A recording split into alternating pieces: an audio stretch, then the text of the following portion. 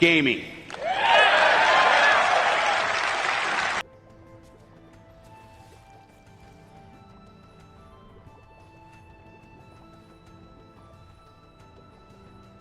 What's up, guys? How's everybody doing?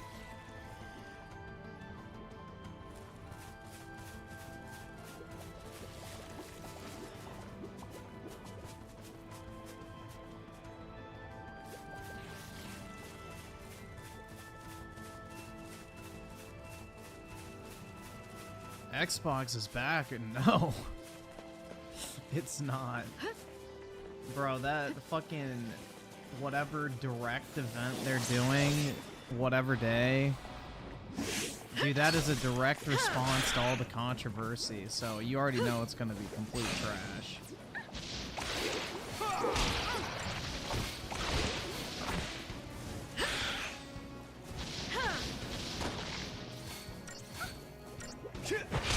Like, why wouldn't they have shown all this stuff before the holiday season to boost Xbox sales? Like, bro, if they had all this shit lined up, ready to fucking show, why wouldn't they have shown this shit back in November when they're trying to sell the console over the holiday season? Like, the timing makes zero fucking sense. And then when you actually read the details, there's no actual gameplay. It's just them sitting around and talking about the game. They're not actually going to show gameplay. It's just like them talking about the game for 10 minutes. Like, woo! So we can play it in 4 years. It's so exciting. Timing is everything when it comes to corporate announcements. That's all I could say.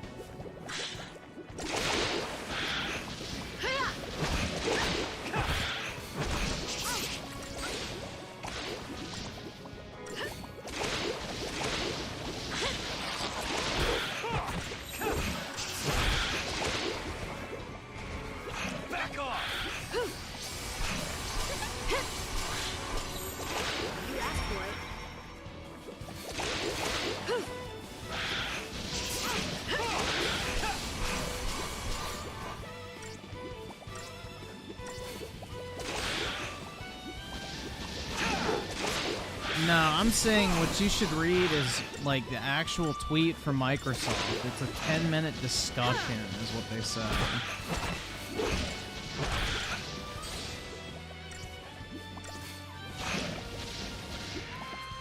Easy.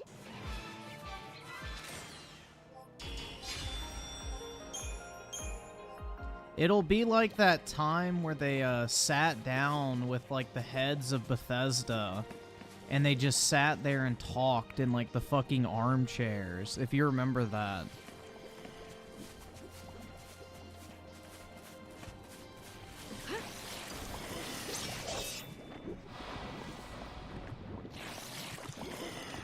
It's basically just gonna be that. They're gonna be sitting around, maybe they'll show screenshots, or maybe, like, brief cinematics, but...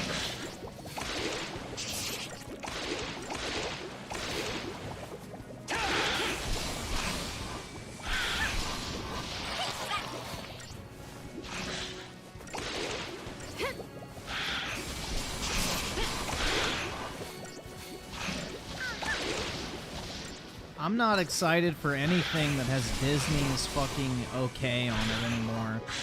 So, Indiana Jones has been tainted by the House of Mouse, so I will never be excited for anything related to that again.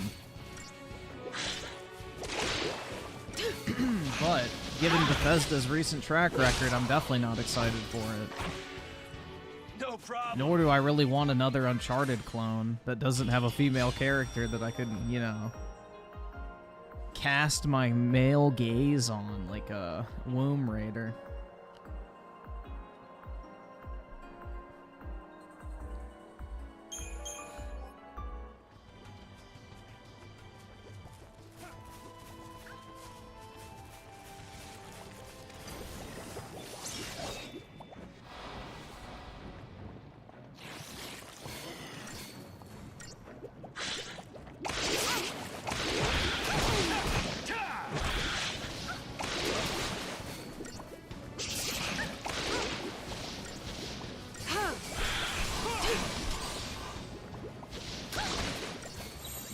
Change of plan.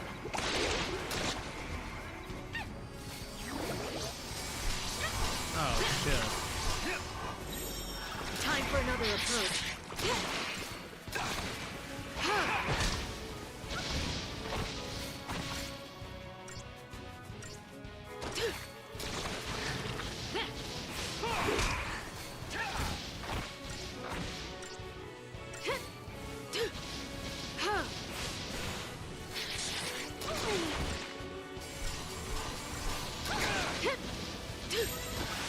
Keep the enemy off balance.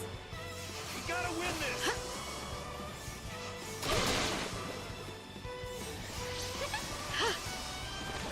Back off. Oh, shit.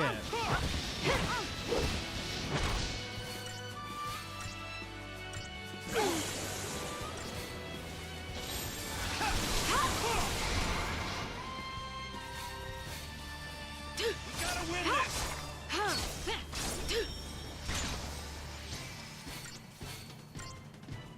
Avowed will suffer the same fate as Outer Worlds did. Hopefully not, but that's like the one game I think Microsoft has potential with at this point, but we'll see. That's like the one game I'm slightly optimistic over for Microsoft. Otherwise, I don't really fucking care what they release. It's most likely going to be mediocre garbage. If they somehow manage to fuck up a Skyrim clone, then it's a wrap, bro. If they fuck up a Skyrim clone game, then it's time to wrap this shit up. It's done.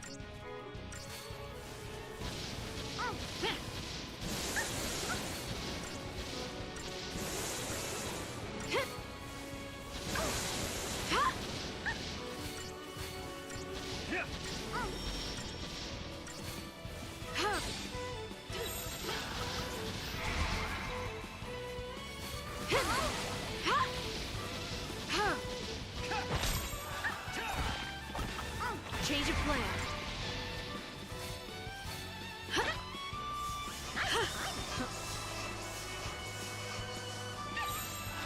We gotta win this.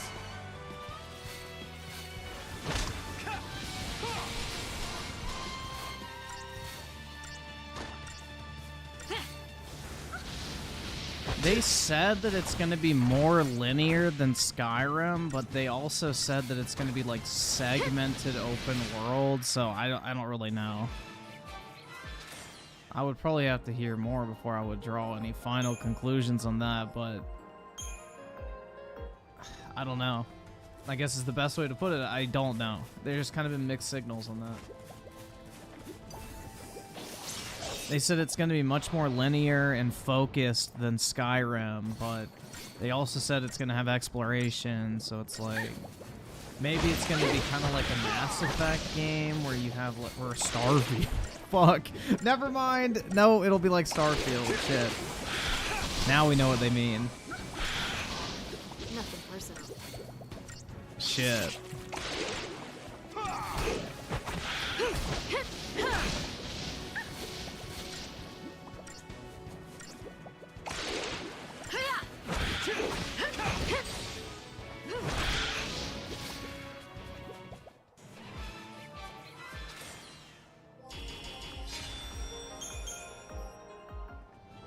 Griffin just killed us. That's what happens, man.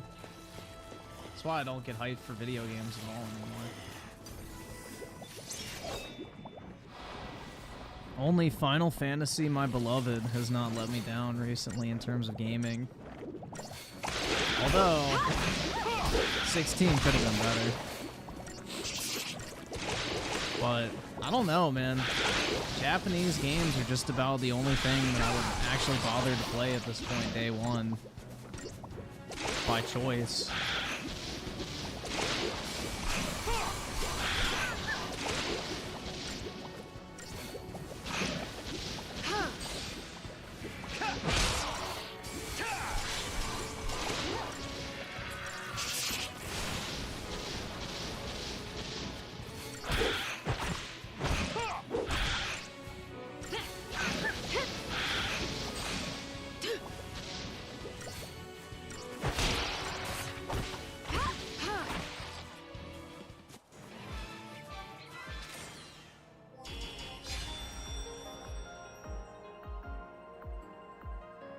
Well, dude, I don't even think they're showing gameplay. Hold on, let me see if I can find the tweet.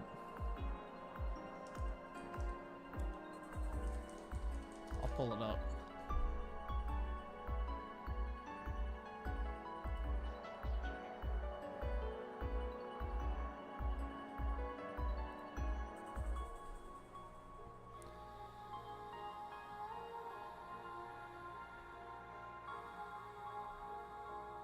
So, Indiana Jones game Machine Games, the award-winning studio behind Wolfenstein, will reveal their upcoming Indiana Jones action game. Puts players in a leather jacket, I don't fucking care. Showcase more than 10 minutes of game and developer insights, including details about the game's setting and story and how fans will actually play as Indy. Additionally, details from this next globetrotting adventure and the premiere of the first gameplay trailer. So it's gonna be fucking CGI bullshit. Like I said, they're not actually gonna show gameplay. They're gonna sit in their little fucking armchairs and talk about it for 10 minutes and show fucking a cutscene compilation. And then it'll come out in 7 years.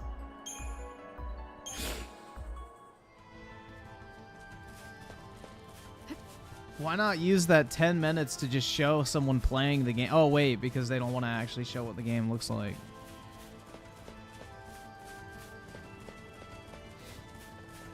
Yeah, that's what I thought. I thought I read that it was just them sitting around for 10 minutes.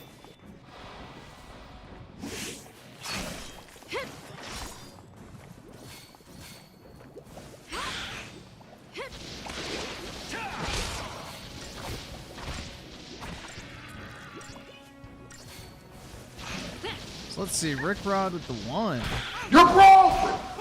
You're fucking poor! Now Delgasto with a 5. My birthday today. Happy birthday, man. Went to a nice steak place. I live in Dallas. Oh, damn, bro. You got a lot of good choices then. Shit. You're a lucky man. So, of course, it's fire. I haven't spotted Dreamcast guy in the wild yet. I think he lives in... Does he live in Dallas or does he live in Austin? I don't remember. Maybe it was Dallas. But happy birthday to you, man. 7 inches? That's pretty big. I'm glad that you didn't have to, Fucking suck dicks in an Olive Garden bathroom. Tao with the 5, that tipster video was hard to... Oh my god, yeah. If you watch his face, it looked like the steam was close to coming out of his ears due to the gears trying to turn... Yeah, bro, that commentary he provided was so insightful. Yeah, I would love to get, like, a big-ass piece of land and, like, raise cattle in Texas. This should be awesome.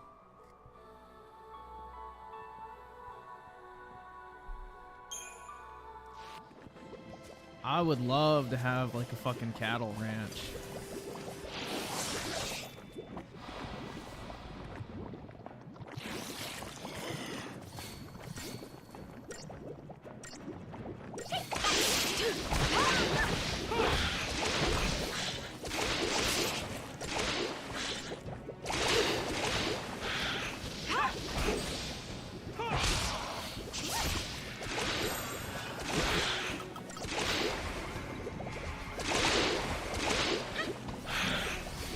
They're just gang raping Vanille, dude.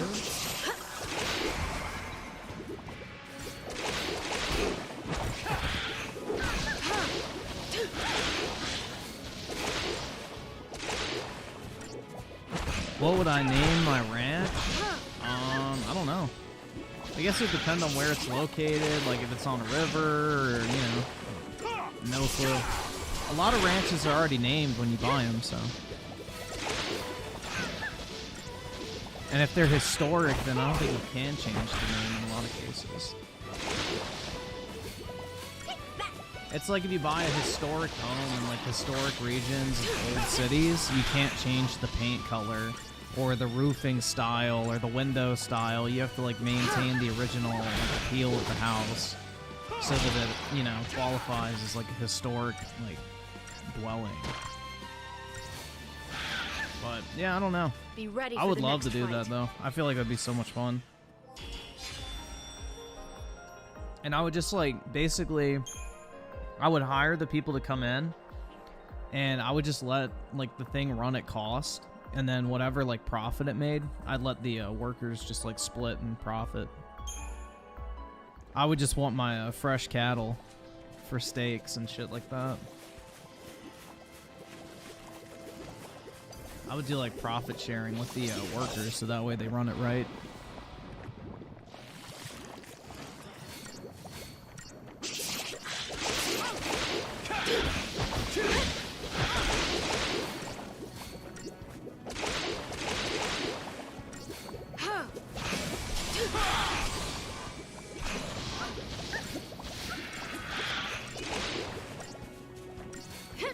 Sounds like socialism? How is profit sharing socialism?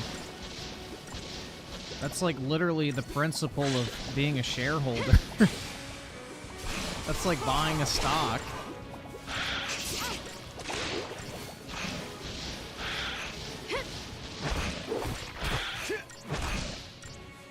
That's like getting paid a dividend, basically.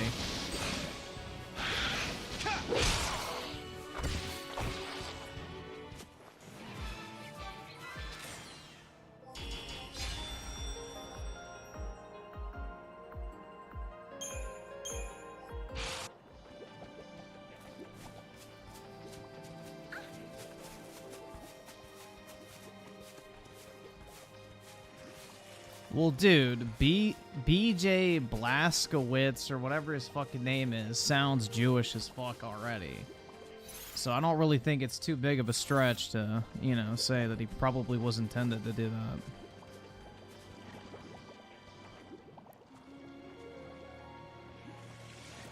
Like, if they were really trying to make him sound American, they would name him, like, fucking BJ Liberty or some shit like that. Blazkowicz is a pretty Jewish-sounding name.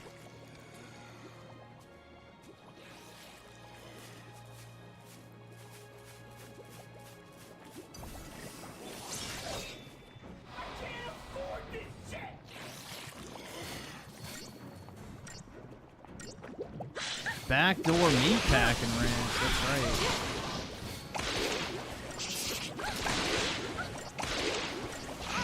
Sausage slanging ranch.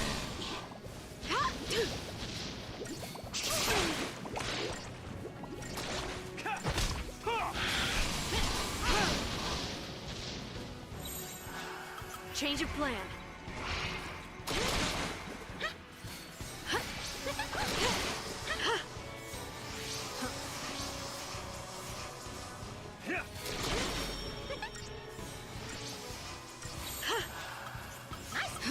Keep the enemy off balance.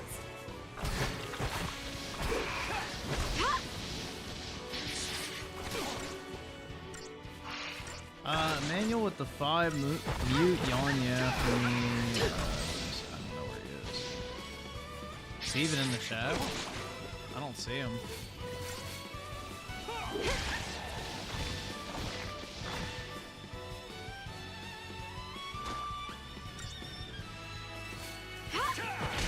I don't even see him in the chat, dude.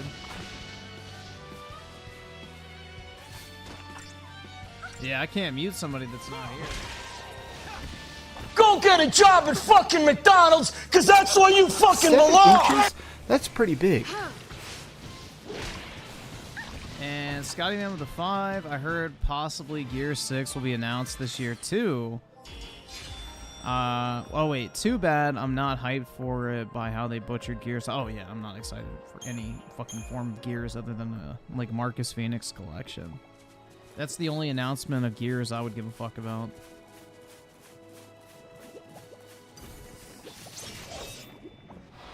Griffin is secretly German. One of my, my grandma's side of the family is a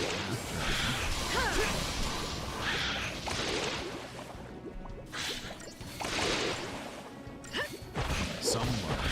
I mean, the thing is, though, is if you're European, you're pretty much every fucking, you know, little shit stain in that continent.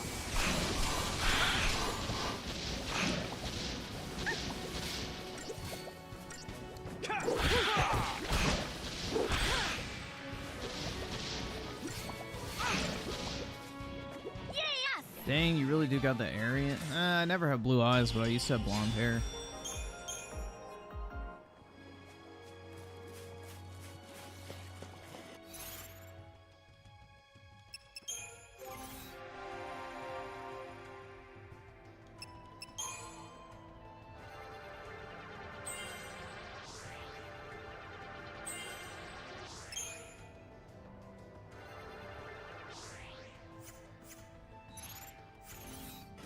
Oh wait, shit, I didn't fucking use the CP on the other ones.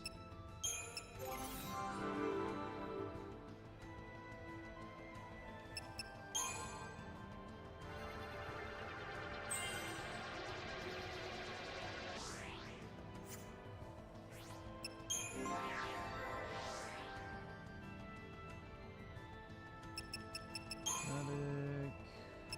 Alright, did that.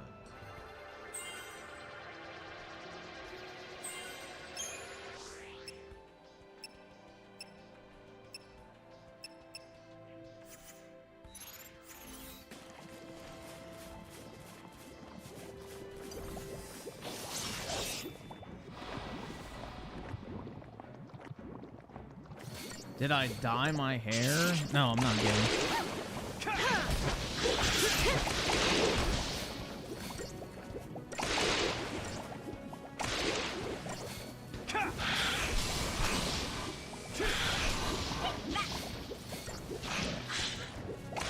You actually need to grind in this game. No, it just makes it a lot easier.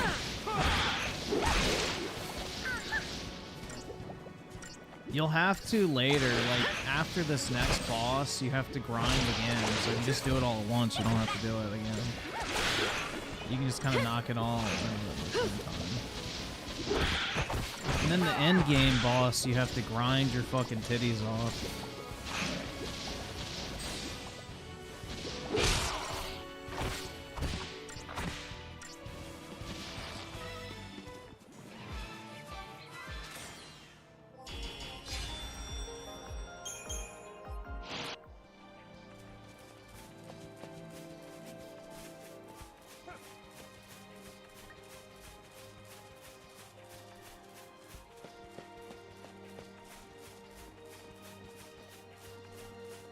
The shitty Suicide Squad UI? Who cares about the UI?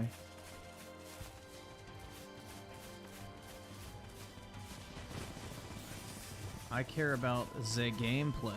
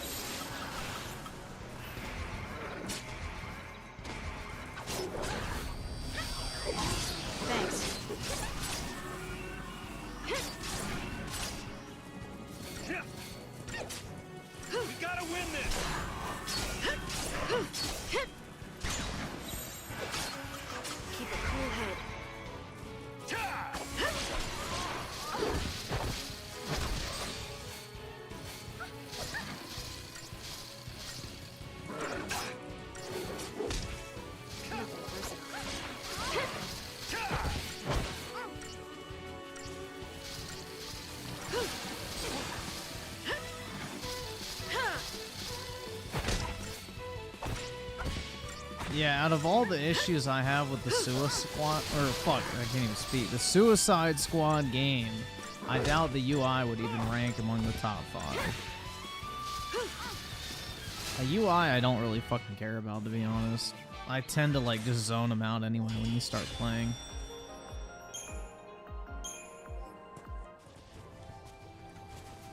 The only time a UI gets annoying is when it's hard to navigate, like Final Fantasy X, where it made no fucking sense on how to navigate it.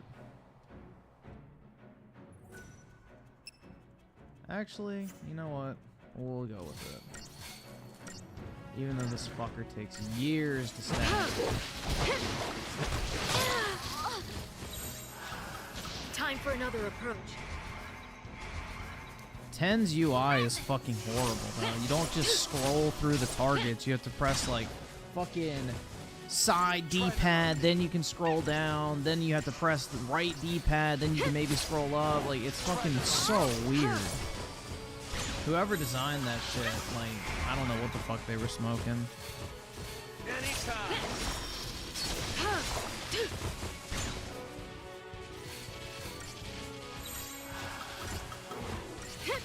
Keep the enemy off balance.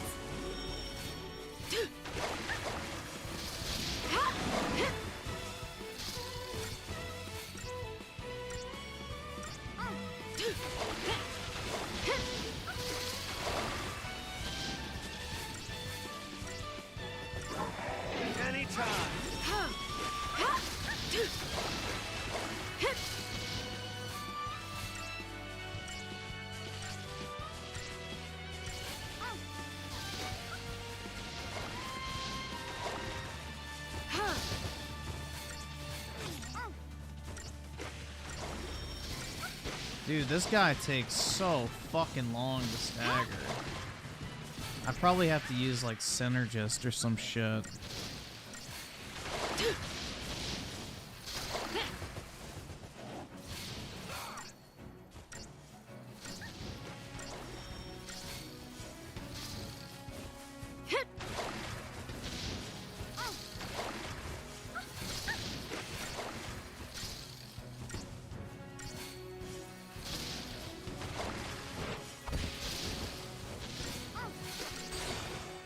Anytime.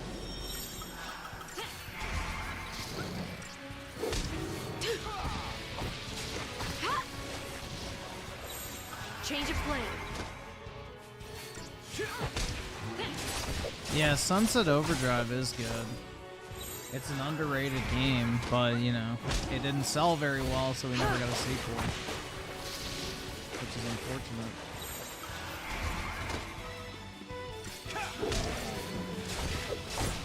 There we go.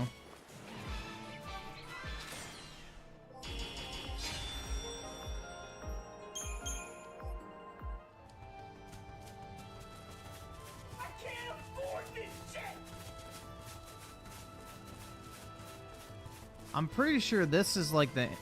Fuck, I don't remember. This thing takes like fucking forever to beat, right? I don't actually remember if I ever fought it.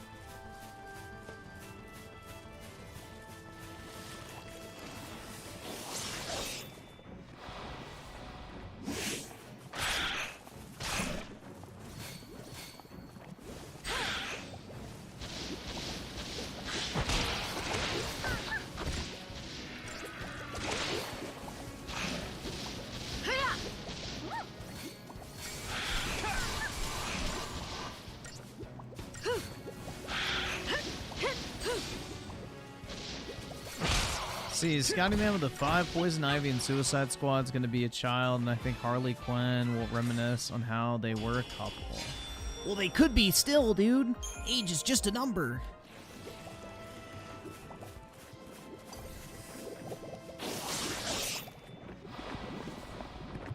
Rick Rod with the 5, can we watch the 2024 Golden Globe? Nope, that's TV. I can't do it. This is a new kind of comedy you don't laugh with, instead you just laugh at. No, I can't watch it. It's a TV show.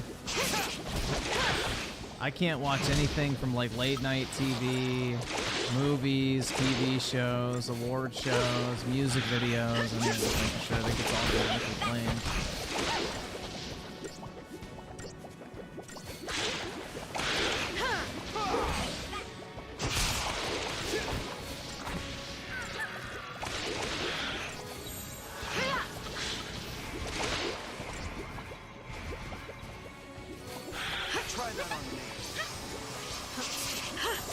New strategy.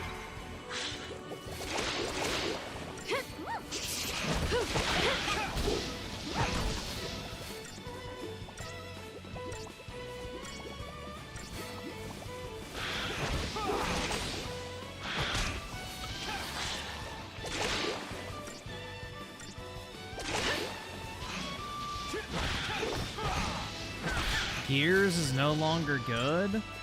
That's an understatement. It's dog shit. Gears of War 4 and 5 are a sad, disgusting, failed abortion of a Gears of War game. The multiplayer is the only redeeming part, but it died almost immediately. Gears 5 was dead in like 2 weeks.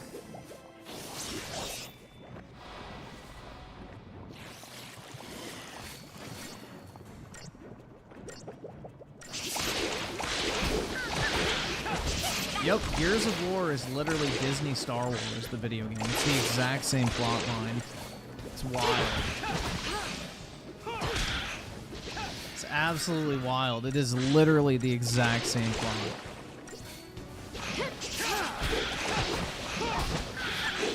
It just shows you how uninspired these new age woke writers are.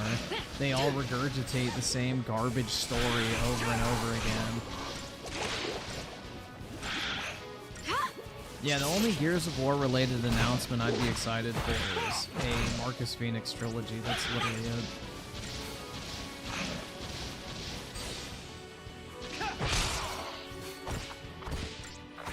Dude, shit, I would play Gears Judgment over 4 and 5. Like, at least that campaign had interesting characters in it.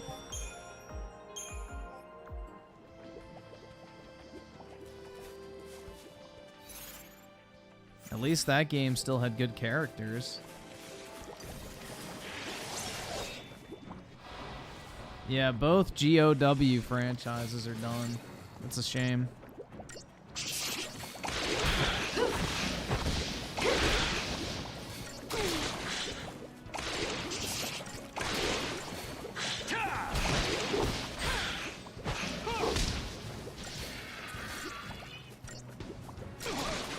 Did you hear about the tunnels? Yeah, so I've heard two things on that. So apparently that's the same place that, you know, people were getting arrested for still going to during the COVID lockdowns. So the thing is New York, those tunnels probably already existed. New York has a shitload of tunnels underneath it. What you see on the surface goes down like 6 to 8 stories in New York City. So a lot of people already, like, you know, have dug tunnels and shit like that down there, just from all, like, the fucking civilizations and shit. Basically that have lived there throughout the fucking centuries at this point. But the thing I heard is there's apparently some zoning law or something in New York to where if you have the subterranean rights or... There's some legal loophole, basically, that if you have, like, the, I guess, subterranean access to a particular property, you have the right to purchase that I don't know how true that is.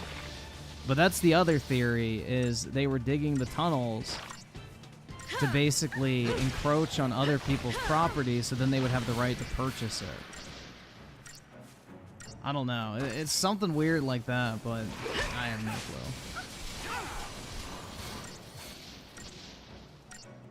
Those tunnels were used for bootleg? Dude, they're used for everything. That's how it's done. They've been there for like over a century at this point. So, New York, it's like most, you know, major cities. What you see on the surface is barely the fucking, you know, beginning. Like, underneath, there's like 8 layers of fucking previous buildings and shit like that.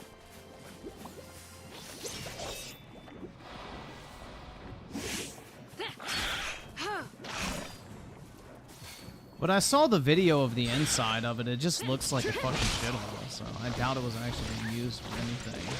It just looked like a passageway people were walking through.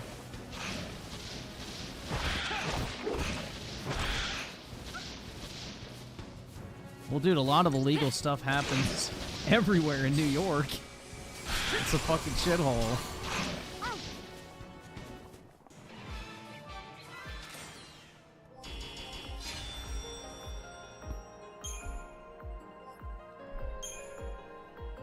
You can basically do whatever the hell you want in New York City.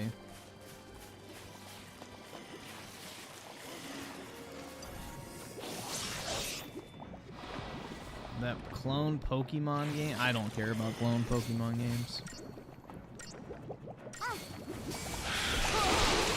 That's the thing, if I'm gonna play a Pokemon game, I'll just play Pokemon. I don't like clones, because they just don't hit, bro. Like, they don't have any nostalgia for me. It's like, it's just generic, like, fucking monster designs.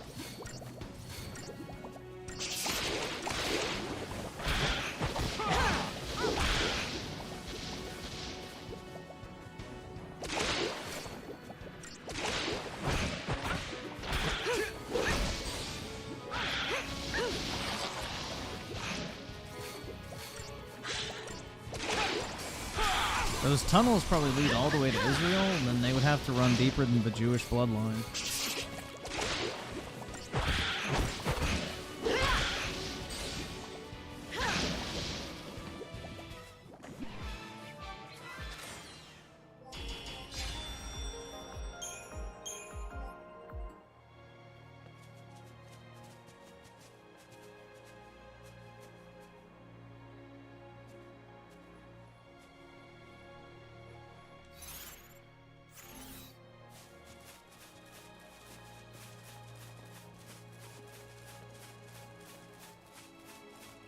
wish we had tunnels. Where is that you wish you had tunnels? You probably do, you just don't know about them. Typically the government keeps them hush-hush because, you know, they don't want people living in them.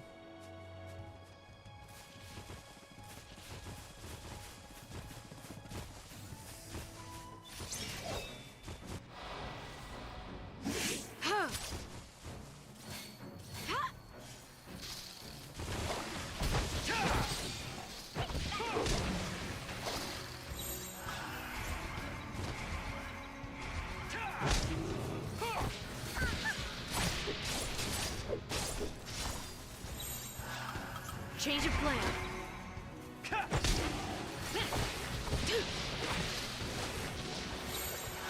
Oh, he's gonna transform. Shit.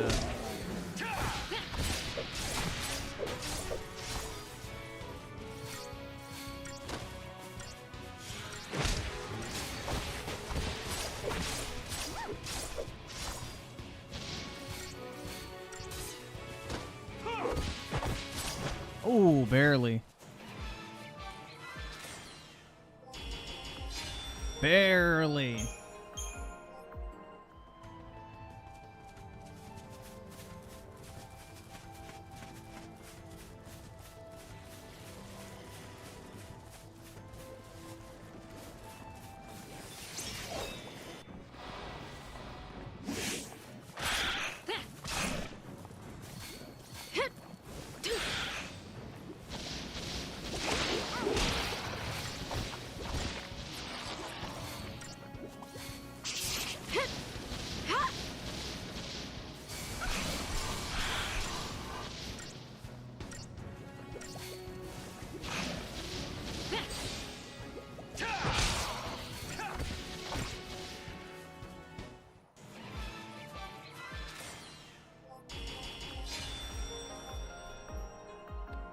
Yeah,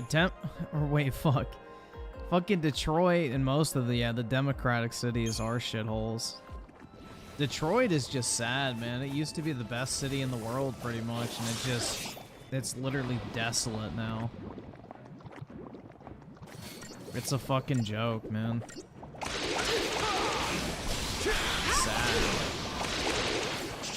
They just think they can keep fucking raising taxes infinitely and people will stick around. It's stupid.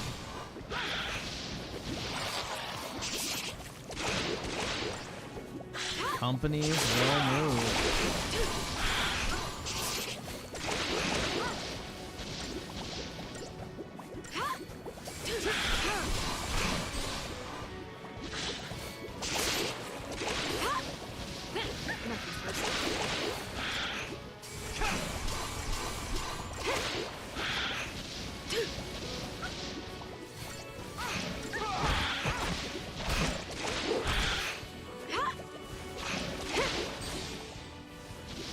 I mean, New York is like already like kind of what we're gonna see with most major cities moving forward, where they have like this thing what's called like a I forget what the term is. It's like where you don't have any grocery stores and you only have like the small fucking corner stores and shit that sell like junk food. A food desert, I think is what it's called. So it's like that's what's gonna happen in most of these major cities with all this like fucking crime everywhere, is all these grocery stores and shit are just gonna close down. And, you know, people are just gonna charge like, you know, insane prices for like Doritos and fucking Coke and all that type of shit. And that's all people are gonna have access to. It'll like increase the obesity rate, it'll increase poverty, and it's just like a fucking vicious cycle. The fact that we don't actually enforce the law in a lot of these cities is wild, man. It's absolutely wild. How is Detroit the greatest city? It used to be the economic hub of the US because of the auto industry, but high taxes pushed them out. And they all went to produce cars in other countries or states.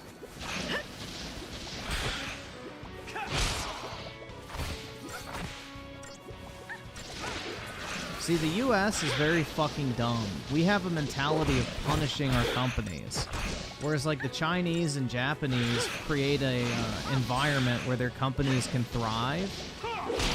You know, the U.S., our fucking dipshit politicians punish companies for being successful and building, like, fucking, you know, insane amounts of jobs and incomes and infrastructure and all sorts of shit. Like, we literally punish success. China, Japan, Europe is coming around on it, kind of. Not as much, but a lot of other places, you know, they're actually realizing, like, hey, we actually want to prop up our industries because not only do they produce jobs, but they make us wealthy.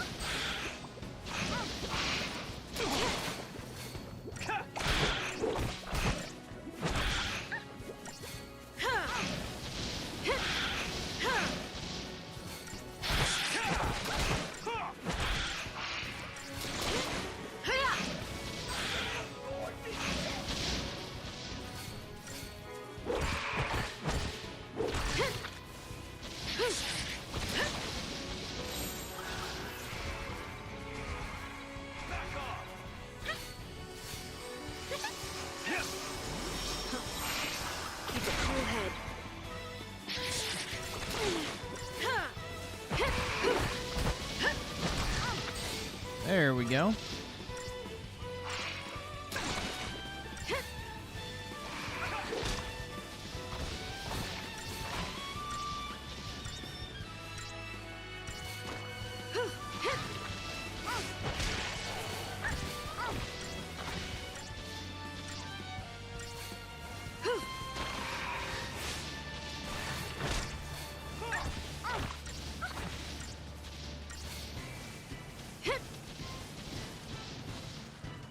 That's how it's done.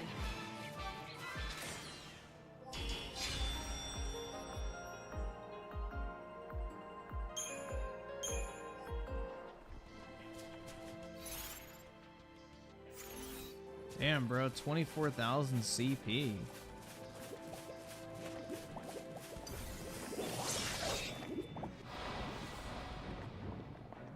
As long as you know what the two play the song of my people, maybe. I'll see if I want to use it. If I can find it quickly, then if not, then I'm not gonna bother.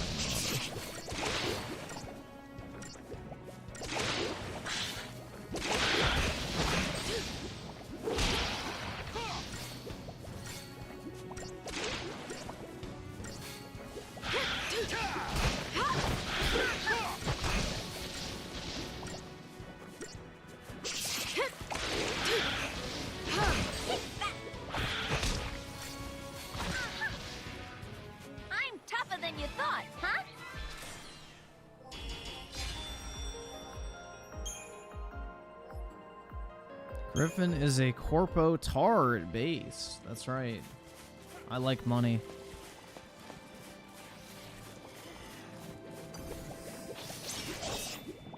Money is a good thing.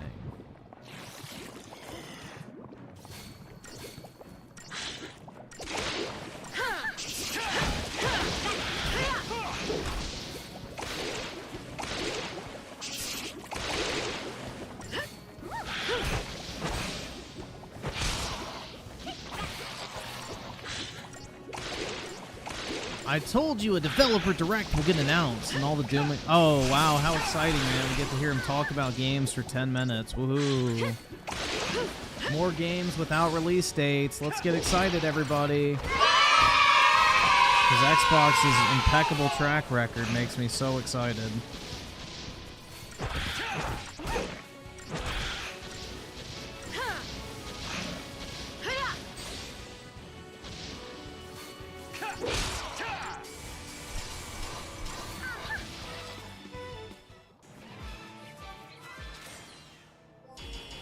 Have I seen the Cat Williams interview? I don't even know who that is. Never heard of him. Or I guess her. Cat. What's a woman's name?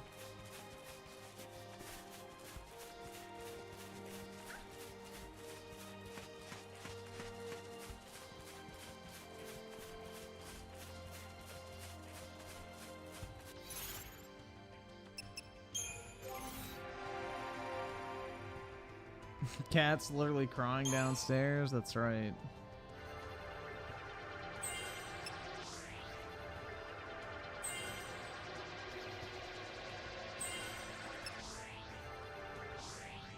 Ooh, I'm almost done.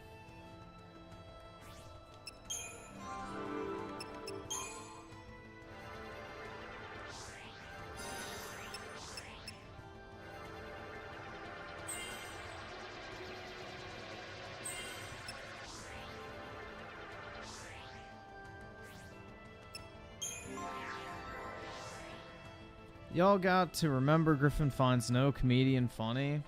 I don't like comedy. I like ironic comedy. Like when things unintentionally are funny. That's really the only type of comedy I like, but listening to someone tell jokes, no, I don't like that at all. Shadow Evil with the 10, mute D'Angelo, the X-Bot. He can cope in silence. Let's bet $4 there will be a release date for Indiana Jones.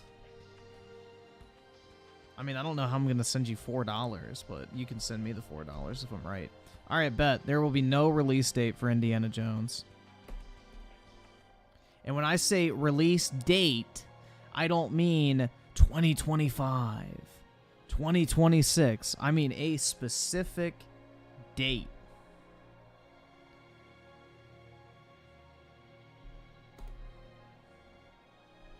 There won't be.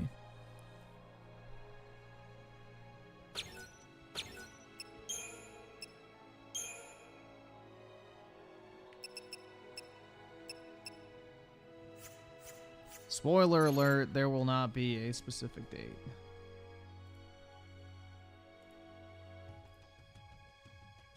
I can't afford this shit!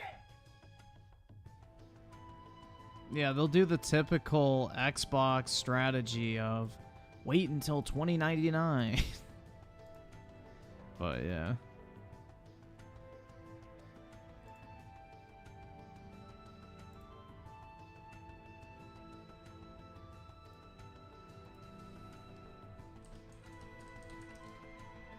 And then it'll get delayed, and then it'll just disappear for a few years, and then all of a sudden they'll bring it back, and it'll look nothing like it was, or whatever, and...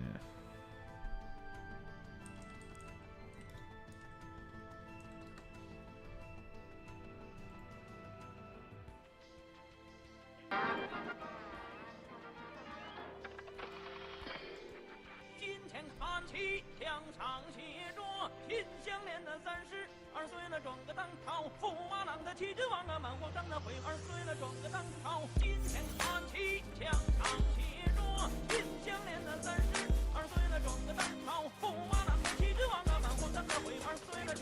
Yeah, and the leaked documents also said that we would have Oblivion and Fallout 3 remake at this point too, so I wouldn't really hold your breath. Those documents were apparently a pre-Microsoft acquisition anyway, so they're not really relevant anymore.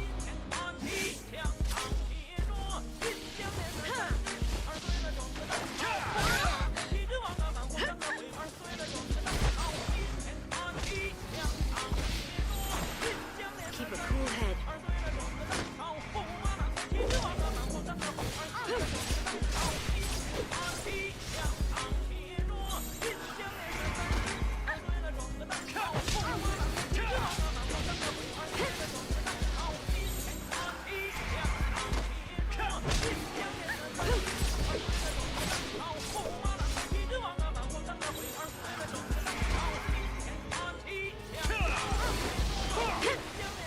Ooh, there we go.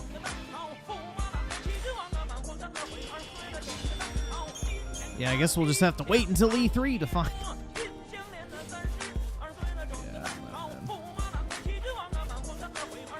I don't know, dude. I'm just kind of done being excited for anything modern gaming unless it's like from a Japanese dev. That's about it, man. Japanese developers are the only developers I trust at this point. They seem to be the only ones interested in making actual video games anymore.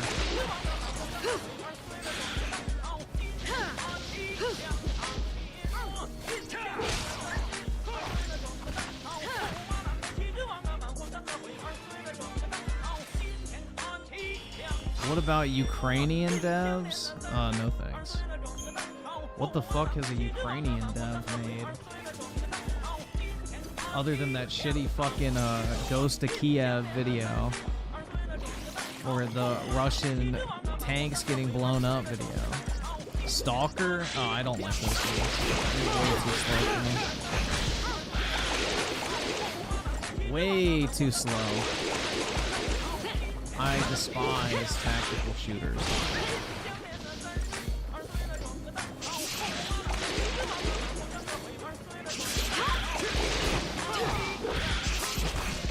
I am not playing Pedo Sona.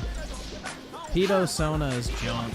That's like literal fucking LARP shit for people who didn't have a life in high school, so they play it in a video game.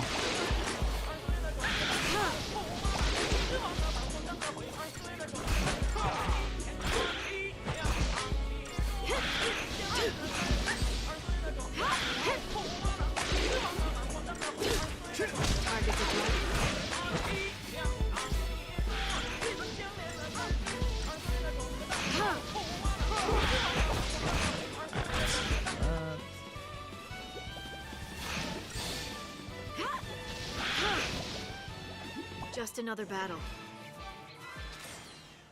Yeah, I put like 5 to 10 hours into Persona 3. I got to the fucking underwear gym teacher guy. Literally was cringing my fucking ass off with, "We have to unlock the nature of his heart." Like, how fucking gay can you get? And yeah, that shit was awful. Absolutely fucking awful. I hated that game. I don't like the music either. It's really obnoxious. I don't like 70s music.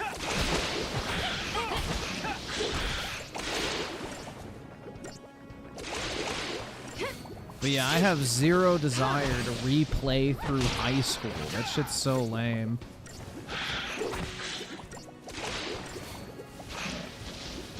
Like, why do I want to fucking go to class or get a part-time job or talk to my classmates? Like, that's so fucking lame.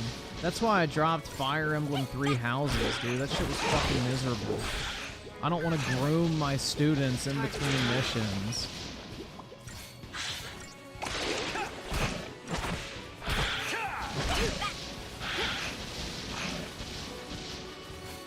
I'll play The Witcher 3, but the first two are awful. The gameplay for those... Like, The Witcher 3 doesn't have great gameplay, don't get me wrong, but it is a fucking masterpiece, mechanically, compared to the first two games. The first Witcher game is what I would consider to be unplayable at this point. Witcher 2 is really fucking rough, and Witcher 3 is passable.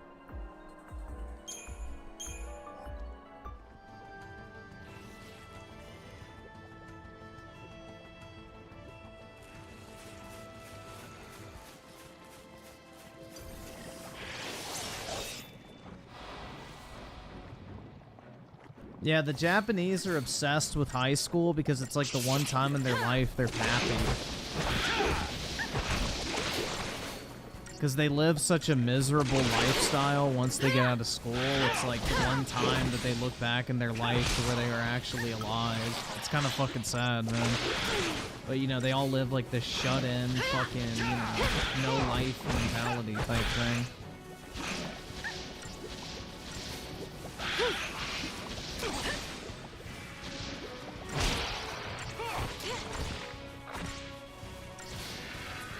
Sounds like your life? Not really. I don't mind it. I don't look back in the old days like, oh my god, this is back when I was happy.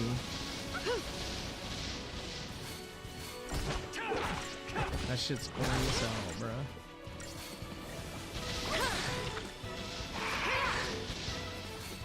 Come on, Snow, launch his ass.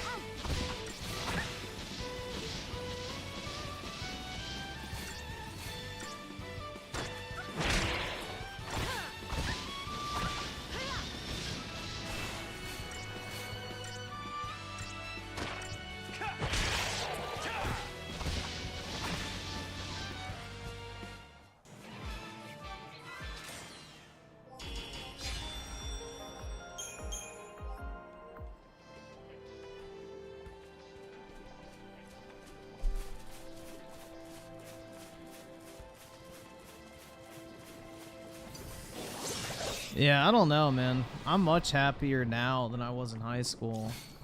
But I was never, like, sad or at any point in my life. I would say probably the happiest I was like my second and third year of college. Because, like, I had my first place for, like, you know, I had my own place for the first time. I had, like, my few hours of class every day, and I had a shitload of free time, and I was making decent money and shit like that. Like, that was a pretty enjoyable time, I would say.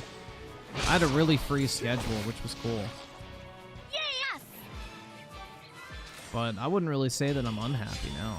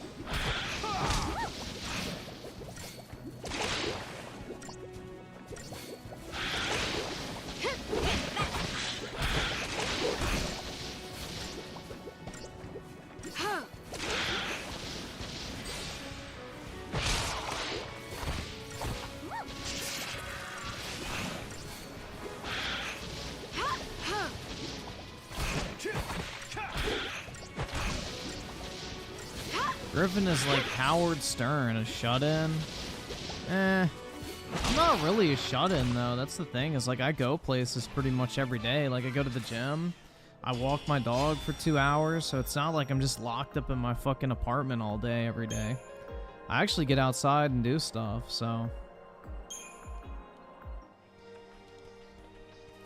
I'm not truly living that shut-in lifestyle.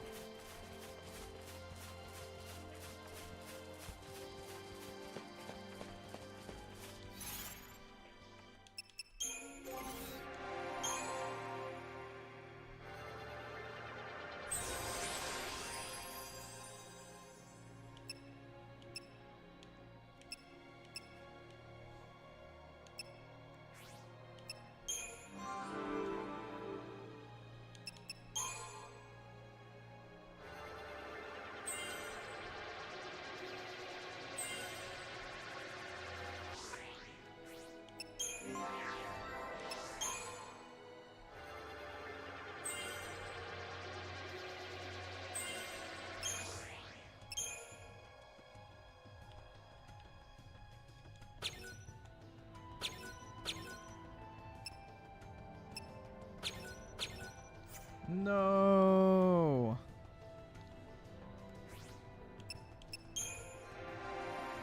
Dreamcast guy's nightmare is getting a real Yeah, I don't know, man.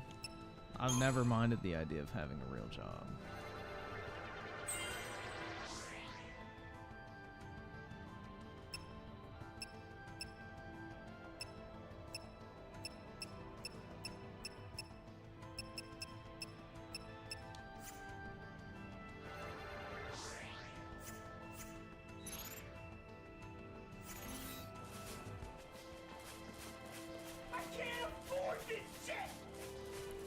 No scope pro dope with the 2.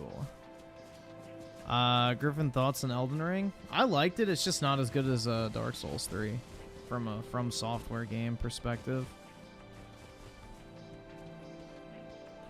The Butch is toxic with the 5. I bought a pink iPod Shuffle and uploaded a bunch of MP3 files to it. Why did you do that? Just for the shits and giggles?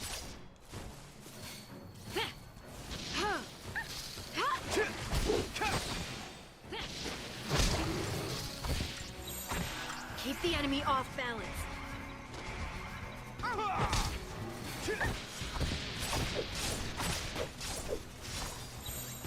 Time for another approach.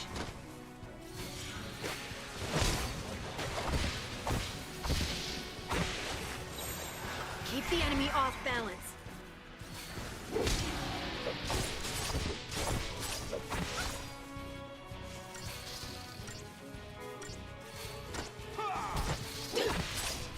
Uh-oh. Shit.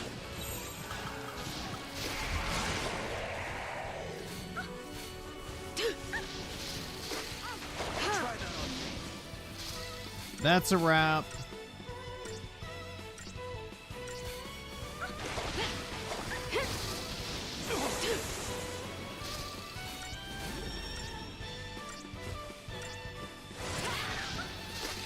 Alright, I don't even know why I'm gonna waste time doing that. That's such an inefficient use of time.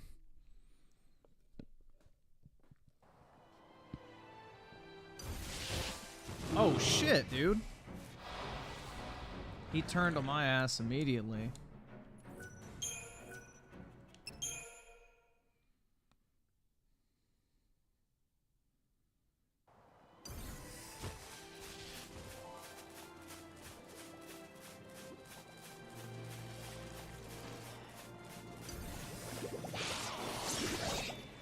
One with the one? Oh my god. You're broke!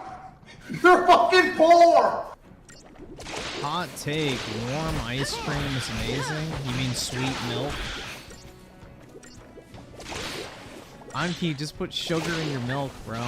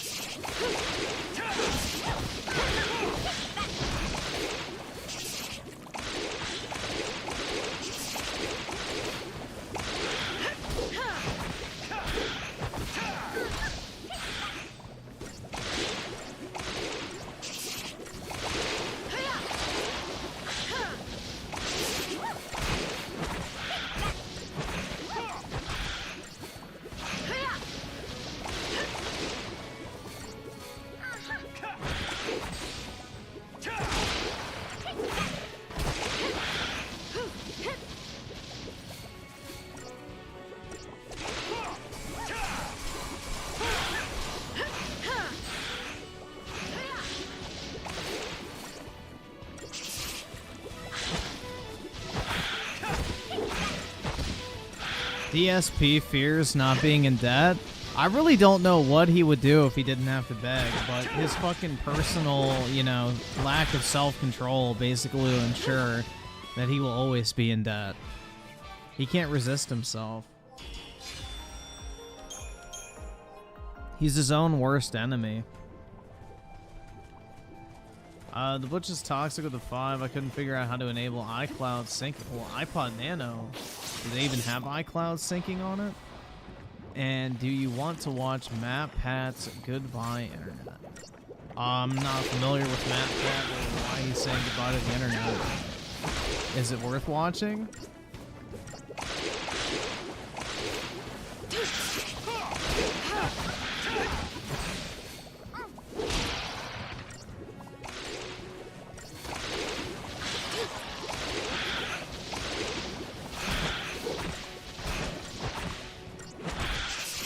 Oh, the game theorist? Yeah, that dude started shit with me on Twitter like years ago. I don't even remember what it was over, but it was something stupid. Target's a target. The game theorist, I remember that shit.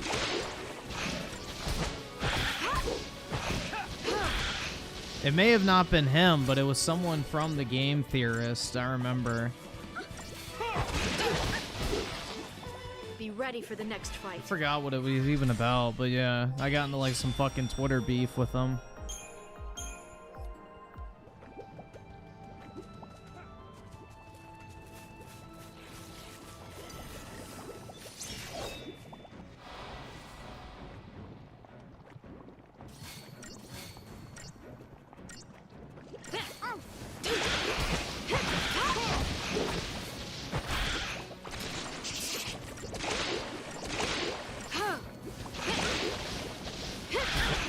I'm not going back to Twitter with a public account. I'm done with that shit.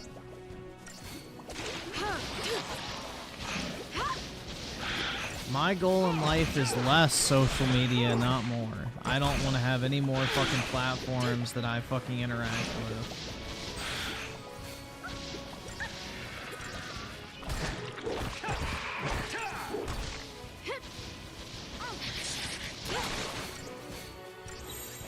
Change of plan. We gotta win this. Keep the enemy off balance.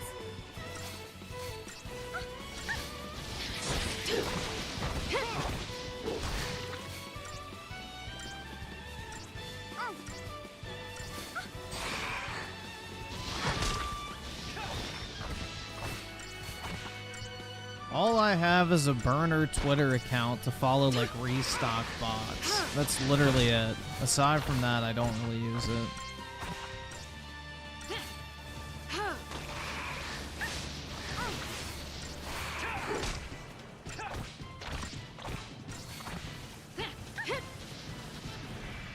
Just another battle.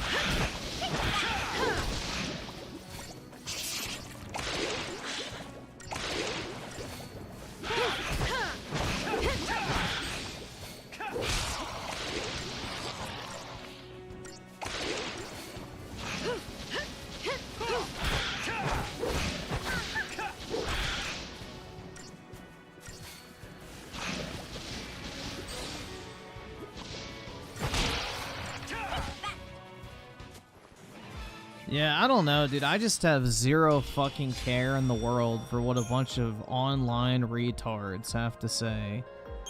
Especially if I'm not streaming. Like, I literally don't fucking give a shit about a fucking single word that comes out of a content creator's mouth in reality. Nor do I want to interact with the fucking, you know, masses on Twitter. That shit's fucking horrid. People who spend a lot of time on Twitter are, I'm convinced, literally fucking brain damage.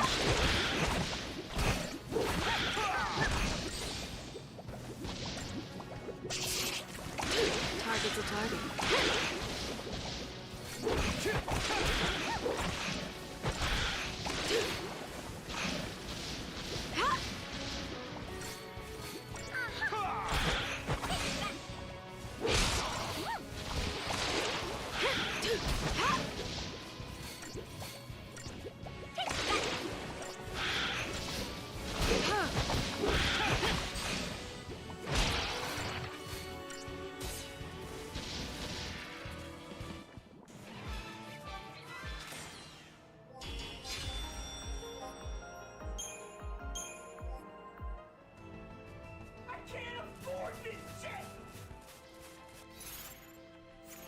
Damn, I barely have any CP.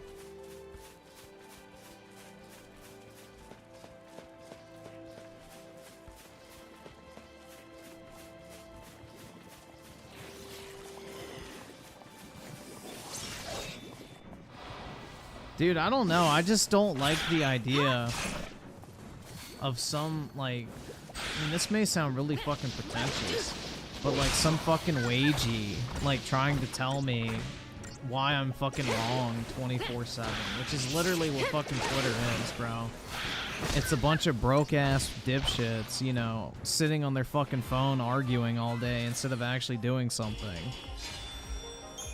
So it's like the type of people you interact with on Twitter are just like literally pond scum. They're like the shit you have to scrape out of the bottom of your duck pond to keep it from fucking, you know, getting disgusting. They're like the scum of society, I feel like. I don't know, man. I've never had a good experience on Twitter overall. I've never actually used Twitter and been like, wow, I really enjoyed being on there today. It always just used to make me mad.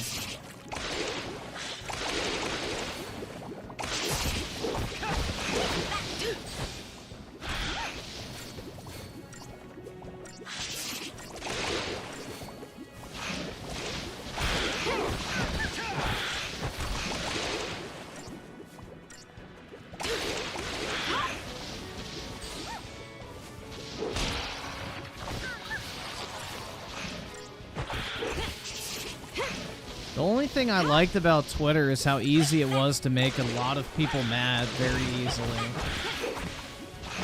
That part I did enjoy. With like 3 seconds of effort, you could piss off potentially tens of thousands of people with little to no fucking, you know, effort on your part. So that was like the one thing I liked. I could tweet out something like, you know, the gaming industry would be better if Sony went out of business tomorrow, and then I'd have a bunch of fucking just middle-aged fat asses in my fucking replies telling me how I'm objectively wrong. And it's like, yeah, congrats, retard. You just wasted your life typing that shit out. That was like the only thing like I did enjoy about it, is being able to piss people off so fucking easily. But I would be really good at making money on Twitter, I feel like now. I would be really good at engagement farming.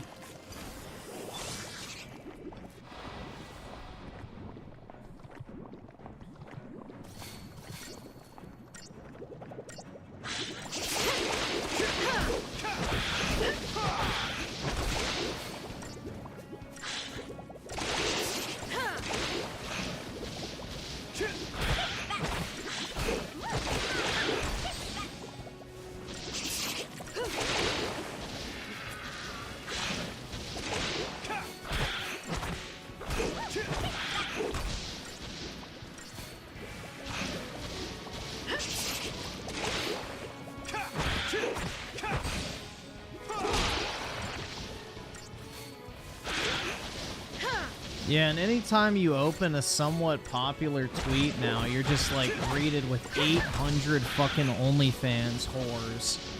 You know, spreading their pussy lips or showing their nasty tattooed bodies and shit. And it's just gross, dude.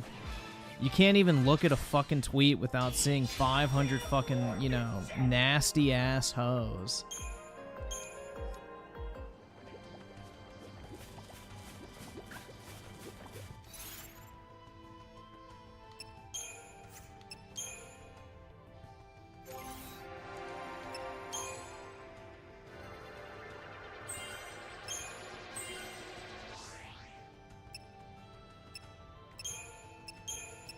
Oh, Fira, nice. Alright, that's actually good.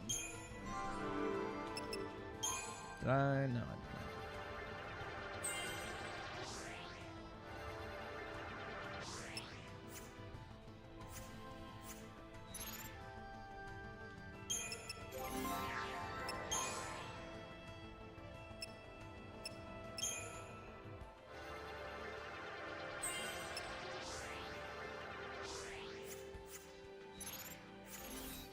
Hose, Fear, Griffin. Yeah, probably. Dude, there's just nothing attractive about a fucking nasty ass hoe posting her fucking naked body all over the internet. Like, that is such an immediate turn off to me nowadays.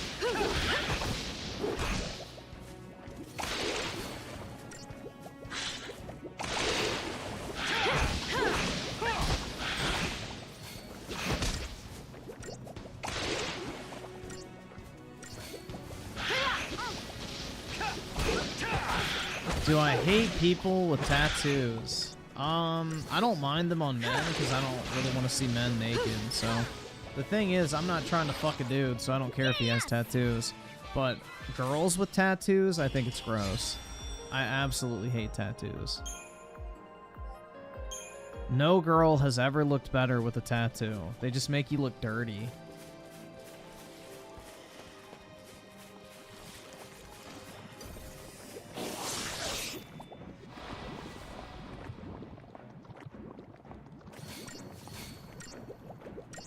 Well, the thing is all these hoes have no financial fucking experience whatsoever. So they're all gonna blow their money on dumb shit. Griffin, if you get a tattoo, I will laugh and make fun of you. I'm not getting a tattoo, so it ain't gonna happen.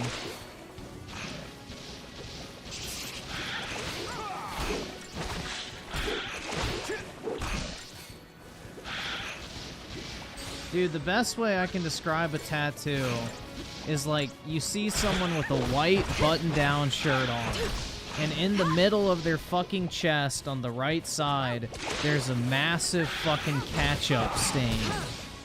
That is literally the best way I can describe what a tattoo looks like to me. It's like this disgusting, in-your-face, just unignorable fucking eyesore that you're just constantly having your eyes drawn to. And it's just like, it looks gross. It looks dirty. That's like the best way I can put it. Is no matter how attractive the girl is, my eye just immediately gets drawn to that nasty ass tattoo. And it's just like, ew.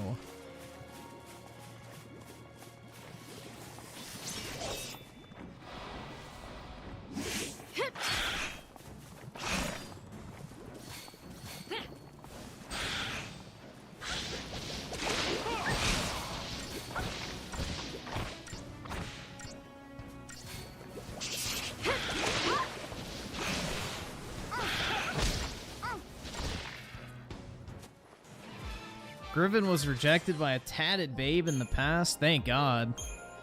Bro, that'd be like one of my worst fears is like you ask a chick out or some shit. You don't know she has a tattoo. And then you're about to pound and then she takes her shirt off and then she has like a fucking dragon all the way up her spine. Like, ew, that'd be so gross. Oh my God, bro, that'd be awful. I would just have to leave. I'd be like, yeah, nah, this isn't gonna work. I forgot my Viagra. I'll call you later.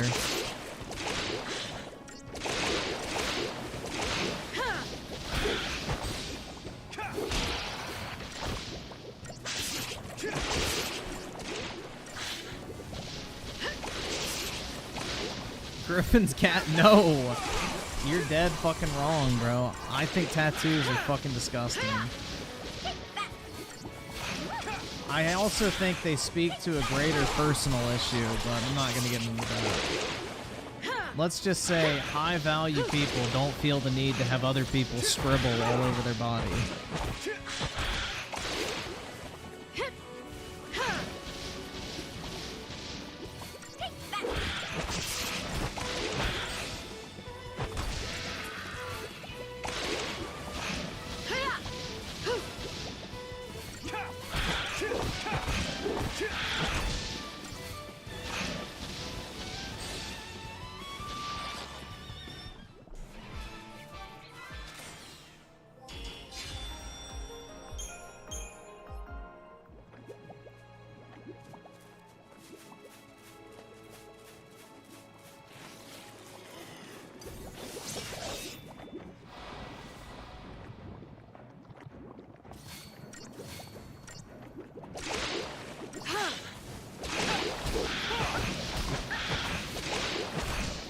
Lightning does not have a tattoo, you dipshit. That's a fucking, like, armband. Nice try, though.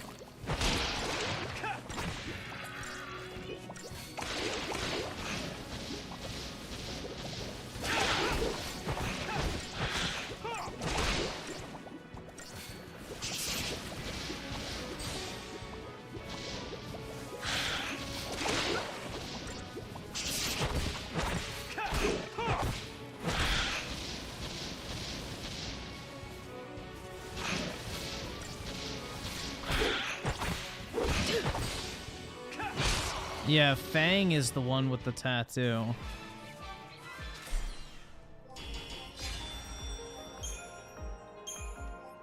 Dude, a nose ring is great because you can immediately tell if it's not worth your time to talk to a girl or not. Any girl with a nose ring is literally not worth your time. Just move on. Be thankful that she showed up wearing it because you know not to waste your fucking time.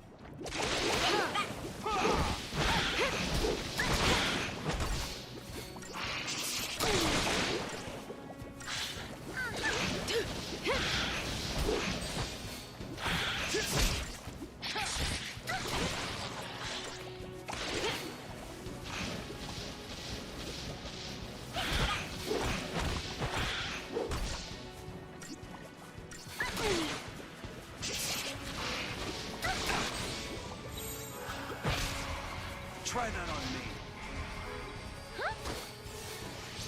Anytime. Time for another approach.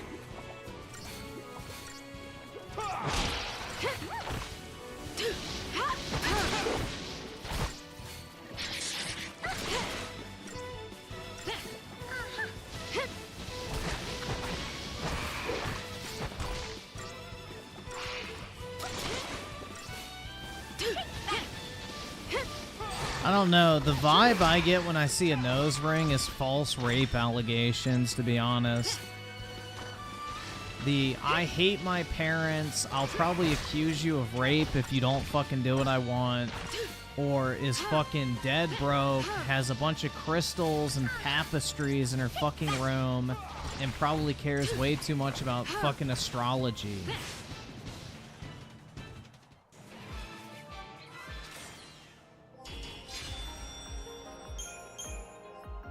Dude, nose rings scream, I need attention. So, you never want to be with an attention whore. Because they'll quite literally do anything for it.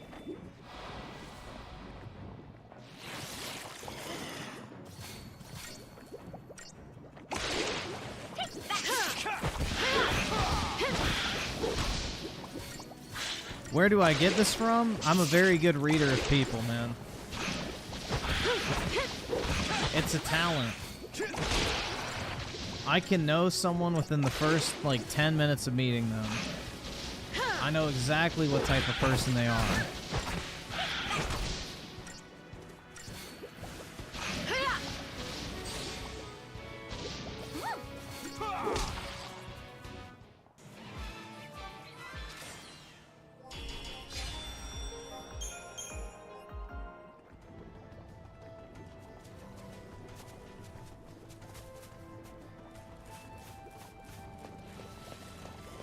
Any biases you have meeting people?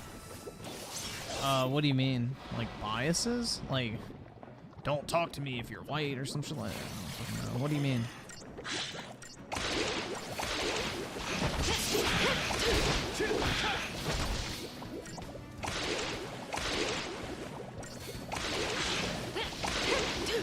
When you see a black person, what do you think?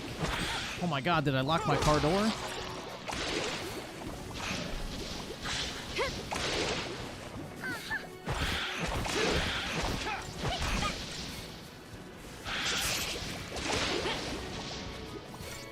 But no, who? Yeah, it was Mark Cuban. Fucking Elon Musk and Mark Cuban are having like a fucking pissing match right now. And Elon found this old tweet of Mark Cuban, like admitting that when he sees a black person, he crosses the street to go and walk on the other side of the sidewalk. It's fucking weak, bro. The so-called racial equality warrior himself is afraid of a fucking black person walking on the sidewalk next to him.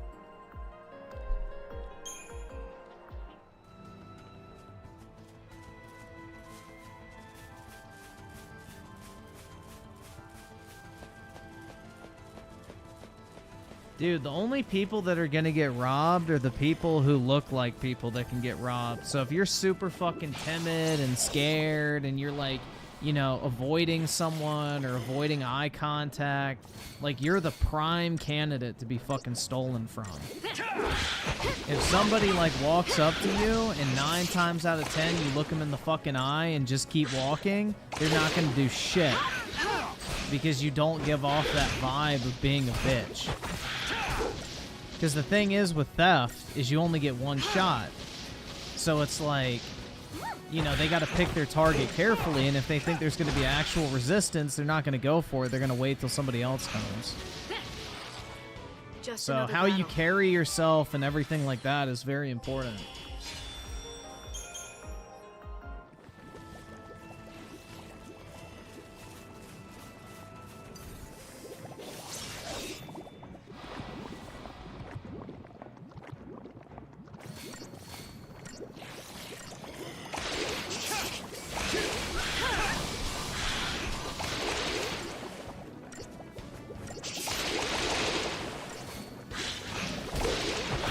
No, dude, where I used to live in Pentagon City, which is a fucking shithole, by the way. I used to like walk back from the fucking store and stuff like that, and basically there was like all these beggars and stuff, but they were actually thieves, and they would wait for you to pull out your wallet, and then if you went to give them like $1 or something, they would snatch your fucking wallet or something and mug you. And like, bro, I would just walk right by him all the fucking time. I would just look him in the eye and they'd ask, hey man, do you have some money? I'm like, I don't have cash. And like, just doing that, like I'd look him dead in the eye and I would just say something like that and they'd be like, all right.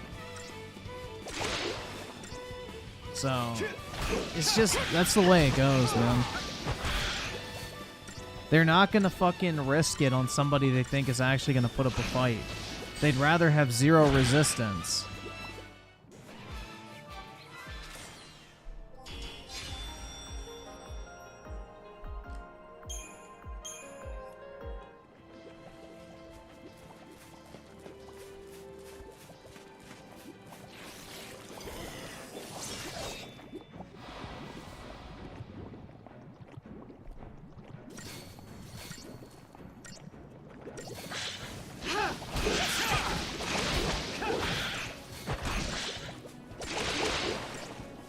Griffin would get his ass handed in a fight? I don't know. I feel like I could probably do alright. Depends on how big the dude is, but, you know.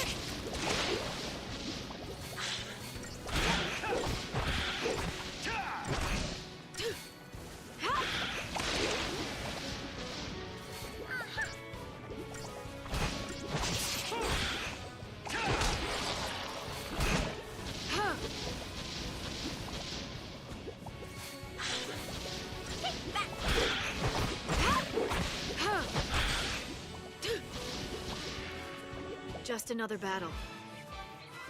Oh, dude, I could fucking body Boogie in a fight. Dude, I could have him winded in like 20 seconds. You just hit him once in the fucking knee, he's done. Down goes the fucking tree.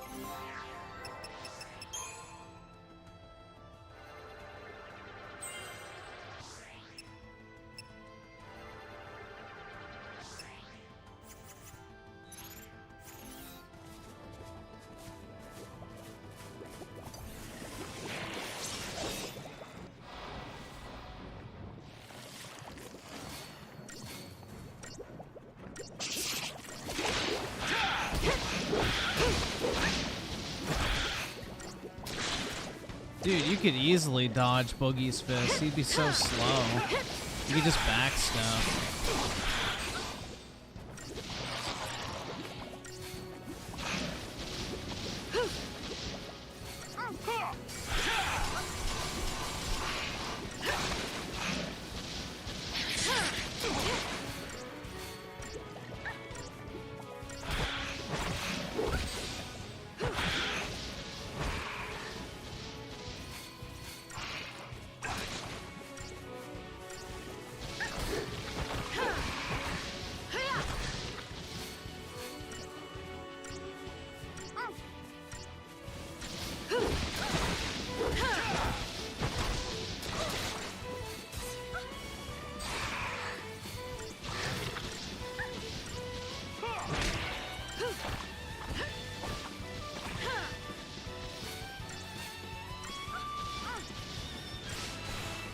So, Scotty Man with E5, video recommendations. Alright, we can take a look at that. The Butch is toxic with the 2 hashtags are for people who can't change anything. Yeah, it's just like, you know, the fucking Free Palestine dipshits. You really think you're helping anything? Nope. You ain't doing shit. Like, it's just a waste of fucking oxygen, man. I don't know. Everybody wants to be a fucking, you know, stay-at-home advocate nowadays.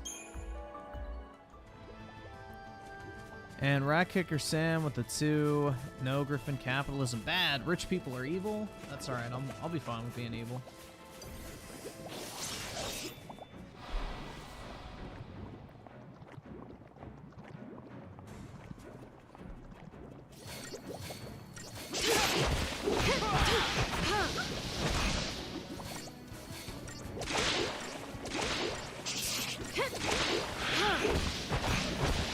Fax Kid with a 5. Can we watch Neon, the Future of Degeneracy?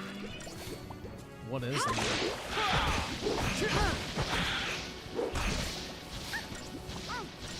Let me see what it is.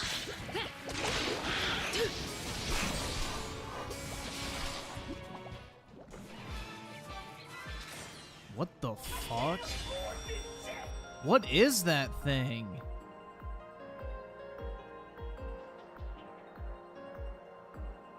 Is that like some fucking tranny YouTuber or some shit? That's like gross looking. Ew. We can see how it goes. I don't know if we'll watch the full thing. That is foul.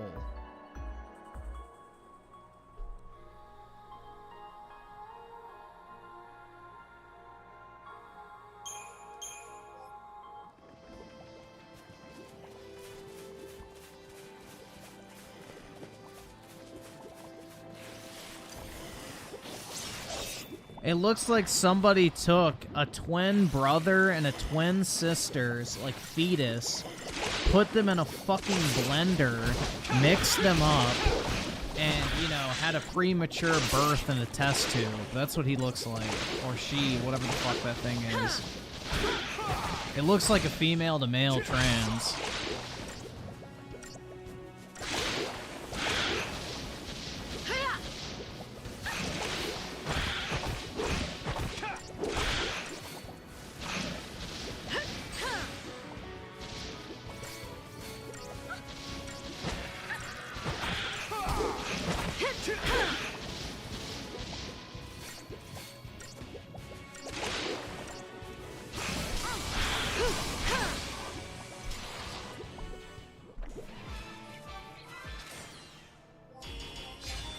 Yeah, it's probably true in all honesty. I'm just gonna say it, since you're talking shit about me with your big fucking ugly mouth. You're all hateful, fucking racist bigots. Fuck you and fuck your fucking podcast.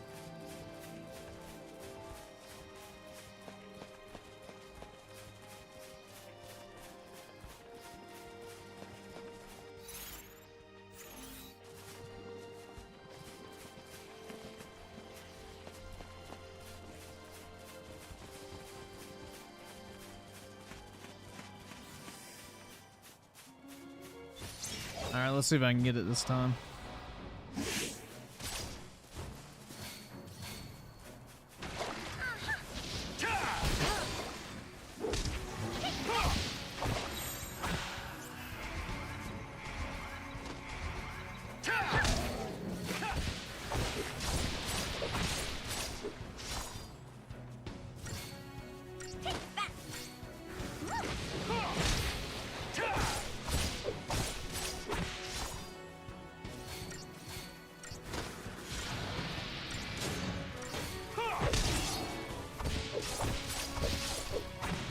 There we go. Bottle Simes of the 2. How does Costco keep their hot dogs 150? They just take a loss. It's what's known as a loss leader. It gets you in the store, and then you spend money on other shit, which makes the money. So therefore, they lose money on the hot dog, and then, you know, recoup the money on the other shit you buy. Like a drink. You guys know that a drink costs like 10 cents at most to fucking fill. And that's with insane licensing fees. For someone like a Costco, you know, they probably pay like 2 cents for every drink you buy.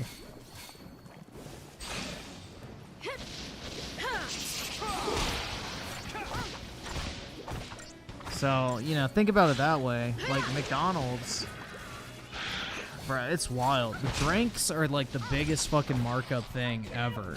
That's why they push combo meals so hard. Because a drink costs like a restaurant 20 cents at most, and that's with licensing. In some cases with like the fast food places, it's like 3 cents. You know, you sell a $3 drink for, you know, a cost basis of 3 cents, you're basically making 100% profit. So you can afford to break even or even lose money on other items because the drink more than makes up for it. So that's one way.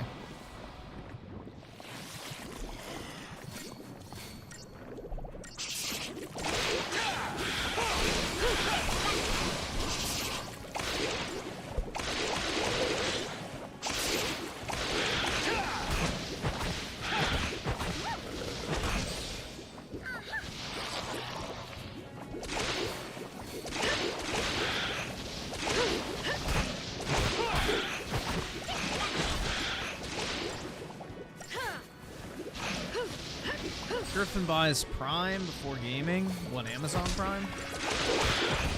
I don't have Amazon Prime anymore. Oh no, I think it's still live. Maybe I do. Yeah, that's annual. Never mind, I do still. Oh, what the fuck, bro? I died? Bruh.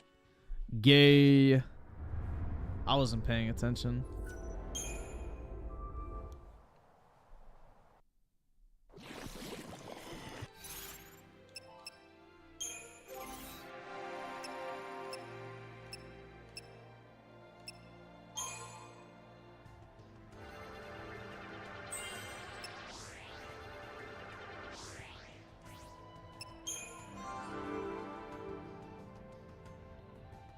Let's cap off Snow with Sentinel.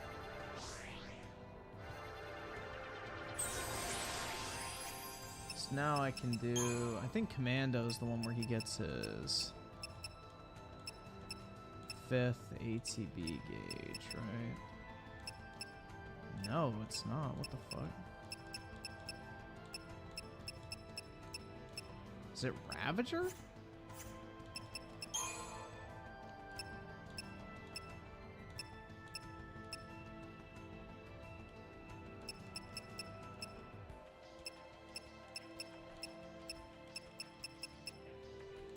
Did he just not get it?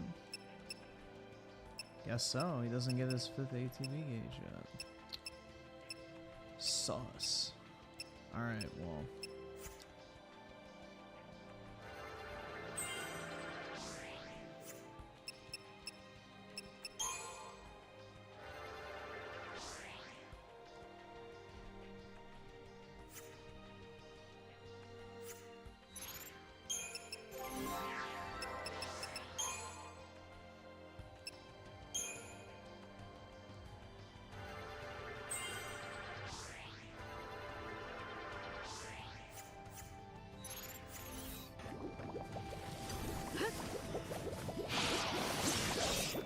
The only horror game from XFlop is Hellblade 2 because of how very boring it is. Dude, I agree. That game is so miserable to sit through, it takes your mind to very dark places.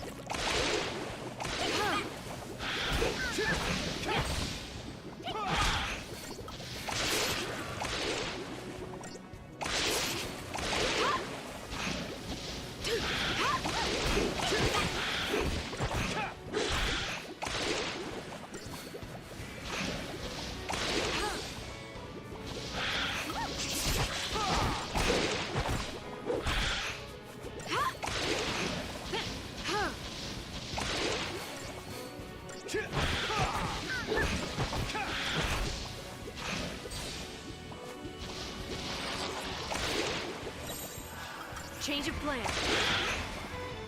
Try that on me. I think it's weird how everyone in your party can die other than your first slot. It makes no sense.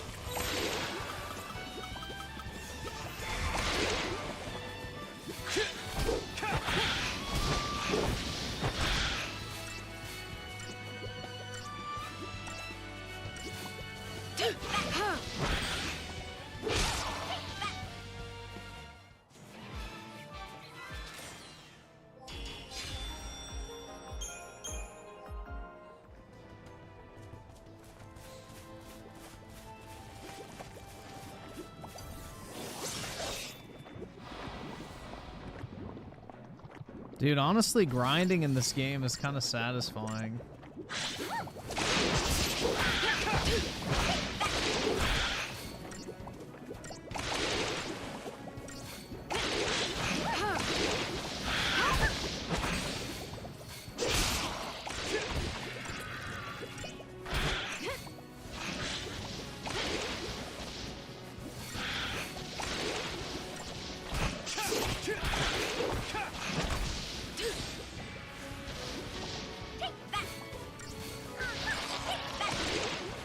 Yeah, what's funny is the original Hellblade was initially a PlayStation exclusive, but it sold so poorly they brought it to other platforms. Like, Microsoft literally bought the Sloppy Seconds franchise of the gaming industry. That game was so fucking bad, dude. It flopped hard. It's one of those stupid fucking ESG games, though. So the journos will fucking love it, because more depression, dude. This reminds me of when I lost my save file in, Pokemon. I was in a really dark place.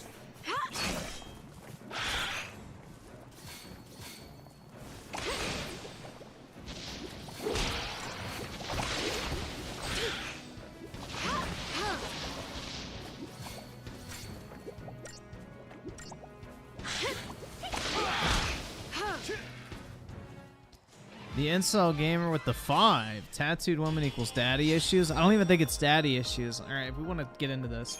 It's a commitment problem. Or a permanence issue. Or a lack of understanding about, you know, consequence type things.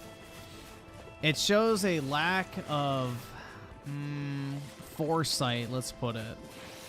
You know, in the moment, yeah, let me get a tattoo is great, but it's like, a lot of them don't consider that it's fucking permanent. That's why tattoo removal is such a powerful and, like, fucking money-making industry in today's day and age, because a bunch of dipshits get tattoos that they don't actually fucking like. So, it's kind of a sign that, you know, people don't really think things through very well. And they're very impulsive.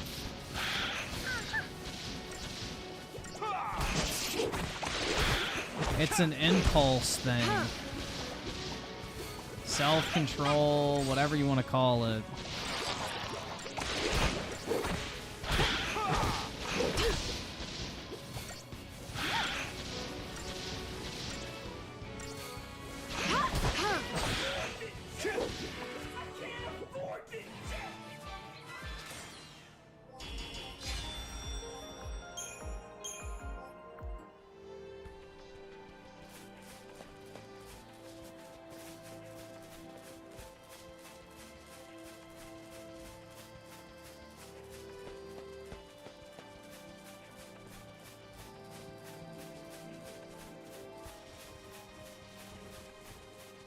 I don't get what's appealing about having tattoos. I've never felt the need to plaster a logo or image or name or whatever on my body.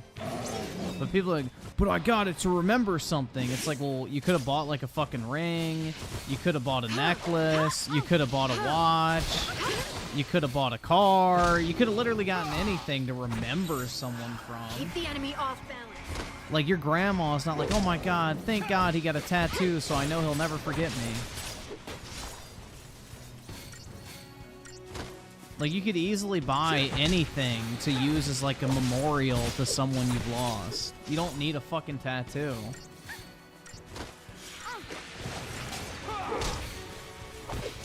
And my favorite is the Bible verse tattoos, because in the Bible it specifically states not to get tattoos. Which is fucking hilarious.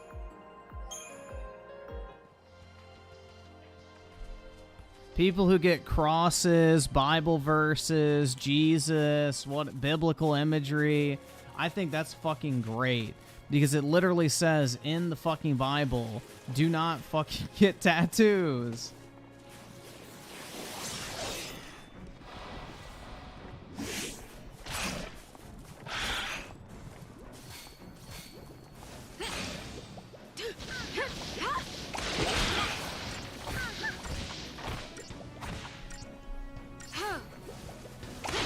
target's a target.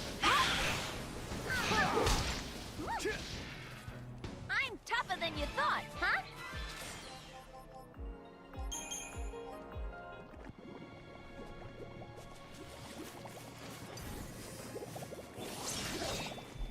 See, the butch is toxic with a 5 in Hebrew. If you spell a word backwards, it means the opposite, and rich is the opposite of evil. Wait, are you saying that if you're wealthy, you're good? I agree with that. Poverty is evil. The goon with the 5. Sub Griffin, I got a few sealed 360 games I want to get graded and was wondering which grading site you recommend, WADA or WADA? Easily. Absolutely go with WADA. VGA's grading process is straight out of the fucking 90s. The price is double, and the value is not... I think WADA has a better value, like, retention. But yeah, I would go with WADA, personally. It's just way easier, too. Plus, it's like PSA owns them, so it's always going to be reputable.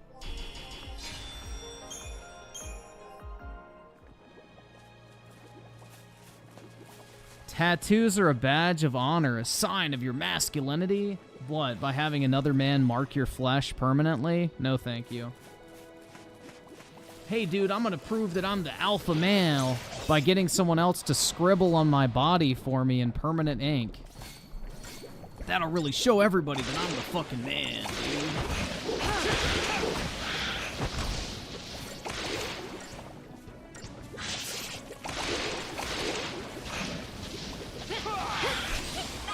Well, technically Christians should not eat pork, but, you know.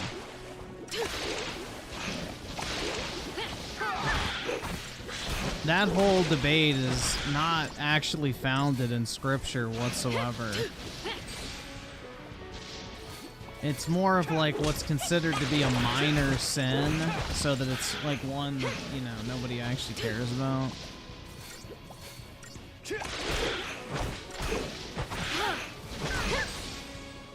Because pigs are considered to be dirty animals. Pigs will eat other pigs, they breed with their parents, and yeah. They're just considered to be, you know, filthy, impure animals.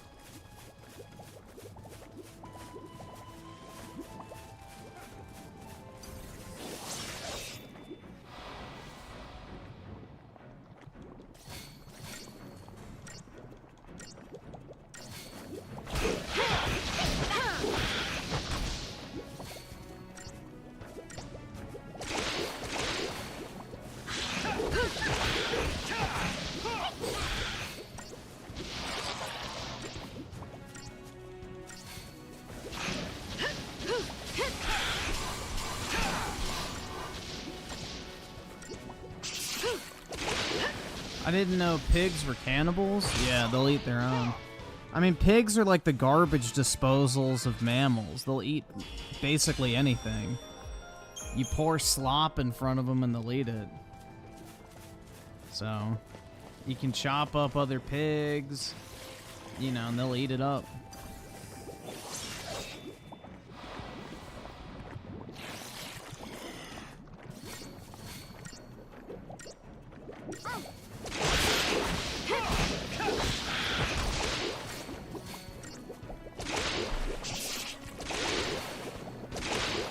Women are like farmers, you just want them to milk you. So I'm key, are you saying that you want a bunch of farmers to milk you?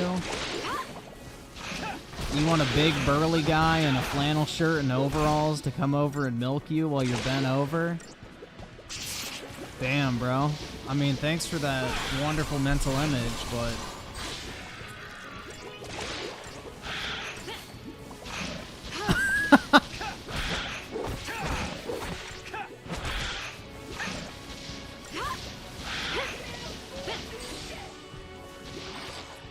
Be ready for the next fight.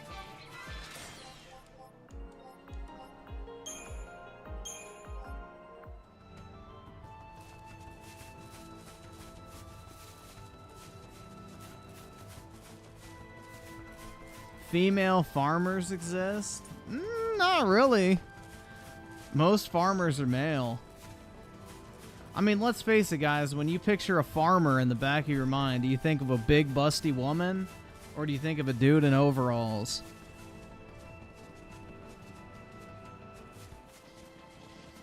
Also, you said women are like farmers. So you implied that they're two different things. So... Get fucking wrecked. You literally implied that women and farmers are two different things. So...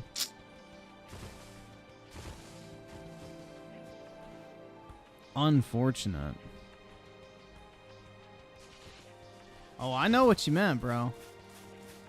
It's getting zesty in here.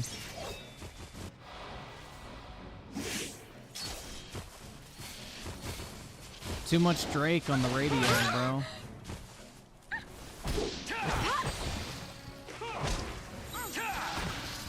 Keep the enemy off balance.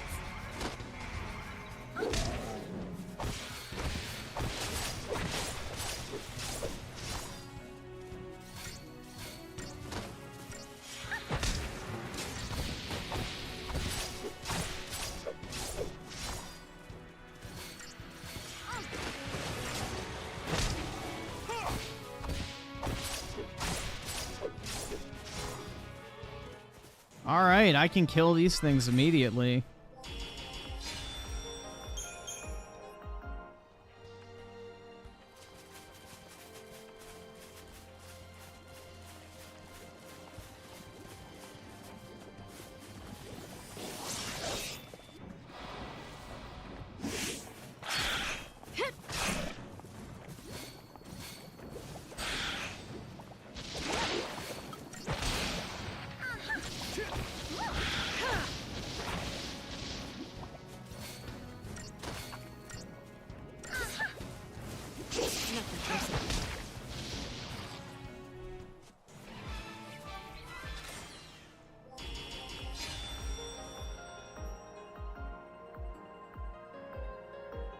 Rick Rod the 5, we should watch some tattoo removal compilations.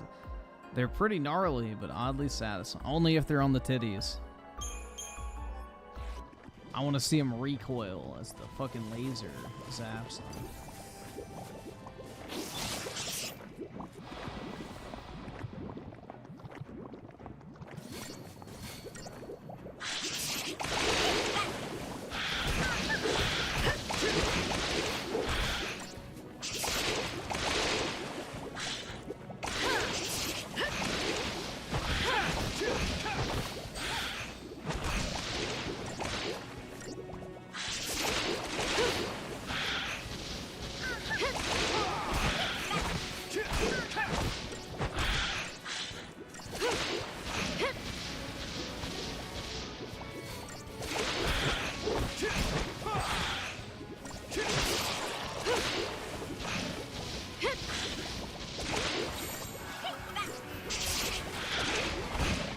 Try that on me.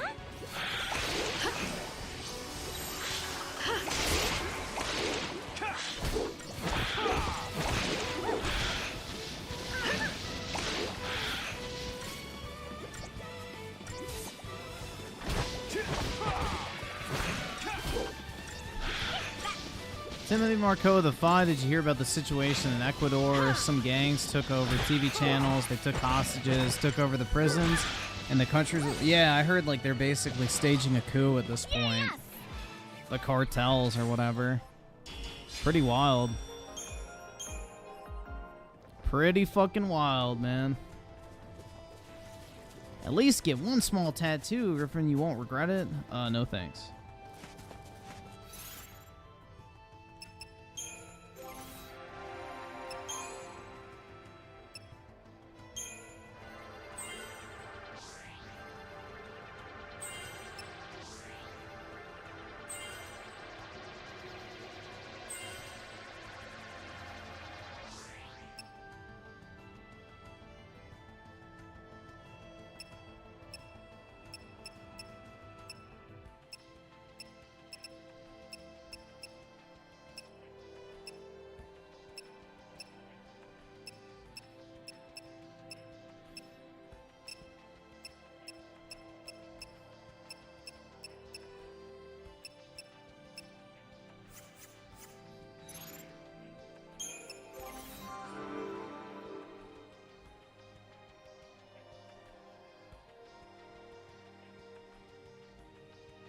I thought the Bible said it's only wrong to get tattoos that are... No, to pierce the flesh in general.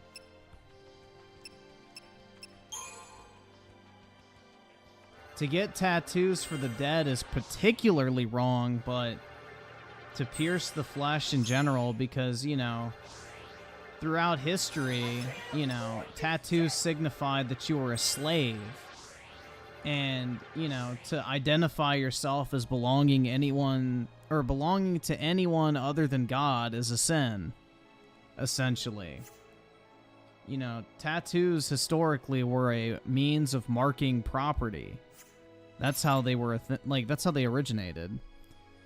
So the concept of getting a tattoo is basically branding yourself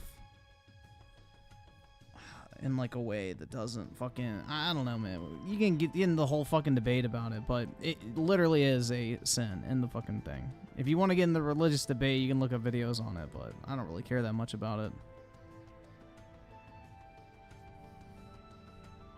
I don't ever plan on getting a tattoo. I just think it's really funny when, you know, Bible bumpers get a fucking, you know, Bible-related tattoo.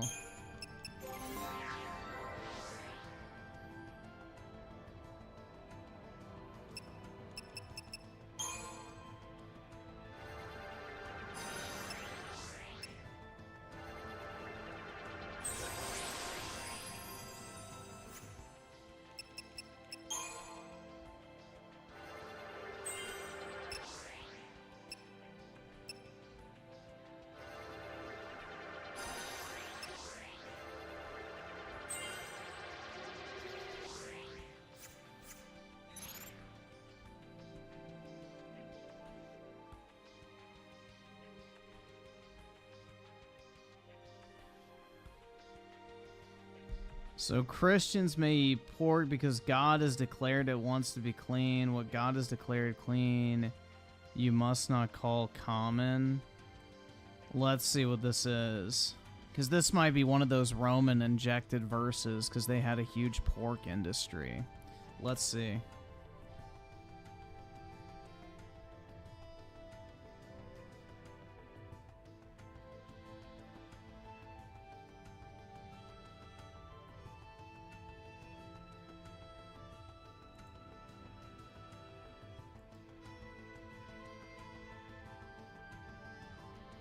So where's the verse that specifically states that God said that pork is clean?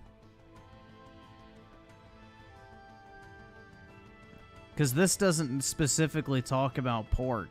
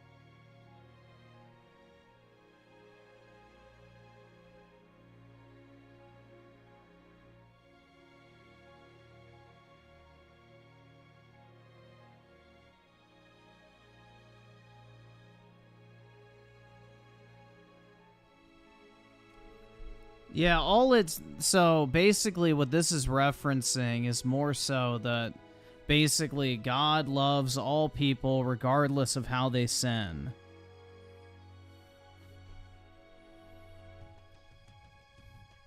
There you go. It's still a sin.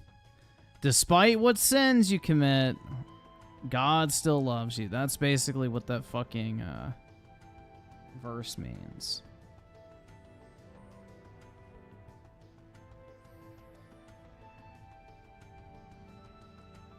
Has nothing to do with pork.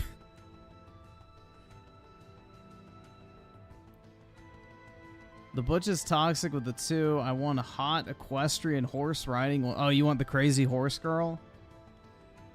Yeah, with the bro, I had a couple of those growing up, and they either turned out to be like fugly or like 10 out of 10s, bro. So I wish you luck, man. Some of those bitches are hot, and some of them are like, oh my god. Oh.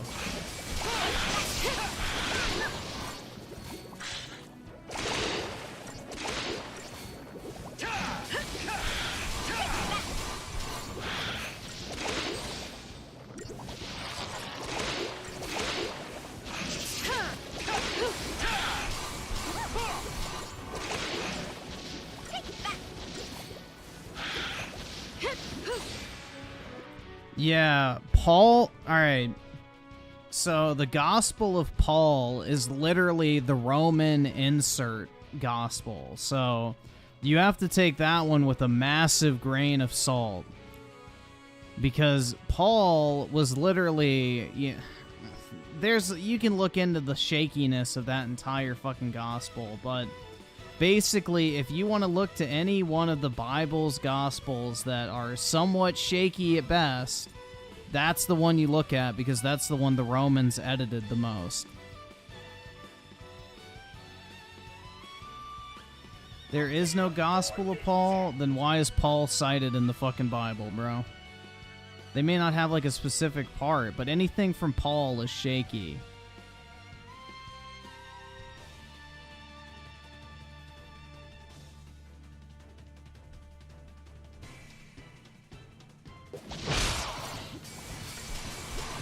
It's like one of those things that probably would belong in the Apocrypha. Like anything from Paul in the Bible is kind of like what you would consider almost to be like an Apocrypha type, text. Because that's the one that like Romans fucked with the most.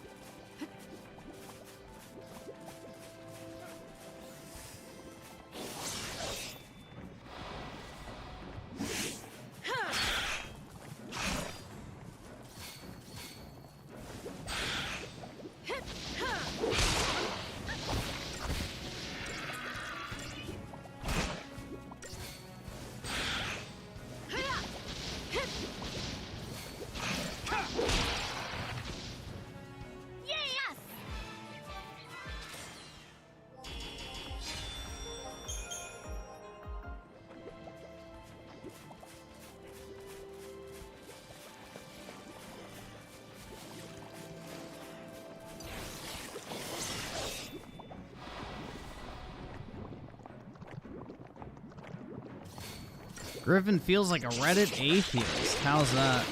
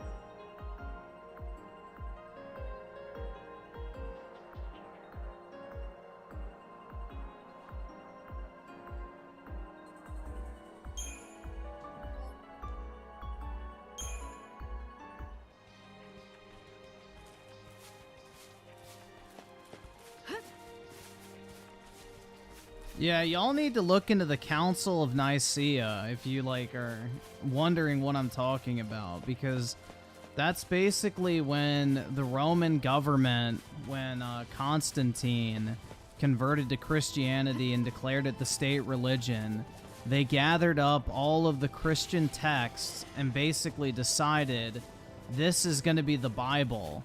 These are the texts we're going to, you know, go by, and everything else gets fucking destroyed. So you need to go look into that if you're like wondering what I'm talking about.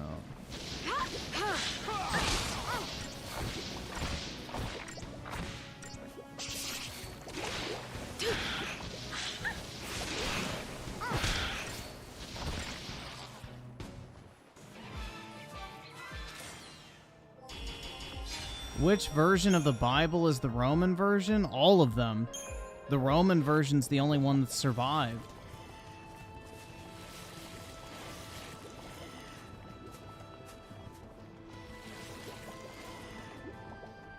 The Romans were the only ones during that time period that really wrote shit down aside from the Greeks. And maybe the Egyptians, but they were technically the Romans, and same with the Greeks, so...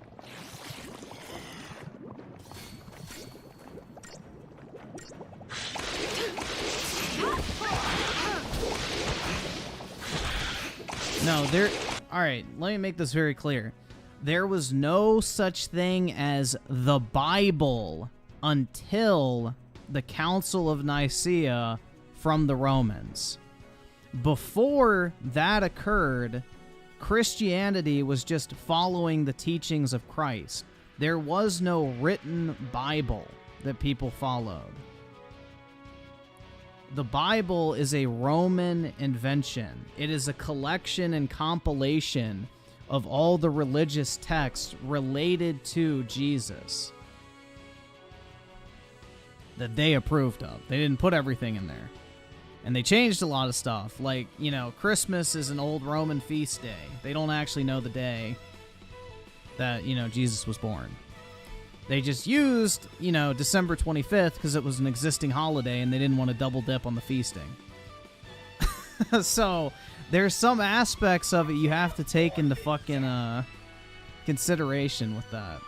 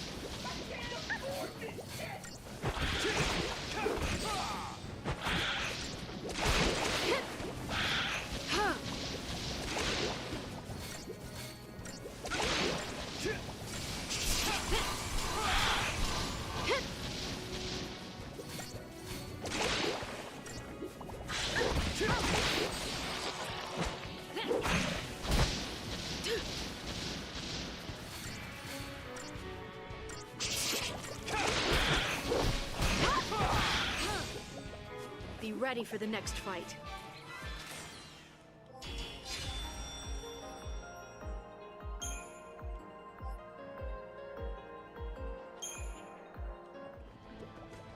I can't understand why anyone would believe a alteration of what is effectively Jewish supremacist propaganda.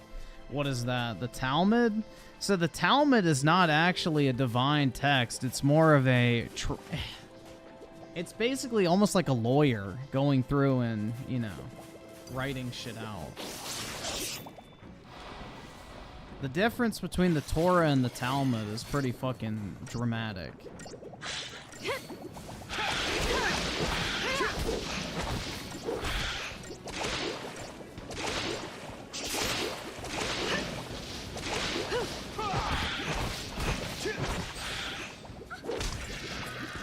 Like, to my understanding, the Talmud is more of, you know, someone's interpretation of the Torah. Not an actual direct, you know, line item fucking text from the mouth of God.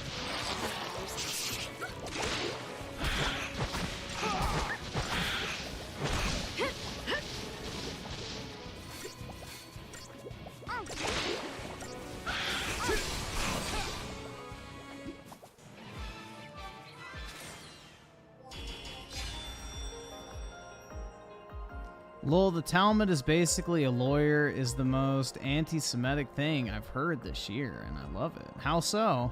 I mean, that's literally what it is. It's somebody going through and, like, interpreting what he thinks God is telling people they can and can't do. Like, it's almost basically a legal contract with God and his interpretation. I forget what the dude's name is who wrote it, but yeah. That's literally what it is. It's somebody going through all the Jewish texts and line iteming each individual rule that Jews can or cannot do.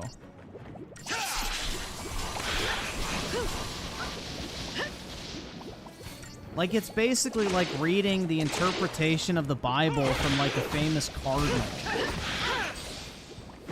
That would be, like, kind of the similar aspect in Christianity. Yeah, it's basically just a commentary on the Torah, but a lot of Jewish communities accept a lot of the teachings of it because it's just, like, overall, I guess, a blanket interpretation of it. Because the thing is with the Torah, and this is where it gets really fucking complicated, is Hebrew is a language where words can mean very different things in different contexts. So it's one of those things where it kind of is needed, but at the same time it's not set in stone. Because, you know, Old Hebrew was not like black and white as a language. It was very living. And so you can have like a bunch of different words in Hebrew that mean very different things depending on who's reading it. So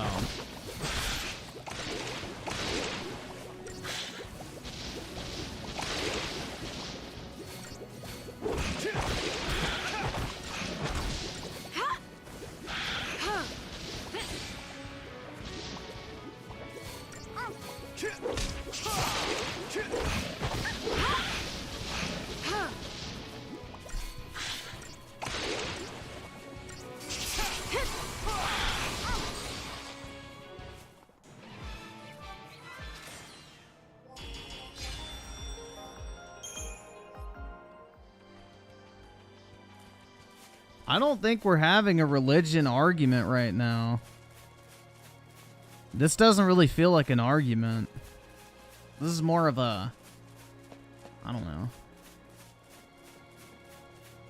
What do you want to call it? I don't really feel like anybody's arguing.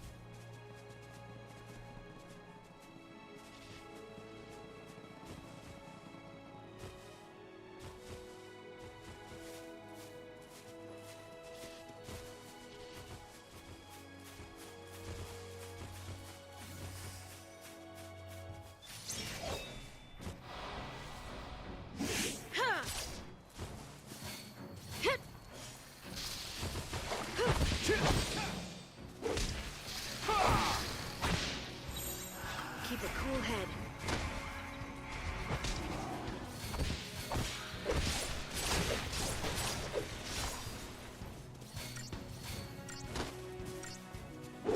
How bad was last night?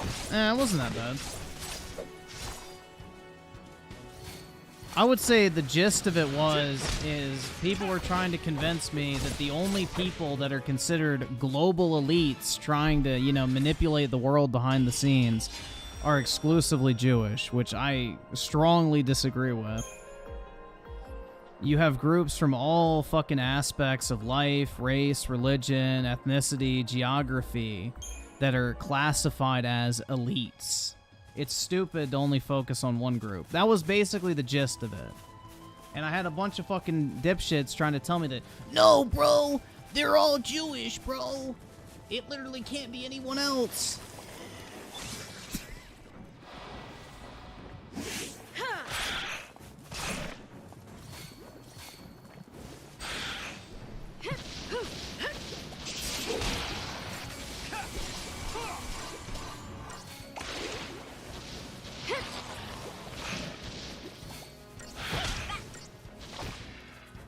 Just too easy.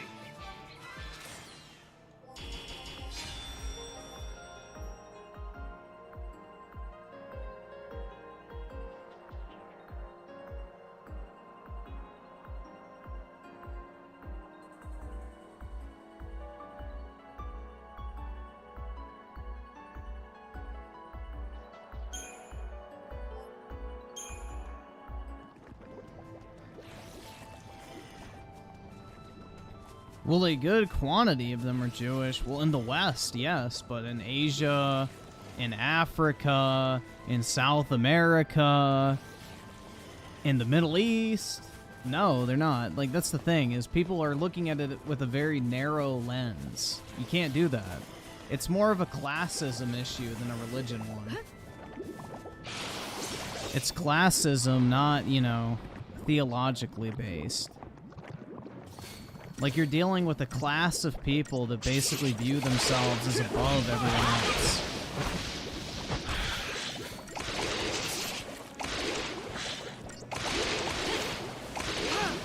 Okay, then Christians? Yeah, look at the fucking Pope.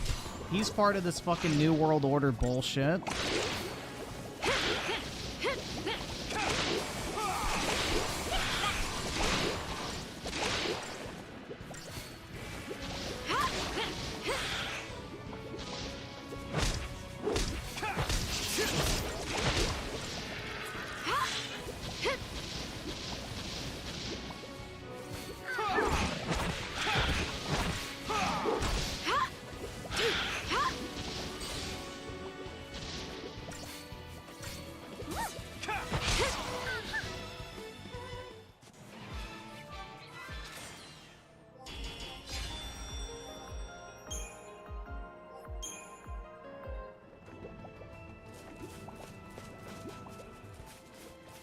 We have black celebrities. We have celebrities in general who have sold out. You can't get ahead in Hollywood without selling your soul in some capacity. You have to sell your soul to get anywhere in Hollywood.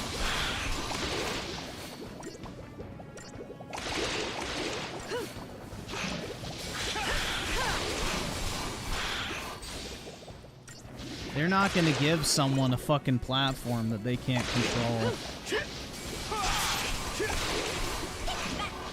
Yeah, that's the thing, bro. It's like, one of the things that has made me more of a believer over the years is like just how prominent, you know, this massive push behind the like world's elite to, you know, discredit Christianity and shit. And all the Satan worshipping. It's like, well, there's got to be something to it, man. If all these fucking powerful people are like enslaved to this mentality and end goal, there's got to be something more, like, you know, at play that nobody else is like paying attention to. I don't know, man. It's an interesting thing to think about. But why would so many of the most powerful, influential, and wealthy people be, you know, resorting to fucking devil worship if there wasn't actually something there?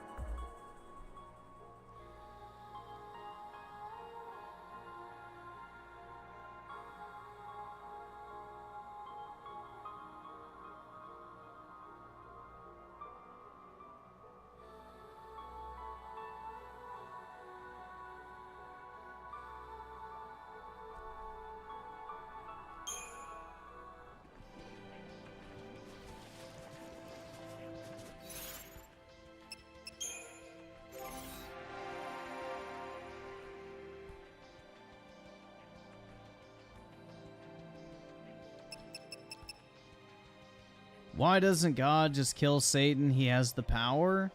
Because when there's good, there's evil. Someone would take his place. Better the evil you know than the one you don't.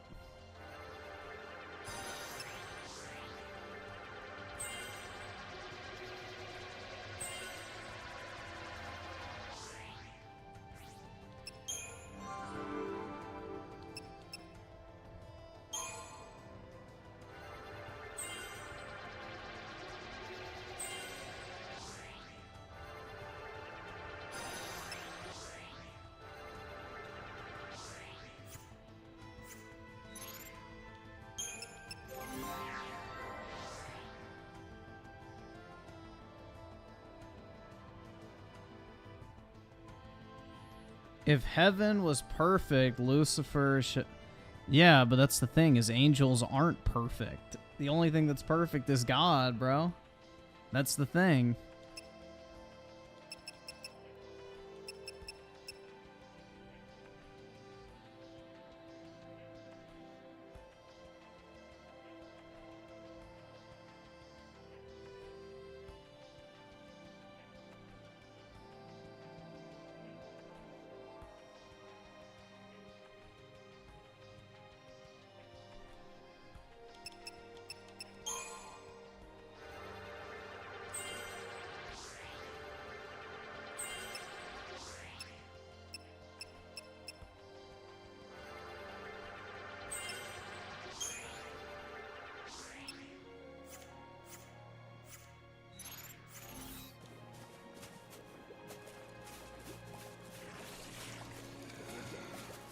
Yeah, the Pope is woke as shit, but that's probably because they have video clips of him fucking kids or some shit like that.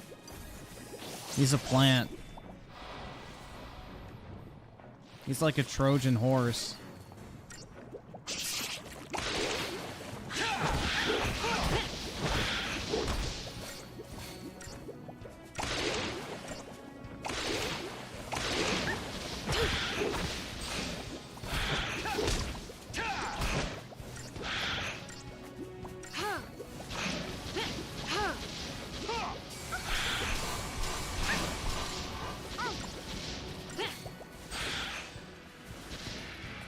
Just another battle. Yeah, he's definitely compromised, man. Yep, he's allowing gay marriage in the Catholic Church.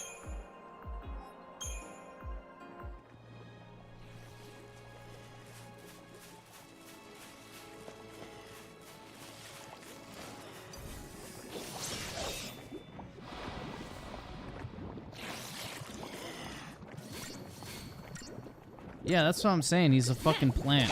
Guys.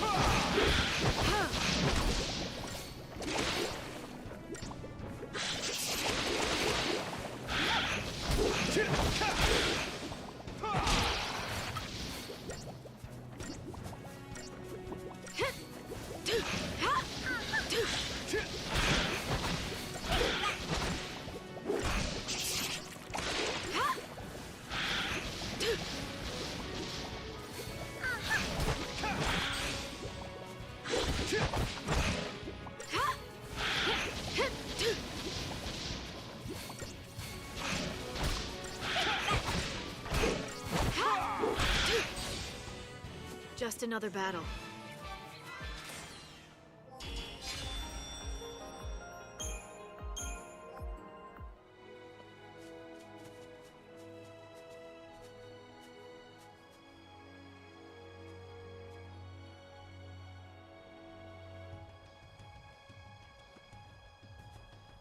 Well, dude, that's because the fucking, you know, ultra leftists who are, you know, basically unironic devil worshippers hate any form of Christianity.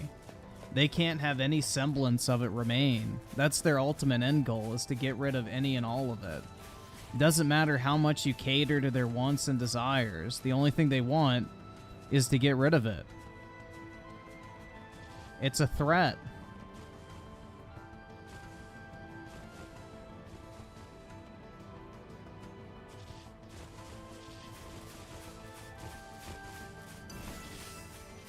Oh, fuck off, bro. How did he spot me? Ain't no way.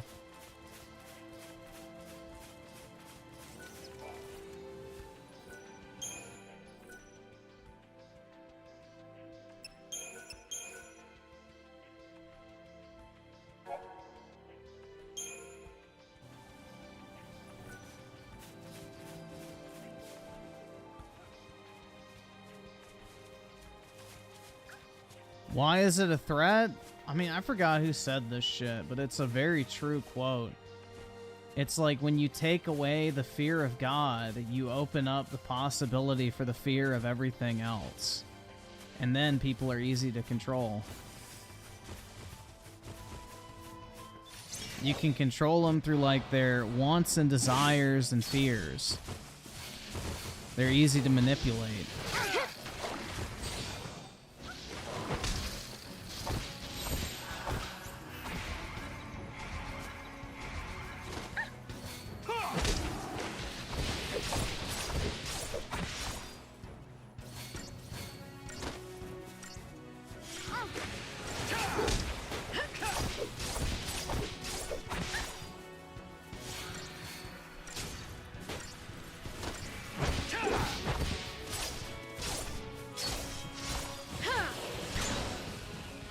Oh, shit.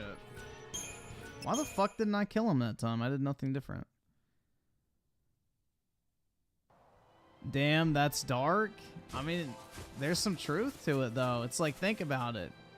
Like, say you're ultra religious and the only thing you fear is not going to heaven.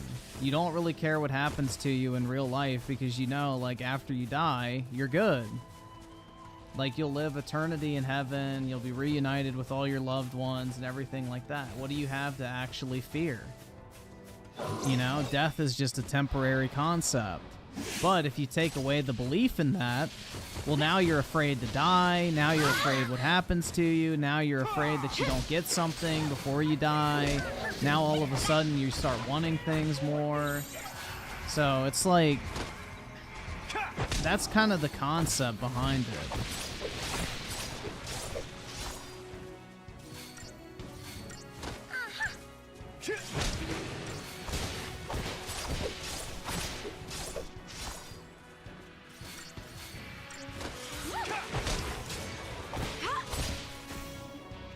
Be ready for the next fight.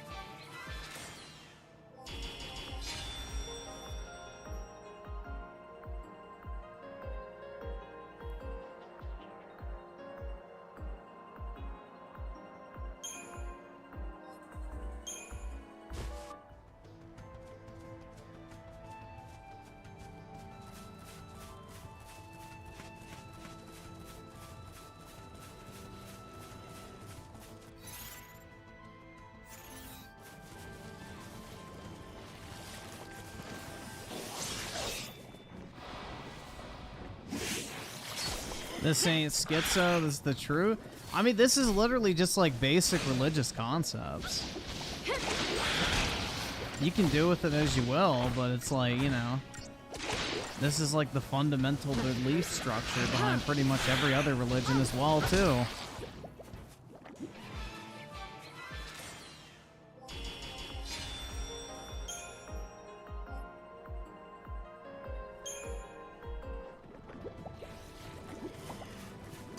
So the elite hate religion because it makes it so they can't mentally... Yeah, pretty much. You're harder to control.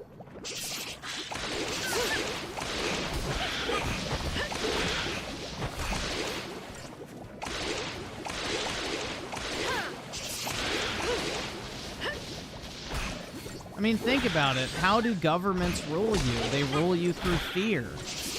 You know, why do you pay your taxes? Because you're afraid of going to jail. Why do you obey the speed limit? Because you're afraid of fucking getting a ticket.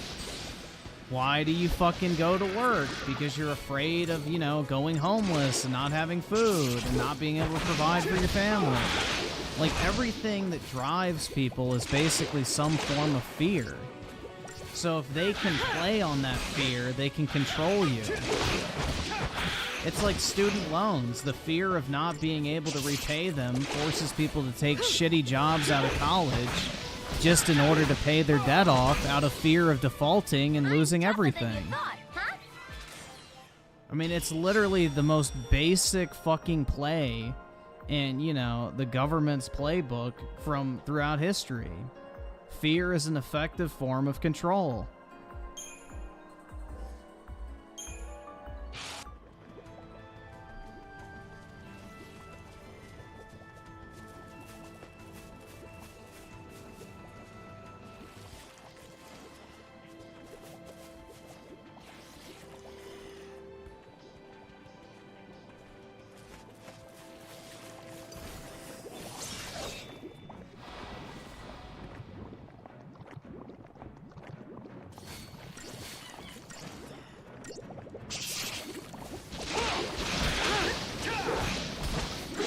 Griffin, how is Xbox Direct a desperation play? Why did they wait until now to show all this stuff off? Until 3 bad news articles came out about their shitty fucking platform. Wouldn't they have announced this at the start of the holiday season in order to boost console sales going into Christmas? No, it's because they got outsold 4-1 over the Christmas season. You know, they had this massive fucking PR shitstorm with the Baldur's Gate gameplay clip banning. And then on top of that, now their game got leaked as being rated on PlayStation and Switch. So no, timing's everything.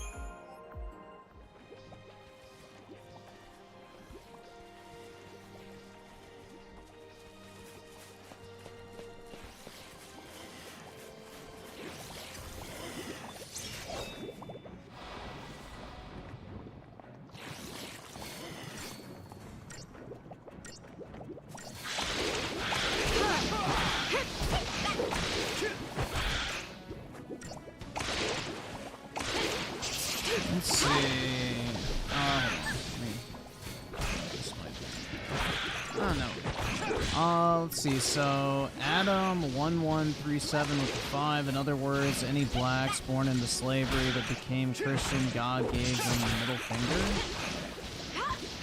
I don't think you're grasping the idea of religion, my guy. The idea of religion is not for God to give you, you know, infinite blessings during your time on Earth.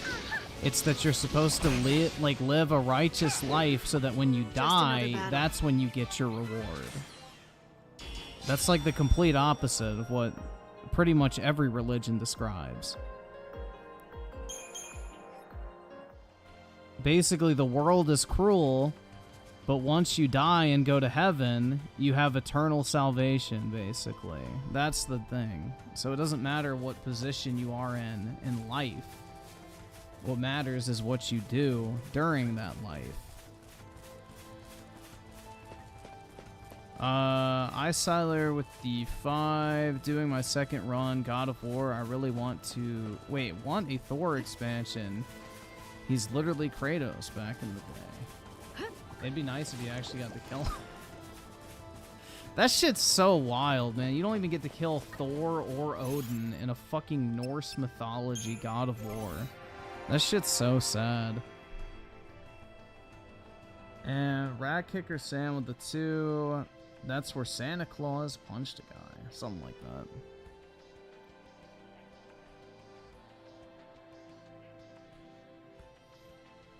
And the Butch is Toxic with the 2. Watch the Andrew Scholes. If it's a comedian, I probably can't watch it because it's probably copyrighted, man. Anything like that is typically, you know, a no-go, unfortunately. Slayer with the 5. We'll take a look at it, man. Go ahead and pull it up so I don't forget.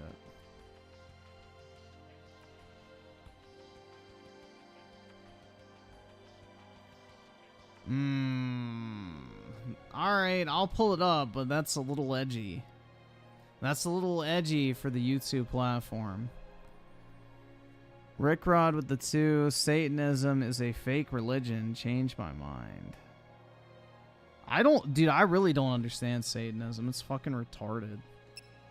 Like, yeah, I'm willingly gonna damn myself for all of eternity for a few moments of momentary, like, you know, satisfaction. It makes no sense.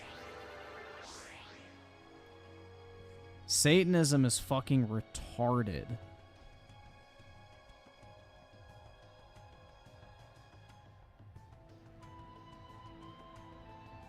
DJ Neonscape with a 5. I feel like no one plays Doom Eternal because it literally explains... Wait. I feel like no one plays Doom Eternal because it literally explained that even heaven isn't perfect? Well, dude, I wouldn't base any sort of religious belief off of a fucking Doom game, personally. I have no idea. I would not go off of that as any sort of reference. Because I don't even think Doom is based on Christianity in the traditional sense. It's some, like, weird sci-fi version of it. Dad Beats Mom with the 5. Send Dad Beats Mom Gaming to the Shadow Realm. Hope you're doing well. Appreciate it, man. Hope you're doing well as well. Gaming. And Exodus with the 2. Changed my alternator and belt. Can I get a gaming? Sure. Gaming. Glad you're happy with your new belt.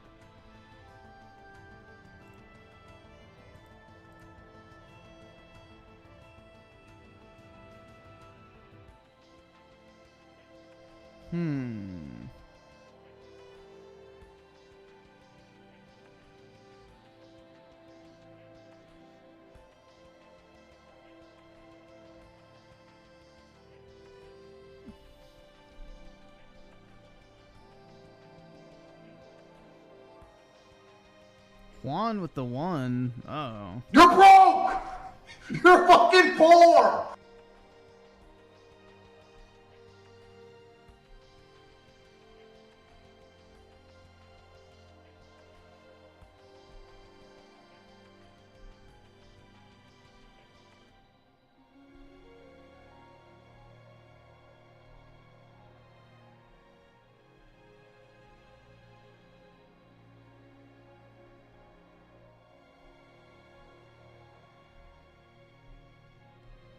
Playing BioShock in 2024 is worth it, by the way. Yeah, that's a good game, man. It's a true video game. Did I go to church school back in the day? No.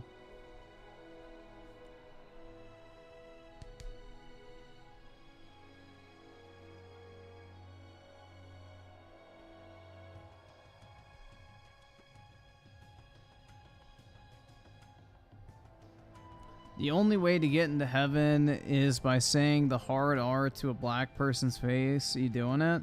Yeah, if that's what it comes down to, I'll gladly do it, man. I just want you to be the one I do it to, MK. Would you do that for me?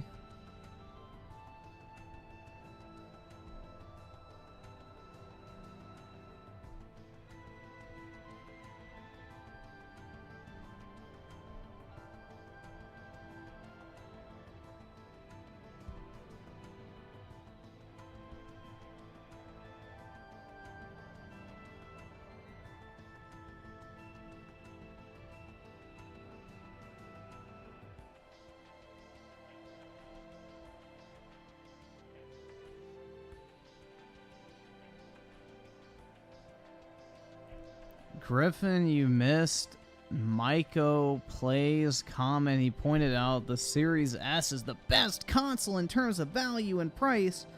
So you're wrong and stupid? That's right. Just like the fucking Leapfrog was better than the Game Boy because it was cheaper.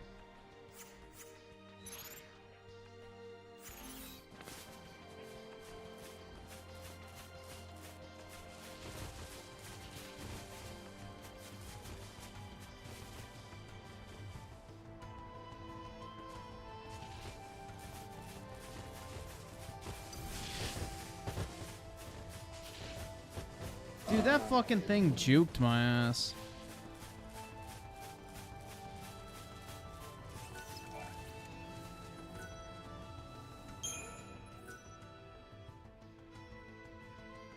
Yeah, there was a clip where a kid got pissed he got a Series S. I would be upset too. Maybe I wouldn't rage, but you know. I can understand. I can sympathize, man. If you ask for a PlayStation 5 and you got a Series S, I'd be upset. I mean, I wouldn't behave like an ungrateful brat, but I'd secretly be like, It's like when I got a PS3, dude. I was not happy about it. But I didn't throw a fucking tantrum.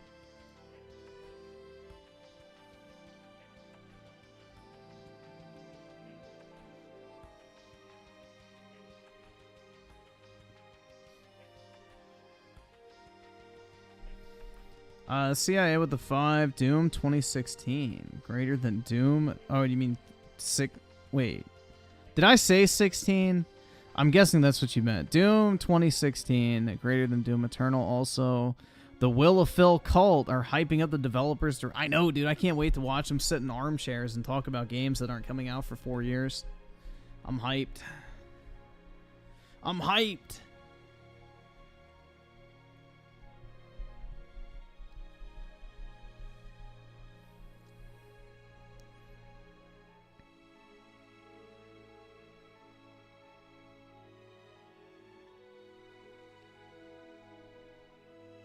I'm key, do not buy that black Series S. It's literally the same price as the Series X nowadays. That's so fucking ridiculous.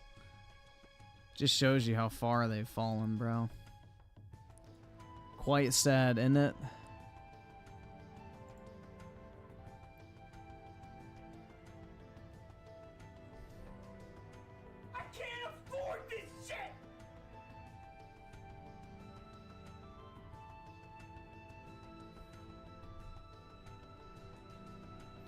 Yeah, PlayStation, when you... Alright, like, this is super fucking, you know, I guess subjective, but when you open up, like, the PlayStation 5 for the first time, like, it just feels premium. Like, when you boot it up, like, the starting animation, the fucking UI, the sound, like, it just feels more premium. Like, it's the small little touches, and it's not like some shit like, oh, bro, it's because the UI is in 4K versus 1080p or whatever. It's more like, it just feels like there was actual effort put behind it. Xbox's UI is, like, literally, for lack of a better word, fucking soulless, bro. You open it up, and you're greeted with 3 fucking ads right in front of you. You scroll down, the next thing you see is more fucking ads. It's like... It just... It's bland. I don't know, dude. It's just... It's Microsoft in a nutshell. It's soulless, boring, and just no effort put in whatsoever.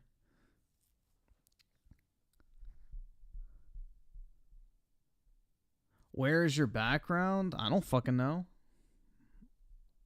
I've never changed it.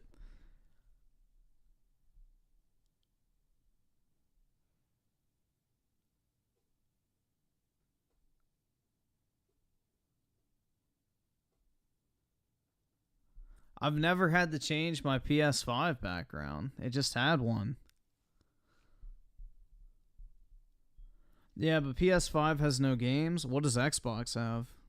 It has the same exact games, if not less.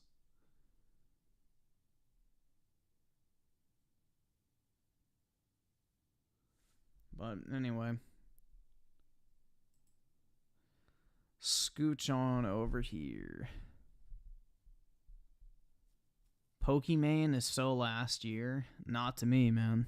She's all I want in life.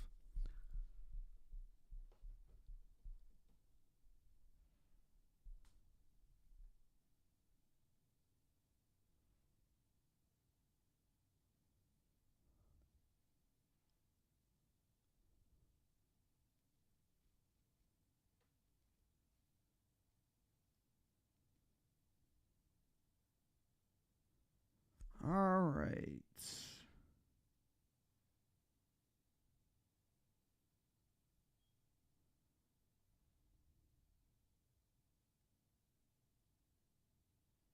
Where the fuck? Hold on. Give me a second. Your gay streams have ads as well? You don't pay to be here. Shut the fuck up. Beggars can't be choosers.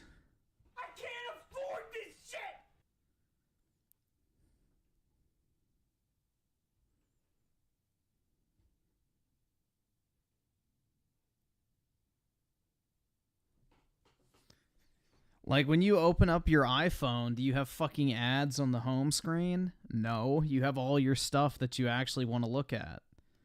When you turn on your fucking... Well, Windows is a bad example. If you turn on your Mac, do you have a bunch of fucking ads? No, because, you know, you paid for a machine, not to be advertised to. When you boot up your Nintendo Switch, on the home screen, what are you greeted with? Oh, your games. No ads. Wild.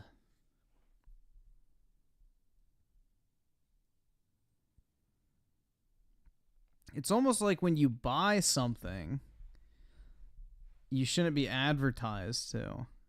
Now, if you got the console for free and you see ads, then that's a different story.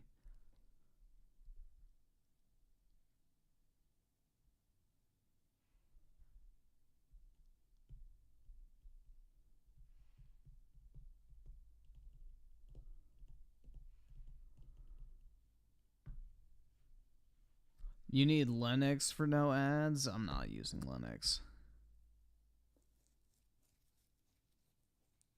Alright, so Shadow Evil with the 10. Play the low tier god, kill yourself song. There's an hour version. Don't play the full hour. Also, sub Griffin, I'm back. How's Final Fantasy 13? Pretty good, man. Pretty good. And let's see. Hero Pawn XC with the 1. You're broke! You're fucking poor! New generation with a 10. Stop talking. All right, I'll be back in 5 minutes. I'll start the song for you though first, since I'm gone.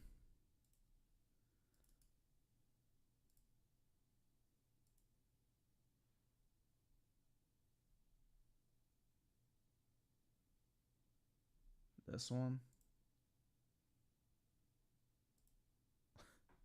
Kill yourself now.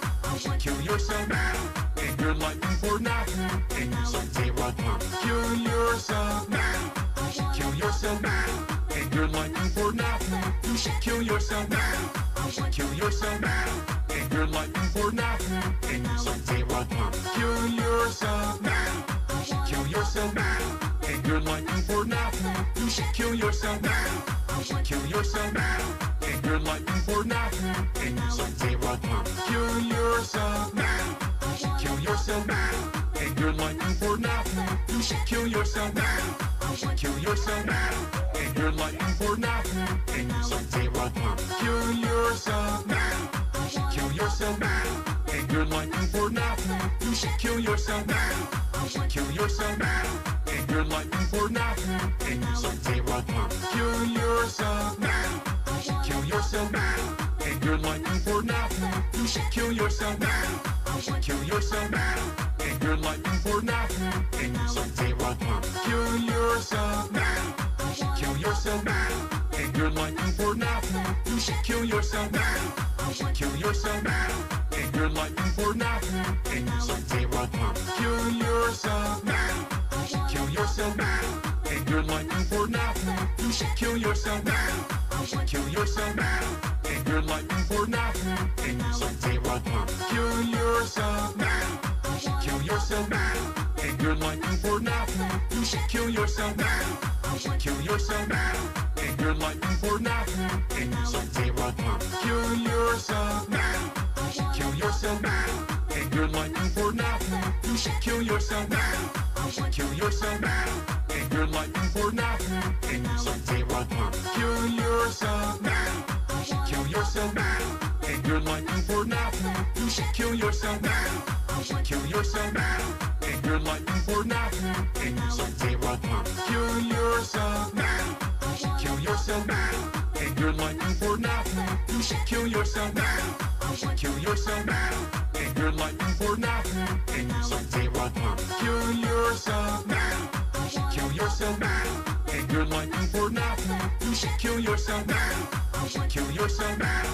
And you're looking for nothing. And you should say what now. Kill yourself now. You should kill yourself now. And you're looking for nothing. You should kill yourself now. You should kill yourself now. And you're looking for nothing. And you should say what now. Kill yourself now. You should kill yourself now. And you're looking for nothing. You should kill yourself now. You should kill yourself now. And you're looking for nothing. And you should say what now. Kill yourself now. You should kill yourself now. And you're looking for nothing. You should kill yourself now. You should kill yourself now. And you're looking for nothing. And you should say what now. Kill yourself now. You should kill yourself now. And you're looking for nothing. You should kill yourself now. You should kill yourself now. And you're looking for nothing. And you should say what now. Kill yourself now. You should kill yourself now. And you're looking for nothing. You should kill yourself now. You should kill yourself now. And you're looking for nothing. And you should say what now. Kill yourself now. You should kill yourself now. And you're looking for nothing. You should kill yourself now. You should kill yourself now. And you're looking for nothing. And you should say what now. Kill yourself now. You should kill yourself now. And you're looking for nothing. You should kill yourself now. You should kill yourself now. And you're looking for nothing. And you should say what now. Kill yourself now. You should kill yourself now. And you're looking for nothing. You should kill yourself now. You should kill yourself now. And you're looking for nothing. And you should say what now. Kill yourself now. You should kill yourself now. And you're looking for nothing. You should kill yourself now. You should kill yourself now. And you're looking for nothing. And you should say what now. Kill yourself now. You should kill yourself now. And you're looking for nothing. You should kill yourself now. You should kill yourself now. And you're looking for nothing. And you should say Kill yourself now. You should kill yourself now. And you're liking for now. You should kill yourself now. You should kill yourself now. And you're liking for now. And you some zero. Kill yourself now. You should kill yourself now. And you're liking for now. You should kill yourself now. You should kill yourself now. And you're liking for now. And you some zero. Kill yourself now. You should kill yourself now. And you're liking for now. You should kill yourself now. You should kill yourself now. And you're liking for now. And you some zero. Kill yourself now. You should kill yourself now. And you're liking for now. You should kill yourself now. You should kill yourself now. And you're liking for now. And you some zero. Kill yourself. Alright, it's been 5 minutes. I've been playing Final Fantasy, so I haven't heard a single word Kill yourself now. And you're liking but for now. hopefully y'all enjoyed it. Kill yourself now. You should kill yourself now. And you're liking for now. You should kill yourself now. You should kill yourself now. And you're liking for now. And you some zero. Kill yourself now. You should kill yourself now. And you're liking for now. You should. Alright, let me get my other headphones.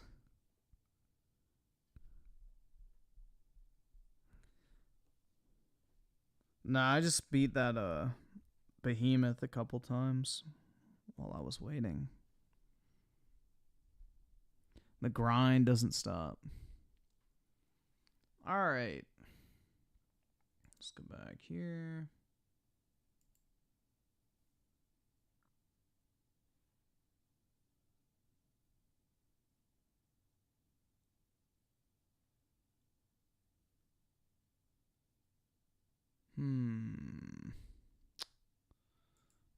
There we go. Actually, we'll do the... Alright. So, this is a warning. This is not me, but yeah, Syler wanted me to pull this up. This is probably too edgy for YouTube, so refrain from this nature of stuff in the future, because I don't know how, you know, the fucking, you know, moderation team is gonna like shit like this. Let's just say it's a conversation that can take certain people's breath away.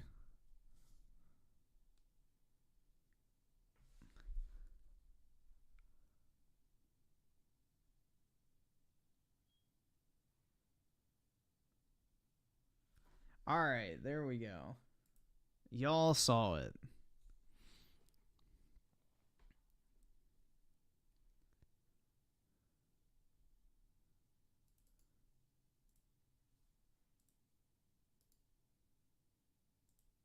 Trump is... After days and days of rumors, it has finally been confirmed. Ingredients: water, black tea, lemon juice. What the fuck? Oh my god, bruh. What is he wearing?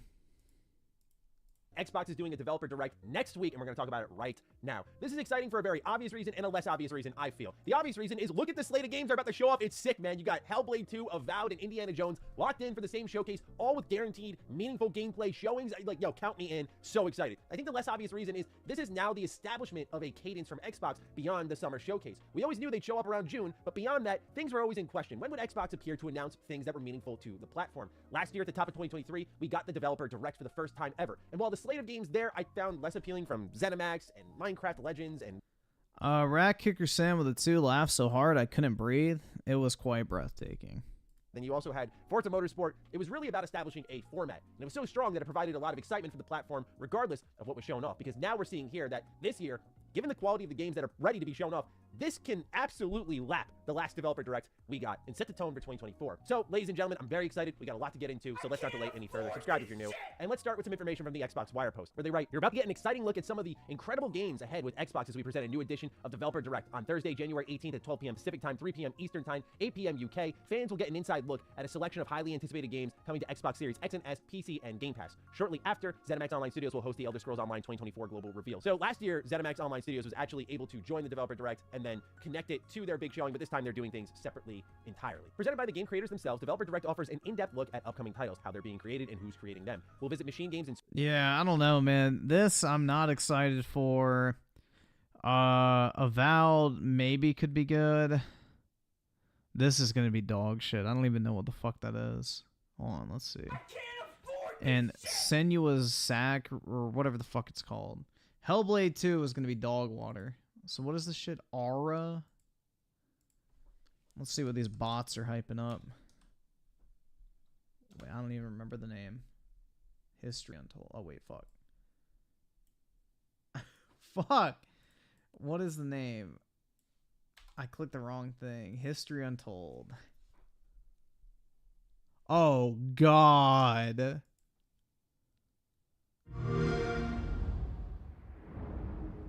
Slop.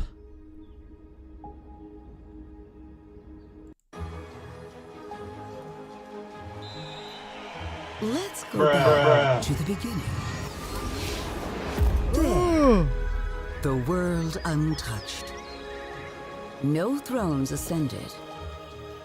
No history yet written. Just people waiting to be led somewhere extraordinary. Oh man, hold on. I can't resist. I can't resist. Hold on. Where is it? There you are.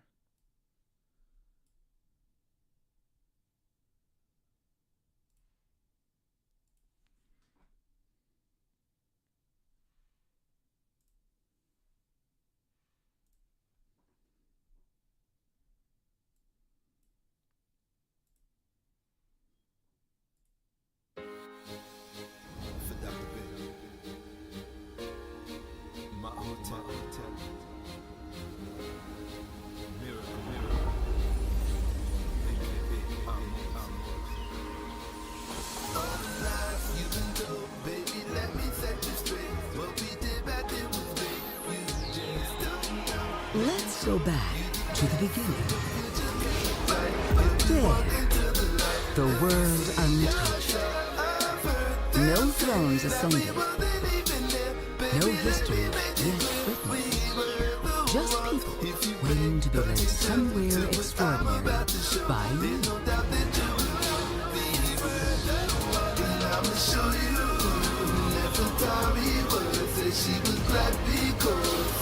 That's the way that my man will show you. Egypt was a black man, Kentucky was a black man. That's the way that my man is now. When she came from the southern lands of light, the state that we forgot. From the north and the west, we black people made their way. See them coming from right here. This is how they built the stone. We have never been alone.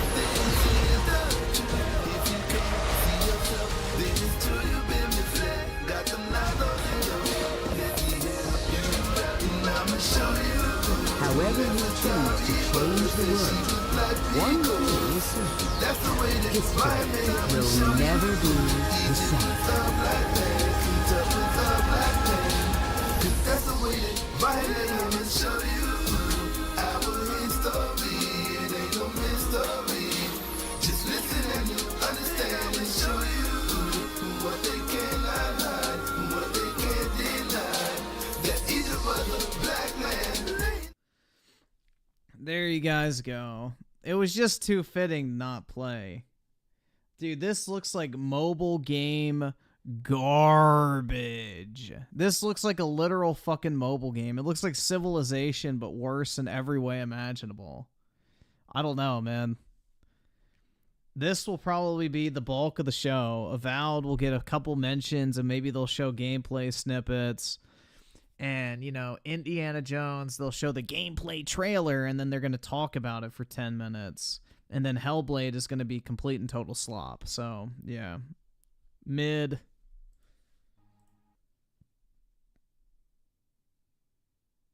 I don't even think it's coming to console, which makes it even better. It's a fucking PC exclusive. Gaming. Holy shit, man. Wild.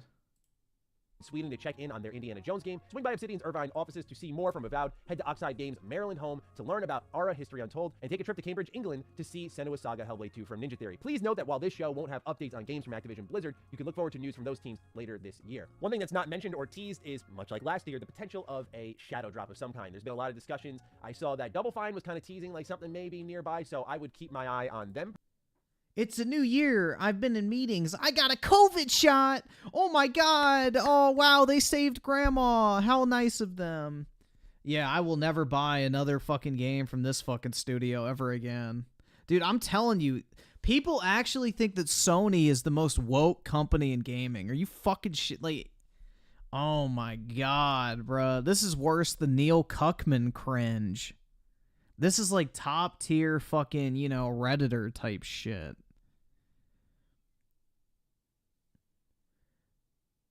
Like, I already fucking hated Psychonauts too. I thought the game was slop anyway, but now I will never fucking buy anything from this studio again. Personally, there's also been the rumors floating around about Hi-Fi Rush and Sea of Thieves going to PlayStation and Switch. I don't know if you use your Dude, people still virtue signaling over the fucking COVID vaccine are literal fucking pond scum. Developer Direct platform to announce that things are going elsewhere. Perhaps they do it there just to kind of bring in fans from beyond the Xbox platform so that they can watch with anticipation of things that may come to them. However, Activision is just the first thing I wanted to note here and their lack of presence. I was a little bit surprised by this one, but then I thought about it, and if you ask me what was stronger, which was jamming a huge Developer Direct and a huge summer showcase, we're kind of spreading the wealth potentially between a Developer Direct in January, maybe in, I'd say, March or April, we get an ABK Xbox Roundtable like we got with Bethesda, and then in the summer, we get our usual summer showcase. That, to me, would be a level of consistency that's kind of unprecedented with Xbox. It would be a unique situation, but I feel like it would keep the energy really high for the platform. And I feel like sometime in the first quarter of the year, you have to address what's going on with you and Activision and just talk about what this partnership means for Xbox fans or Game Pass fans and so on and so forth. But let's focus on the Developer Direct and talk about each of the games individually. Xbox had a breakdown of the things we can expect to see for each game. So let's read that and then we'll talk about them one by one. Indiana Jones game. Machine Games, the award-winning studio behind the recent Wolfenstein series, will reveal their upcoming Indiana Jones game, an action-adventure that puts players in the leather jacket of the legendary archaeologist. Developer Direct will showcase more than 10 minutes of game and developer insights, including details about the game's setting and story, how fans will actually play as Indy, additional details from his next globetrotting adventure in the premiere of the first gameplay trailer. Indiana Jones. Dude, I'm gonna laugh so fucking hard if it's a choose-your-adventure game. Is one that's had some details leak, and this was a bit of a surprising one to me because with this being revealed at the top of 2021, I thought this was a few years off. Machine Games has been in limbo for a while since Wolfenstein Youngblood. We know they worked on the Quake 2 re-release. They did an expansion. Wolfenstein Youngblood was Arcane, not Machine Games. Pack for that. Obviously, their full team wasn't working on that, but we haven't seen a meaningful release from them in a while. The assumption was they were working on Wolfenstein 3 and then transitioned over to Indiana Jones, and given that Indiana Jones was only announced so recently, that it'd be another couple of years before we heard from them again. However, Insider Gaming is reporting that Indiana Jones is actually releasing this year, and I don't know, but my sus alarm is going off a bit. I'm like, let's see. So, Shadow Evil with the 2, you should add this to the soundboard? Possibly. And a manual with the 1. You're broke! There we go. You're fucking poor! And the Butch is toxic with the 5. I use a PowerShell command to remove all ads and bloatware from Windows 10. Also, Linux is like Windows, but it's immune to 90% or 99% of malware. Yeah, I just don't like the tinkering you have to do with Linux. I don't know, man. I'm barely even on my computer anymore, aside from just like streaming and maybe editing or, you know, light browsing, so at this point, I don't really even care. I'm kind of tempted to buy another computer, but at the same time, I'm not. I don't know. I just don't really want to put a bunch of money into fucking gaming, bro. Like, as shitty as that sounds, it's the truth. Because most games coming out now aren't even fucking worth the money that they cost, much less buying, you know, multi-$1,000 pieces of hardware to play them. How? Was it already in development before the partnership was announced? If so, cool, because maybe they had to hire for it, because I do anticipate that Indy is going to look and play much differently from what we saw in, say, Wolfenstein, and if that is the case, you have to hire talent that's geared toward that particular style of game. So if it's not just a first-person shooter, that goes beyond maybe some of the skill set of their current staff, so you announce it in 2021 when maybe it's a year or two in development, and you start bringing in more talent to refine the project. That is my assumption on how it's possibly coming out in 2024, but otherwise, I cannot wait to see more. Now, Tom Henderson, who had this original report, had posted online afterwards saying everyone was anticipating that the direct announcement was going to to state it was for games releasing in 2024. That didn't happen, but the word behind the scenes is that Indie is a 2024 release, could be announced during the show. Now, that's not always a guarantee that we get a release date during the show. For example, think of Forza Motorsport, where there was a lot of speculation around that one. It was assumed it was going to be a first half 2023 title, and when it was shown off during the developer direct, it just got a 2023 general window. Like, it was going to come out at some point this year, which was a bit surprising. Some people read into it. I remember I did as well, where the G looked a lot like a 6, and the game didn't come out until October. But as someone who has, not seen an Indiana Jones movie, you'd be surprised how many movies I haven't seen. We looked at the top 100 IMDb movies. I have seen 3 out of those. So, yeah, go give that list a perusal and be shocked at how much I haven't seen. It's something I will be working on in a fun way. Fret not. So, yeah, Indiana Jones, my main exposure to this character was the LEGO games, and more importantly, Emperor's Tomb, which is one of the most lit IP tie-in games I have played. I love, love, love Emperor's Tomb. It was that mixture of action-adventure, hand-to-hand combat, so many little gadgets that you could use. It was so fun. It was just one of those staples of my childhood. Also, when it comes to video game manuals, it is one of the best I have ever seen, but that's just for the collector geeks out there. Nonetheless, I am really excited about this because I think Machine Games is super talented. Their last release in Youngblood, I'm not going to hold against them. That was during the era of Bethesda pushing live service titles, and if you look at all the other things they've done since then, in Wolfenstein 1 and 2, Old Blood, and so on, I think Machine Games is extremely talented, and I have nothing but the utmost confidence in this game. I can't wait to see more. After this, they talk about Avowed in the Wire post, and they say, the team at Obsidian will share the first deep dive into the gameplay experience fans can expect in Avowed, their upcoming fantasy action RPG set in the fantastical, vibrant, living lands. Learn more about how Obsidian expertise is building worlds with deep themes, dynamic gameplay, and thoughtful reactivity come to life in Avowed, where players will have agency to make choices to shape every step of their adventure. What's there to say about Obsidian that hasn't been said before, man? I mean, this is the GOAT, right? This is the team that just always delivers, always you can count on. They do not always deliver. The fuck? Outer Worlds was a massive disappointment. Pentiment is literal fucking slop. Honey, I Shrunk the Kids, whatever that's... I don't actually remember the real name for it. But yeah, whatever that ripoff of Honey, I Shrunk the Kids is fucking slop. Like, what do you mean they don't miss? The fuck? Personal excitement. I do want to be fair and address that during last summer's showcase from Xbox, Avowed did get its first gameplay reveal, and many people were disappointed. Not everyone, but some were vocally disappointed in the graphics and the choice in art style. I don't give a fuck about the art style. I just want a Skyrim clone. If it's not a Skyrim clone, I don't want it. Much more focused on color splashes, where people were hoping it would be more serious and gritty and rooted in reality. And so I understand that. I did see the freeze frames people were doing for a pre-alpha build of the game, and yeah, I get it didn't look fully up to snuff, but also it's pre-alpha, so I am keeping an open mind on the visual front. And while this is going to sound like I'm endlessly defending the game before I even see anything meaningful of it, I will just say that this has always been the case for me, where I do not play Obsidian games for graphics at all. For me, though, I find Obsidian to be scarily consistent, and I find them to be so exciting because I just know I'm going to love what they put out. I especially felt reaffirmed in those ways. Griffin been Forspoken biggest fan lately? That's right, man. I love Forspoken. It's my game of the year from last year. Hands down. I was very skeptical going into Pentiment, and that game ended up knocking my socks off. Pentiment was awesome. Same thing with Grounded. Oh. Pentiment was awesome. Oh my god. Yep. Start slurping on that schlong, bro, because holy shit. Okay, why are you doing this kind of multiplayer, survival style game? Nope, that game was super imaginative, really fun. So Avowed, really speaking to my sensibilities, right? RPG. Obviously, he's trying to get a fucking review copy. Reactive choice. Fantasy setting, which works for me with very specific developers, aka Bethesda Game Studios, and guess who mimics their game style? Obsidian. So I'm very excited for what looks to me like fantasy the Outer Worlds, like not this massive open world, but tight hub areas with meaningful quests and choices. I'm also really excited to learn more about Avowed because we learned through Obsidian that this was originally a multiplayer title, so I'm wondering how much of the guts of that has been pulled out. We'll see in due time. Pillars of Eternity is still a series that I got to knock off my backlog, and it seems like this year it may be time to finally do so. Afterwards, they mentioned Aura History Untold, here from the leads at XIII Games. Trash. Founded by veterans of the strategy genre and the creators behind classic strategy titles including Civilization 5, as they unveil exclusive new gameplay and share more details absolute about the trash and road ahead for their upcoming historical grand strategy game. Don't sleep on this one. I'm just gonna say that right now. I Do will not sleep on this one. I played one round of Civilization 5. I only have about 17 hours logged in Civ 5. That was the most dangerous 17 hours in my gaming career. I remember I bought it on a Steam sale when I first got my gaming PC in 2012, I believe it was, and I downloaded this game, like, let's try it out. I was very young, so I had ample free time compared to... Alright, I just noticed it, guys, but does he not have eyelashes? Am I the only one that's noticing that? I thought something was up with his face. I couldn't put my finger on it, but it looks like his eyelashes have been burned off or something. And nowadays, I played one campaign, and I kid you not, like the bottom eyelashes are gone, bro. Blinked and 17 hours were gone like that. I uninstalled that game immediately. I was like, this will destroy everything I have worked for up to this point. I must protect myself. So to know that some of the minds behind Civ 5... He's a daywalker. Oh boy.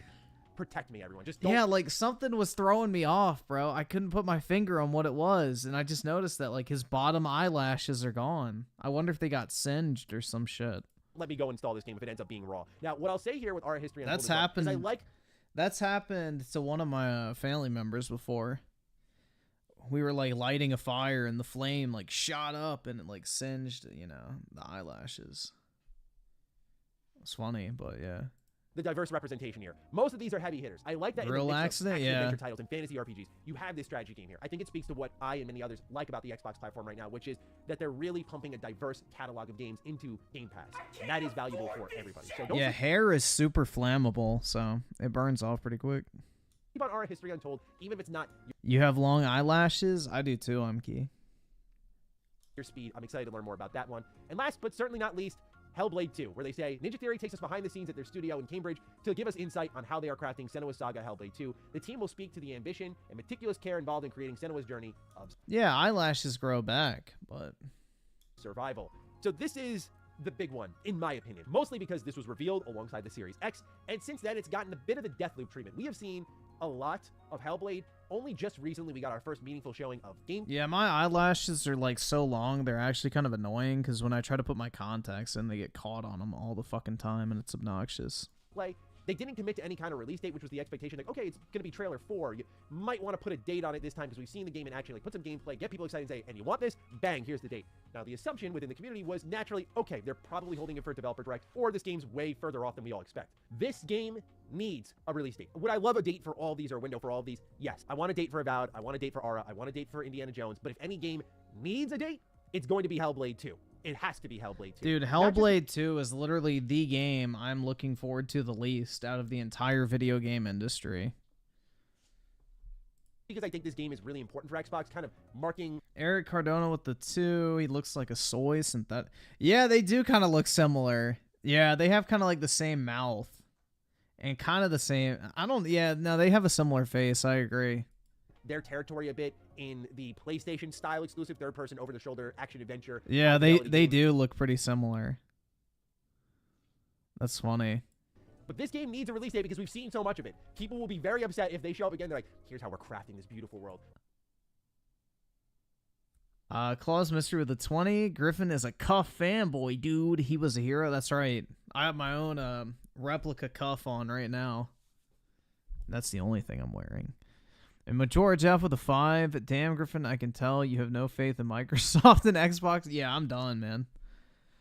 The hopium is completely tapped out at this point. Completely fucking tapped out. Look at all the detail we've packed into it. Look at this gameplay. Look at this combat. And yeah, we're still coming in 2024 sometime. We'll let you know when. We cannot bear another trailer, another showing of this game without a date. So Xbox, please put a release date next to it. The question is, though, Xbox has already said, yeah, we're going to have a new exclusive every quarter. But it's funny because given the ratio of massive games, and there's only 4 quarters in a year, one of these big games has to be coming out soon. If I were to say it'd be any, given how long it's been in development and how many trailers we've seen, I wouldn't be surprised if, like, Hellblade 2 was actually coming in March. That would be plausible to me. And I think that would be a really massive announcement. Yeah, there's no fucking reason why Hellblade has taken so long to be developed. It's a fucking walking sim movie game with an established set of assets, engine, and storyline. That game should have taken maybe a year or 2 at most. Just knowing like this big heavy hitter game is right there around the corner, and you don't have to wait long. It would also be a It's a testament to the slop movie such a small game. marketing window. What I will just say is Pump and dump that shit so that they can move on to something actually good. Dedicate themselves to quarterly AAA releases that are exclusive. And I think the one that has the biggest chance of them all to release soon is Hellblade 2. So that makes the most sense to me. Meanwhile, I would say Indiana Jones, just given its, I think, shorter development timeline, would probably be best placed in the holiday period of the year, aka Q4, which kind of leaves Aura and Avowed for Q2 and Q3. Since we knew Avowed was in pre-alpha last summer, I would throw out Q3 for Avowed, although it would be late Q3, and I would say Aura may be up in Q2. Now, you could also flip Aura and Hellblade, where, say, Hellblade is a spring title and Aura is this much sooner title. I think that would also work. You also have to consider the shadow drop that can happen here with Double Fine or maybe even Towerborn. Like, Xbox has a lot loaded in the chamber, and it's really exciting because one way or another, I think we're going to get hit with a heavy amount of content. I'm looking forward to hearing your thoughts on the Developer Direct. Certainly, there's much to speculate about, so fire away down below, and I'll catch you in the next video. Stay sexy, stay active. Love you all. Peace. Yeah, I just don't have faith, bro. I don't have a single bit of fucking confidence in anything Microsoft is doing at this point. They're dead to me. pretty much. Is this about the UI? Capers, Dreamcast guy here. Talking to Capers, Dreamcast guy here. Talking. Bro, that could be like a fucking alert. Capers, Dreamcast guy here. Talking. Bro, that's almost like worth putting on the soundboard. That's pretty good. I like that. Capers, Dreamcast guy here. Talking today about. Capers, Dreamcast guy here. That has a really good flow to it, man.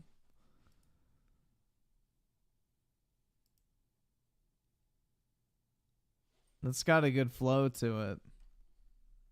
Talking today. Gabers, Dreamcast guy here. What's up, Gabers? Dreamcast guy here. Talking today about Kill the Justice League, because this is a game I feel like a lot of people are very curious about. Not because they expect it to be good, but instead, everybody fully understands that this is going to be a dumpster fire. This is probably going to be one of the worst games of the entire year. It is a live service experience where we're playing as the Suicide Squad, trying to track down and kill a bunch of corrupted members of the Justice League. Green Lantern, Flash. Who the fuck thought anyone would want to play as the Suicide Squad, bro? I will never understand that design decision, bro. Like, the Suicide Squad is like the most boring set of characters in all the fucking cape shit. Batman. And I mean, that sounds like a cool concept, except for the fact that it's a third-person looter shooter, which is basically going to be Destiny with daily quests and microtransactions and battle passes. Well, the reason we're talking about it today is because the developers approached a bunch of websites and allowed them to play 4 hours of the game itself, and everybody hates it. Hates it. Now, typically, when it comes to previews, they're at least somewhat positive. They find the best parts of it, but even IGN, which is kind of famous for previewing sometimes a bit too nicely, said they straight up didn't like it. People are screenshotting the fact that everything from Video Game Chronicle to Eurogamer, everybody is just straight up saying, hey, this is bad. This is confusingly bad. In fact, people are kind of digging up older quotes where they're being like, hey, we promise this game isn't going to flop like the Avengers. Well, guess what? Yeah, it's definitely gonna flop. Now, here's the issue with it. I watched all the gameplay they've posted, tons and tons and tons of it. So the idea is Brainiac manages to corrupt the Justice League, and so typical BS of, hey, Captain Boomerang, King Shark, and freaking Harley Quinn gotta team up to actually battle against them and find their weaknesses. The thing is, it's... Yeah, you can see Sweet Baby's handiwork all over this shit, man. You know? Really adding to the experience with this one. Let's see. Exodus with a 5. I wanted a Heavenly Sword too, but seeing Ninja Theory make Hellblade and Hellblade 2 taking a literal epoch to finish, I'm glad we're not getting Heavenly Sword 2. Dude, it's just like, I am so fucking sick of the current state of gaming, bro. Like, development times get longer, the games get fucking worse, and my interest just continues to fucking disappear. I'm like so fucking done with like these Western devs at this point. There's not a singular fucking Western game that I can like really think of right now that I'm excited for, which, I mean, I don't even know if you would consider Space Marine 2 a Western game because it's like from Eastern Europe, right? So I would say that's more of an Eastern game than a fucking Western game. But I'm trying to think what else. What else is coming out this year that's like even slightly interesting to me? Because Dragon's Dogma is Japanese. Final Fantasy is Japanese. Space Marine 2 is technically Eastern European, so it's kind of like, eh. I can't afford this shit! I can't think of anything else that I'm interested in this year. Stellar Blade, yeah, that's Korean. That's about it, man. That's about it. just a generic shooter. You just straight up walk around tiny maps and do really simple objectives over and over again. Hey, kill 2 waves of enemies. Hey, it's time to defend a checkpoint. Hey, pick up an objective. And then here's the worst part. When it actually comes to the fights, killing the members of the Justice League, which this isn't a spoiler because the game isn't out, and obviously that's the whole purpose of it, is killing the Justice League, you just shoot them. That's it. This is the Flash. The freaking Silver Speedster himself. The Red Menace. This dude is literally impossible to bet. You just shoot him? So this is what the previews have really been laser focused on, which is that even the purpose of this game truly makes no sense. This is the Rocksteady universe. In fact, here in the IGN video, they actually talked about the fact that it's super bizarre because this is canonically taking place after the Majora Jeff with a 5. I watched the clip of you reacting to a podcast of Xbox fanboys defending Microsoft, and you're so dude, I'm like done. This is the thing, is like I actually liked Xbox. I can't say that I like them anymore.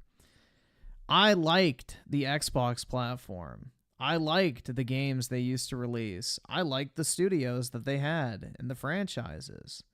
But they are just a fucking hollow husk of their former selves with no sense of direction, horrible fucking management, and a complete and total lack of any sort of clue over what people actually fucking want. It's just pitiful to watch. And the only reason they're still in business is because Microsoft has a fucking infinite money hack on them. If Xbox was a standalone company, they would have been bankrupt 5 years ago. Easily.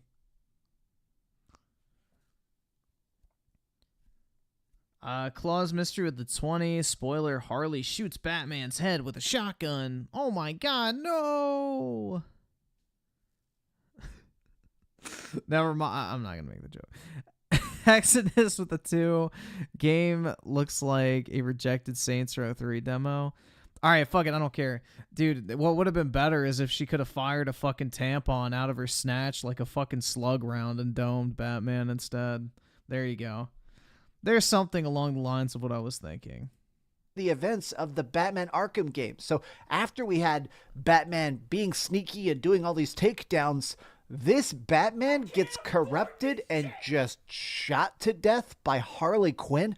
It is so strange to me that they would even imagine that people would be okay with that. Like, everybody loves the Arkham game. What do you mean shoot Batman to death? You only have to shoot him once. Why would I want to kill that Batman? Why would I want to play this crappy, basic looter shooter after having the best superhero games ever? Like, legitimately, you can go back today and play all the Arkham. It reminds me of that fucking... You know what video I'm talking about where it's like the X-ray almost? And it's like the tampon turns into a missile and fires at the fucking like Jaguar that's running at the woman. Like, it's like that really fucking basic 3D animation, and it's like showing the X-ray of the tampon, and it goes out, turns into a fucking missile, and slices the head off of the fucking Jaguar or whatever. Hold on, let me see if I can find it.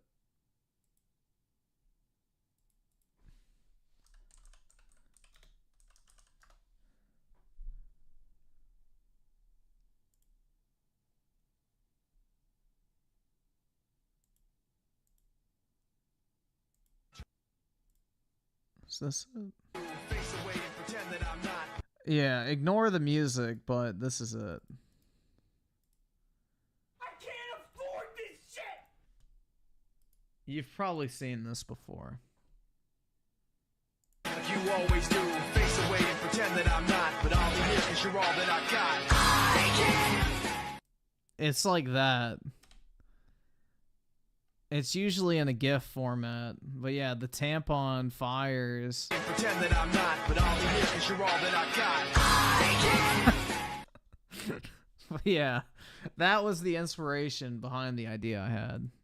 Games, and they're perfect. I mean, straight up. That would have been funny. The stealth, the takedowns. See, you know, if the fucking Suicide Squad would do unique stuff like that and make it interesting, then maybe it would be worth playing, but nope. They can't do anything fun like that anymore because that would be sexist. Combos, the gadgets, the story, the voice acting. Those games are about as perfect as you can make, and they even redid them. They did remasters of them for current consoles that are freaking top-notch. A lot of people are talking about the fact that it's just fascinating that this is the only time a AAA game has gotten unanimously negative previews. Now, there's a secret saying that I believe I'm probably allowed to let out, but normally when these major websites are invited to try something early, they have this methodology. They say preview positive, review negative. Now, the reason this phrase exists is that you're playing an unfinished version of the game. It doesn't have a day one patch. It's not fully balanced. A lot of times you're basic. Exodus with the 2 game looks like a rejected Saints Row 3 demo. Yeah, it really does. Dude, the fucking colors in this game look fucking horrible. It looks completely washed out and bland and soulless. Major Jeff with a 5. Don't you play Japanese games? That's all I've been seeing you play. Pretty much, man. That's all I've really wanted to play recently. They're just, actually decent. I don't know, man. It's unfortunate the current state of the Western game market. We focus on everything except what makes gaming fun and interesting. Instead, trying to make movies into I just had a slip. Trying to make video games into movies, not movies as video games. But yeah, same difference. Yeah, movies and video games are pretty much synonymous in my mind at this point when it comes to the AAA gaming industry in the West. That's pretty much all it is. They're just fucking movies. They're literally movies with the most bare bones gameplay elements tacked on. The gameplay of these new games is the filler instead of the cutscenes. The main part of the game is the fucking movie you watch in between the gameplay segments. The gameplay segments are literally just there as filler, and they're not fun anymore. Basically trying to go into this with the most open mind possible to say, okay, what are you trying to achieve with this? But in this case, even previewing positive, nobody can really find anything halfway decent about it. I must admit that when I first heard about the idea of Suicide Squad Kill the Justice League, I was excited about it because it's just so different. And then it turned out to be a looter shooter, a game with random pieces of tech, really weird gun crit statistics. Yeah, I can't wait to loot Batman's corpse for a legendary pistol. Oh wait, Batman doesn't use guns. And special moves. This is by Rocksteady. This is the same people. No, it's not. There's also everybody left Rocksteady. Weirdness in the fact that the game itself is just cringy, lots of goofy ass storylines that don't really make sense. Man. You're teaming up with Penguin to do weapon upgrade stats. I'm sick of this style of game. I despise the fact that we're getting to this corporatization of art that just drives me nuts. That has nothing to do with it. It's fucking Sweet Baby Inc., BlackRock, and, a total lack of understanding of what makes video games. But Dreamcast Guy is a massive contributor to the downfall of the industry because he fucking eats all this fucking slop up. He loves these fucking cinematic, wannabe movie director made games. So the reason why this type of shit keeps getting made is because people like him consume it. That's how it works, man. Let's face it, they didn't make this because they thought it was a good idea. They didn't make this because they believed in it. They probably thought it was a good idea, but they were hired because of their fucking, let's say characteristics instead of their actual skill set. Major Jeff with the 5, I guess that's why Nintendo is better than Xbox. Wait. I guess that's my Nintendo is better than Xbox, as Nintendo is a Japanese company. That Nintendo has a very, I think, good mantra when it comes to their games. It's if it isn't fun, what's the point? And I 100% agree. What is the point of making a game that's not fun first? Everything else is secondary. The first thing you should always prioritize when you're making a video game is that game fun? And Nintendo despite all their flaws, sticks to that very well. It as a passion project or something that could have the potential to surpass the Arkham games. They made this because they want to put microtransactions in it and battle passes. I mean, this is straight up just supposed to be a money printer, and they're so dead set to press go on the money printer, they forgot to make it fun. Look at this UI. People are actually just mocking this constantly because it seems like parody. Look at everything on the screen here that's completely unnecessary. That's not even that much. Quest icons, how many different weapons you have, your shields, your items, your different cooldowns, your emotes, your mini-maps, your backdraft stuff. Oh my god.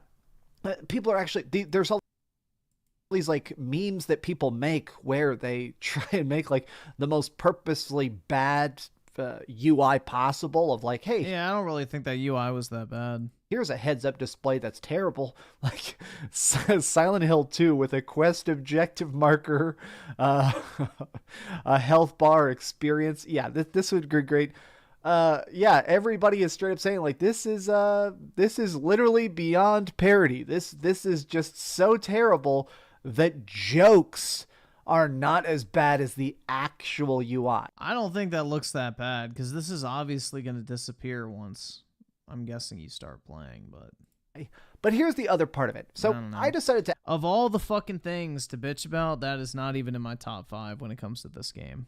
The UI is whatever. I don't fucking care. Actually read these previews. I decided to go through them with a fine-tooth comb and see what specifically is just so atrocious. And apparently it's a lot of things at once. It is the fact that, like, I mean, the story is bad, the voice acting is cringe, the writing is trying to be funny and doesn't really land, but a lot of people are expressing the massive disappointment with the fact that this is something that the Arkham games did good, which is that sense of being Batman. Traversal, exploration, getting a chance to learn Gotham City and go on adventures, and, you know, every time you were doing something, it had that impact. Since there has to be these 4 separate characters, they need to make them all basically play the same, which makes it very, very boring. I mean, everybody just has the same style of, all right, you know, Harley Quinn's got a grapple hook and Deadshot's got a jetpack. I mean, they all have to be able to do the same thing. They have to be able to get to the same spots and have the same attack range and do the same stuff with some slightly different flavors to it. It's wild to me that they couldn't figure out a way to make these people feel better, to make them feel drastic. I mean, at the very least, aren't you trying to encourage people to play the game more? Like, I haven't played Destiny much in the last couple of years, but I played my Warlock in that, and part of it's the fact that I enjoyed that even though everybody is a weapon-based class, super abilities, passive bonuses, melee, it was cool that each different style of hero felt different. Their goal of trying to homogenize this, to make everything feel and look the same and have the same pace, washes out any sense of flavor. Like, look at this. It's empty. It's boring. Yeah, they should have put Harley Quinn in a fucking G-string bikini. They should have had, like, Poison Ivy as an... Like, this is the thing, bro. They could have actually made this successful. But they made some fucking dog shit characters. The focal point, they made it look bland and boring. It's going to be woke as shit. I don't know. There's ways to make this actually good, but good luck with that. I don't know, man. If you want people to play as Harley Quinn, you have to, like, play on her sex appeal. That's, like, her entire fucking character. That's why every hoe was dressing as Harley Quinn after the first Suicide Squad movie. It's because everybody thought she was attractive, not because she was a crazy girl, dude, or a clown. It's like, no, she was like a fucking sex icon type thing. I don't know. Claus Mystery with the 20, but games are not meant to be fun. Cockman, that's right. He's a fucking clown. Did you guys see the clip of him at the fucking Golden Globes or whatever? Like, he was standing on the red carpet where everybody was getting their picture taken and everything, and when he walked out, no one took a singular photo of him. Not a single fucking camera flash or click or anything. No one gave a single fuck, and he stood there humiliated. Thank fucking God.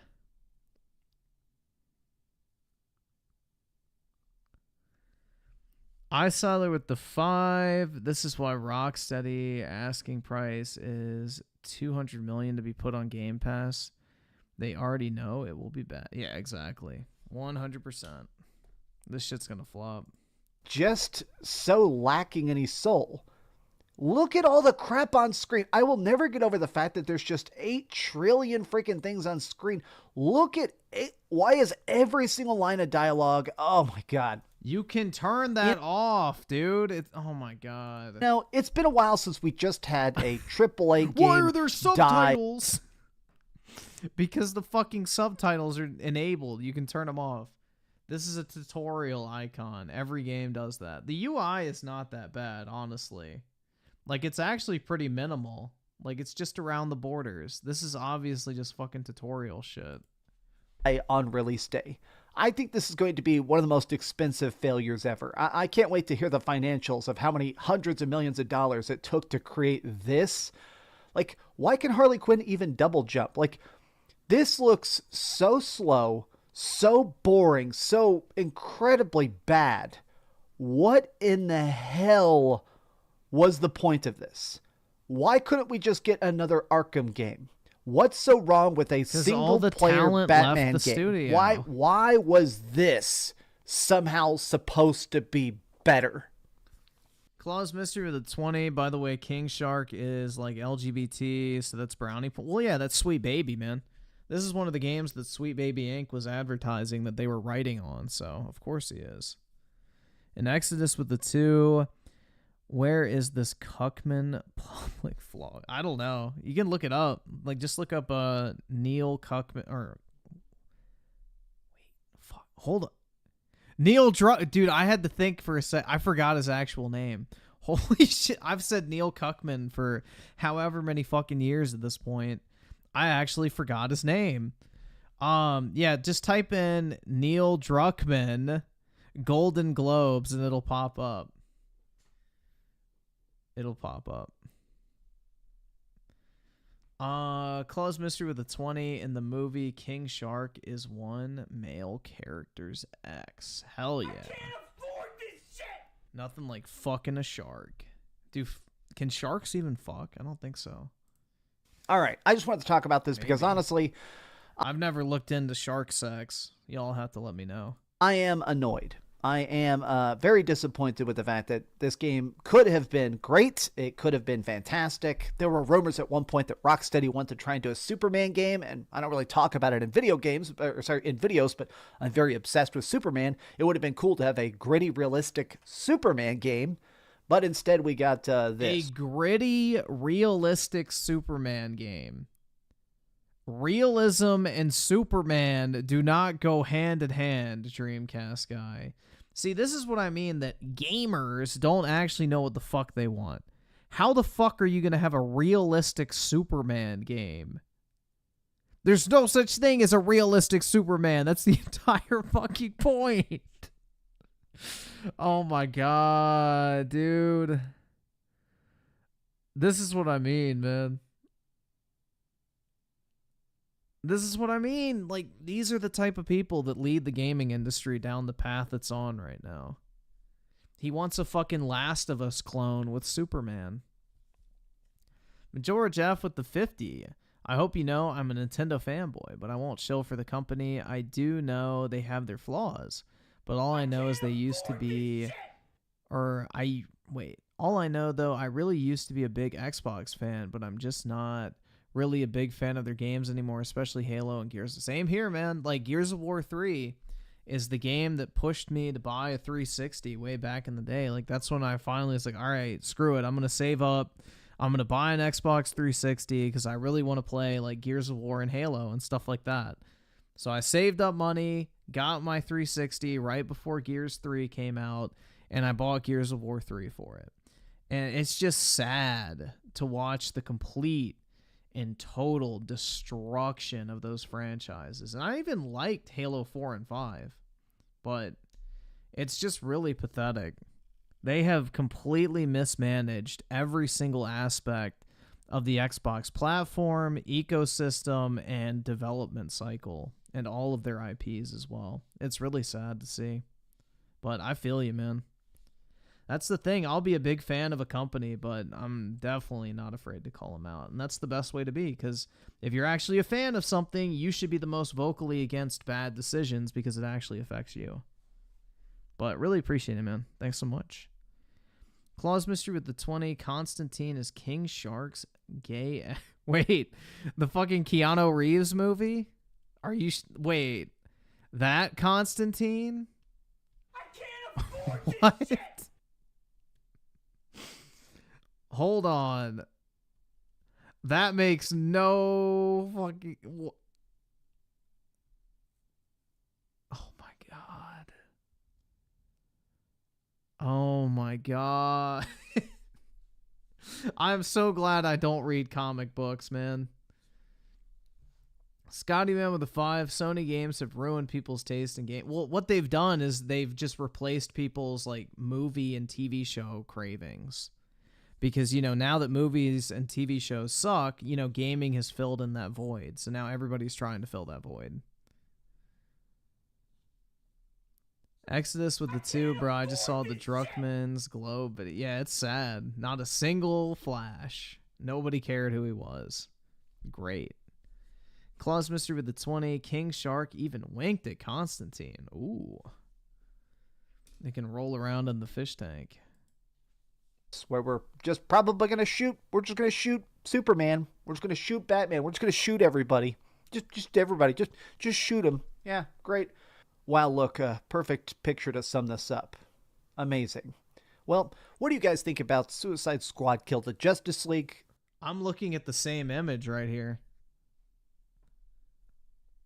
I can't believe I didn't notice this before, guys. Tell me your thoughts in the...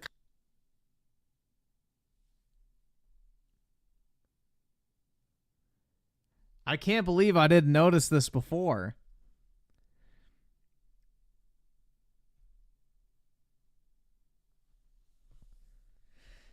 It's the same person, bro. This is Dreamcast Guy's gaming debut.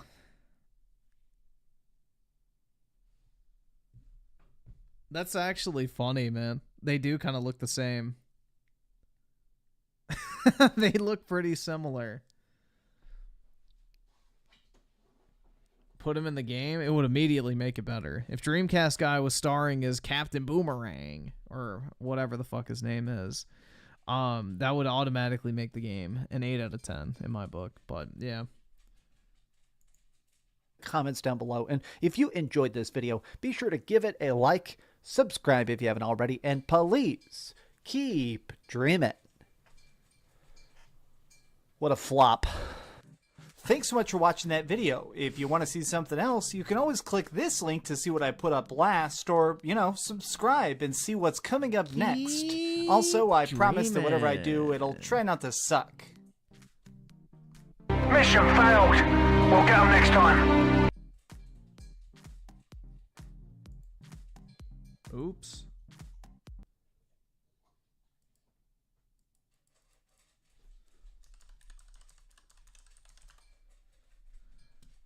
What's up, gamers? Dreamcast Guy here, talking today about the bad...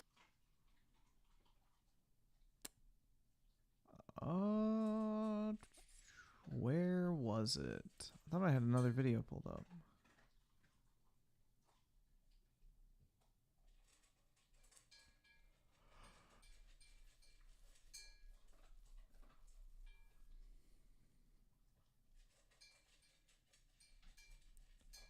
Let me see if I can find that Neil Cuckman clip real quick.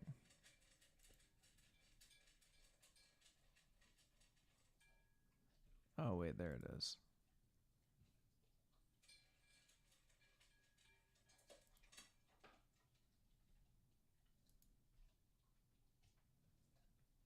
Memology has it. Okay, cool.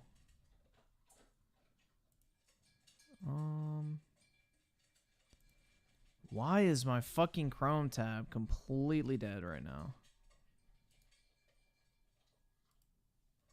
There we go.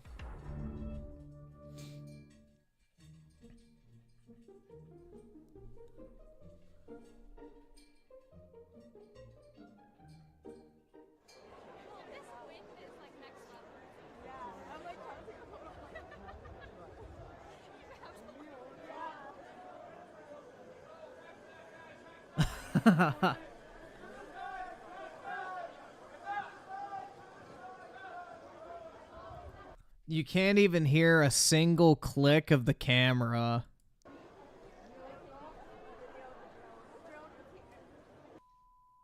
Hello, darkness, my old friend. I've come to talk with you again. Because when you think about it, all law, all legislation is about the restriction of freedom. That's exactly what we're doing here, is we are restricting freedom, but we're doing it for the common good.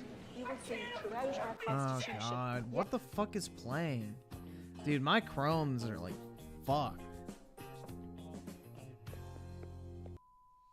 What's up, man? What the fuck? Dude, like, come on, be real. But it's just so great, because, like, Neil Cuckman for years has tried to suck up to the fucking Hollywood elite. And, you know, this is how they treat him.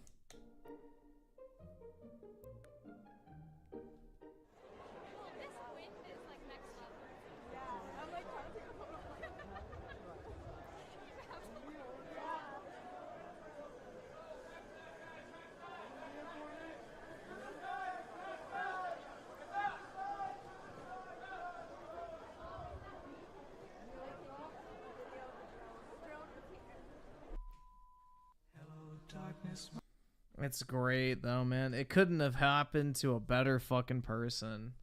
He got all dressed up for nothing.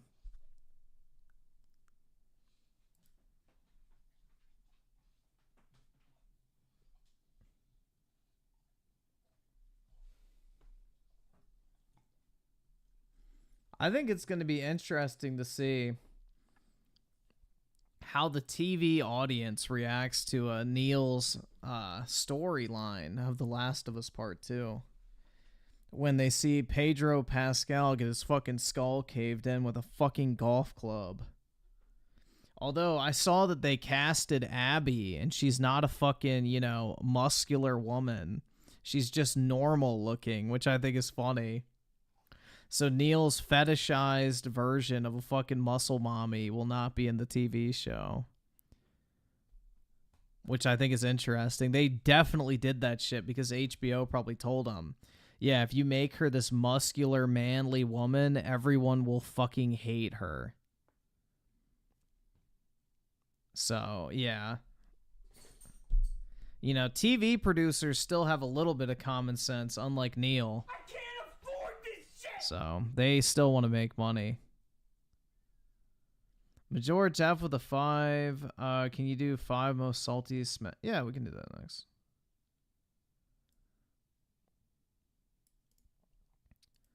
Major Jeff with a 2. Does nobody like these people? I sure as shit don't. But it's like he's a game director at a TV show, like, or what was it, Golden Globes? Is that TV shows or movies? I think TV shows. But yeah, it just, you know, he thinks he's hot shit. Nobody cares. He's like some D or E list celebrity at best. Game developers are not celebrities in my opinion, but you know, they like to believe they are. But many people out there proved me wrong, and I'm starting to reconsider because right now these Pichus are putting in some work. Yeah, no, I can see sort of your point. I can see over time Pichu's inability to not go. It looks like he's trying to resist shitting himself. What the hell? With hitboxes and stuff like that, when you realize he can't really camp you, and it's more so a bluff on his part. But again, just things that we'll see as the meta progresses. Yeah, right now this character's looking powerful. Beautiful spike there. And Thunder, they're looking surprised that happened. But I don't know, man. That down air, it's so strong that I feel like you kind of just have to respect that one. Jump there, but up air did not kill. Wow, this text though. What in the fuck? Look at this guy. He looks like a meth addict. Looking like a new player on these last 2 stocks right now. He is as white as a ghost, bro. Holy shit. Let's see what he can do with his last stock. Spoke too soon. Just a little bit. You might have commentated cursed him right out of bracket, my dude. That was a rough one. I hope he doesn't watch it. In the original, Looks like me. Hell no. It was Ike Nair off stage being the lull. Then in Smash 4, it was Greninja Nair off stage. I got a And little now more it's meat still on my Greninja Nair off bones. stage. That was a rough finish. I've actually touched a weight in my Alright, getting life. Thank you through, very much. But getting sent right back at. Ooh, the freaking dare! The down air. Like, I'm so scared, and I'm not even the one playing this game. Exactly. The cheeky down airs are always going to be a thing. Oh, there it is. Forward it. Get him out of here. Not going to kill, but at least it'll. Oh! Oh, shit. BK Thunder. Oh, the salt. The salt. The salt. Oh my god, the salt. He didn't bump his fist. The salt. Oh no. Somebody's salty. It's okay, though. Kyle got him. To be fair, I wouldn't really want to touch their hands either, but you know.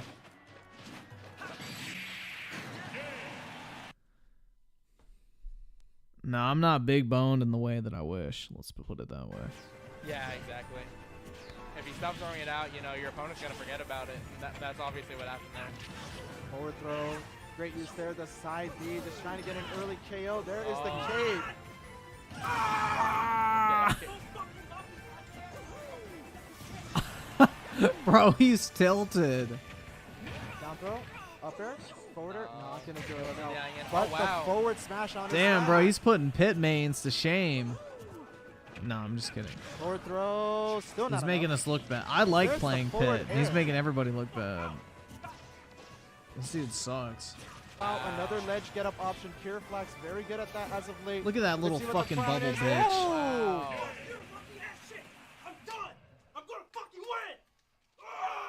Now it's two. Yeah, I played pit primarily in Brawl. I liked pit and Brawl. No, that's not going to kill, but putting him in disadvantage might make the difference. Wait, hold on, hold on. Oh, the bad. Is his name really Masta? It should have been Massa. Oh my god. Bad trade coming out.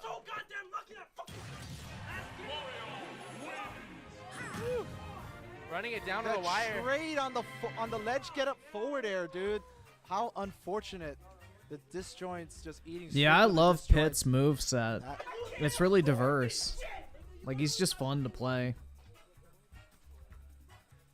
Wow, that was a very, very close grand That finals. was a very, but very Masta close able to set. take it home. Very confusing set considering they only went off FD. Yeah, Couldn't keep but- track of games, but it is what it is. A great back and forth battle between both of these guys. What a great set.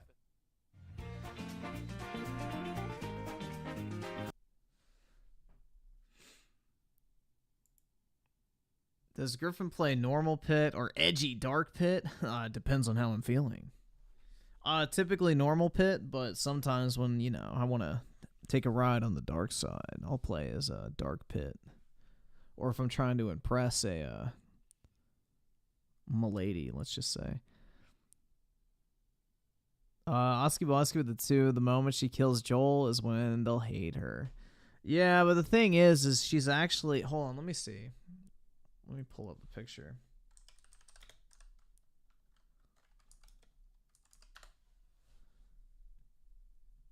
She's not unattractive, unlike Abby.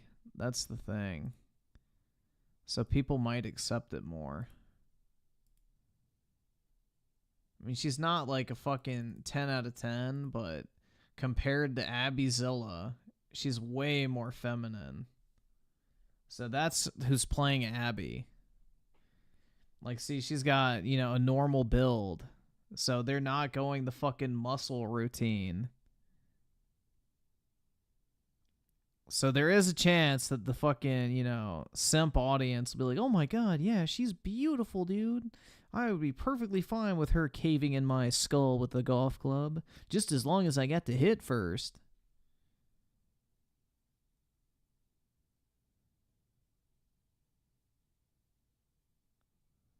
But, yeah. Yeah, no, she's not unattractive. That's the thing. And that may not be the best picture either. Let's see. Let me look up her actual fucking name instead of Last of Us 2 Abby actress.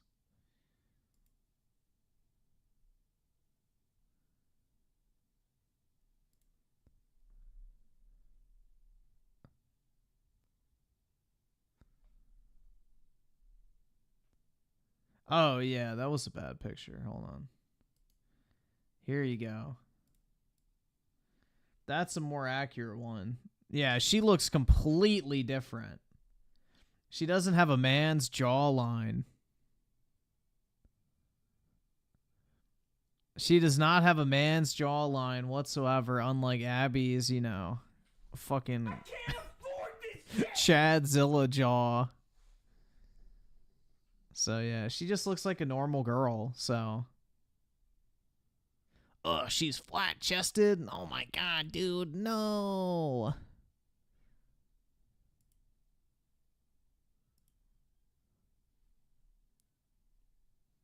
Looks like a dude. How does that look like a dude?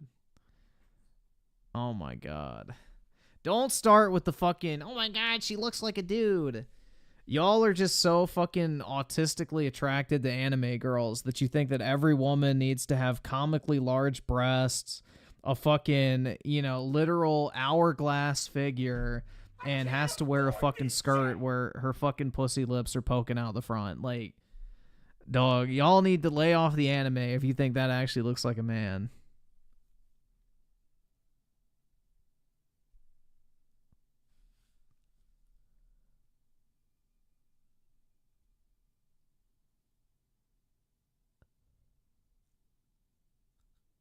Majora Jeff with the 2, are you willing to do a 1? Depends on what it is, and probably not tonight, because I have to get off early tonight. Or by, like, 3-ish. Which isn't really early, but it is, kind of. It depends on what the video is, but we can probably do it tomorrow. If you just give me an idea of what it is, then I can tell you for certain, before you send anything for it.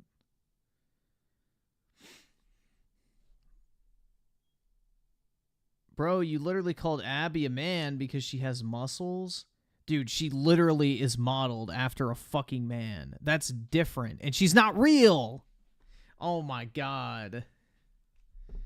Here we go. The anime autism is peaking again. People are confusing reality and fucking fictional characters. Abby is not real. She cannot hurt you. You don't have to lie.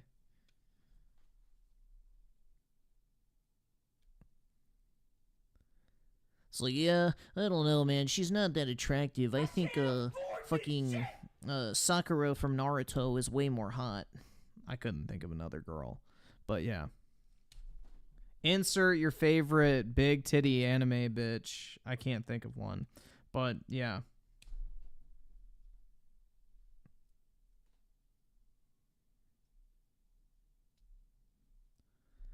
See, Majora Jeff with the 2, the roast of low tier god. Let's see.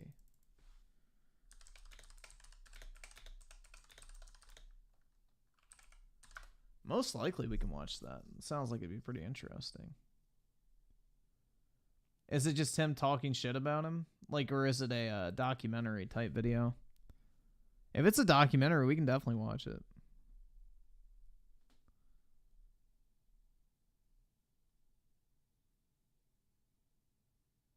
Crush your enemies. See them driven. Holy shit, dude. Why the fuck? Why is my Chrome tabs just like fucking freezing on me? It's a documentary? Yeah, we can definitely check that out. So what I'll do is I'll just leave it pulled up here. And then it'll be ready to go tomorrow. But yeah, we can watch it. Majora Jeff with the 2, it's a mix of both. Yeah, we can check it out. You gotta update the Chrome tab. Yeah, I have an update to do up there. Yeah, Chrome is just fucking horrific recently. Alright, we'll see what this is. I don't know if we'll watch the full thing. I don't know. Y'all could see Ladies that, and right? gentlemen, this is Michael, or better known to the internet as Neon. You've probably seen this dude around a lot recently, because I sure as hell know I have. If you have Twitter or X now, whatever you want to call it, you've seen this guy's face pop up here and there. And you might be wondering, well, how did he become so relevant so quickly? And genuinely, when I first started making this video, I was thinking the same thing, because in what seemed like a very short amount of time, this dude blew up to become probably one of the biggest streamers in the world. So I'm here today to tell you the story about this guy, how he got so popular so quickly, and why he's such a punk bitch. Because if you're wondering, man, those are some harsh words to throw out right at the beginning of the video. Well, by the end of it, I feel like y'all are going to be saying a whole lot worse. But before we get to anything that's been going on recently, we got to go back a few years. And for everyone who thinks this is a joke, bro, this stuff that's happening is not something to joke around about. You know, what's happening with me is not something that should be joking around about. You guys should not be playing around about this, bro. This is actually serious stuff that people go through, bro. And there's no reason to make a joke out of it. If you guys are making fun of me or laughing, saying it's fake, then you guys are just terrible people. Now, I bet you're wondering, well, what's so serious? Why is this kid sitting here making a video with some really sad music in the background and talking like his life's about to end? Well, that's because he was trying to convey the idea that his life's about to end. You see, Neon's been a YouTuber most of his life. When he started out, he was doing NBA 2K videos, and then he eventually moved on to Fortnite. But eventually, ladies and gentlemen, these games, they stopped bringing in the views, and Neon really wanted to figure out a way to keep that train a-rolling. But to do that, he had to pump the brakes, and he basically had his brother make a video saying, hey, Michael is, he's dying. He's got like a tumor in his head or something. Now, lying about this is an incredibly stupid thing to do. He probably Not does. just stupid, it's disrespectful to people who actually have to go through that type of hellish experience. But Neon, being the dumb kid he was, he decided, hey, this will be the perfect boost my YouTube channel needs, and we'll get those sympathy views, you know, people showing up saying one like, one prayer and all that. But eventually, it obviously came out that he was lying, and people ripped into the kid for this. There were tons of videos at the time saying this YouTuber tried to fake his own death for clout, and that's what really got Neon's name out there. But to tell you the truth, I wasn't around for that, and I don't remember that situation much at all. I've just gone back and looked at it now. It seemed like all Neon wanted was clicks and views, and eventually he would get it, and it wasn't because of him. It was because of a buddy of his, the guy you guys probably see even more than Neon, and that's that dude Aiden Ross. I know I said earlier that Neon's one of the biggest streamers in the world, but if he's not the biggest, then Aiden Ross probably is. Now again, I'm just talking about the metrics here. Both of these guys are douchebags, and don't think I'm hyping them up for a second, but that's how Neon really got his start. And if you watch Neon on any of these streams, it was really easy to pick up on the gimmick that he was trying to portray. And again, I brought this up, but his whole thing is that he's a bitch. He'll say a bunch of crazy shit about people behind their back, but then when he sees them in public, oh god, it's that fucking thing.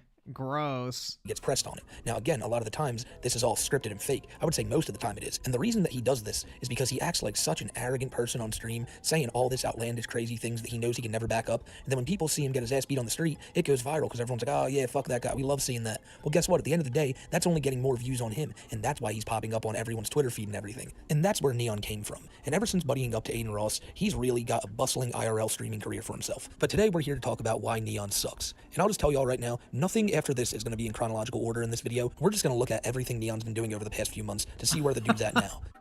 The first time that I bet a lot of people heard of Neon was when Aiden Ross and Andrew Tate were having a stream a few months back, and Aiden decided to invite Neon. And within a minute or so, you were able to get a very good idea of what type of person Neon is. Are there bad bitches there? I don't know. I don't know if there are. I don't know if you'll be able to find them or if they'll talk to you. The point is, Aiden said you know who the fuck I am? No, I don't. I'm sorry. You're telling me a girl's fucking your broad ass over me? Is that SpongeBob on your t-shirt? Yeah.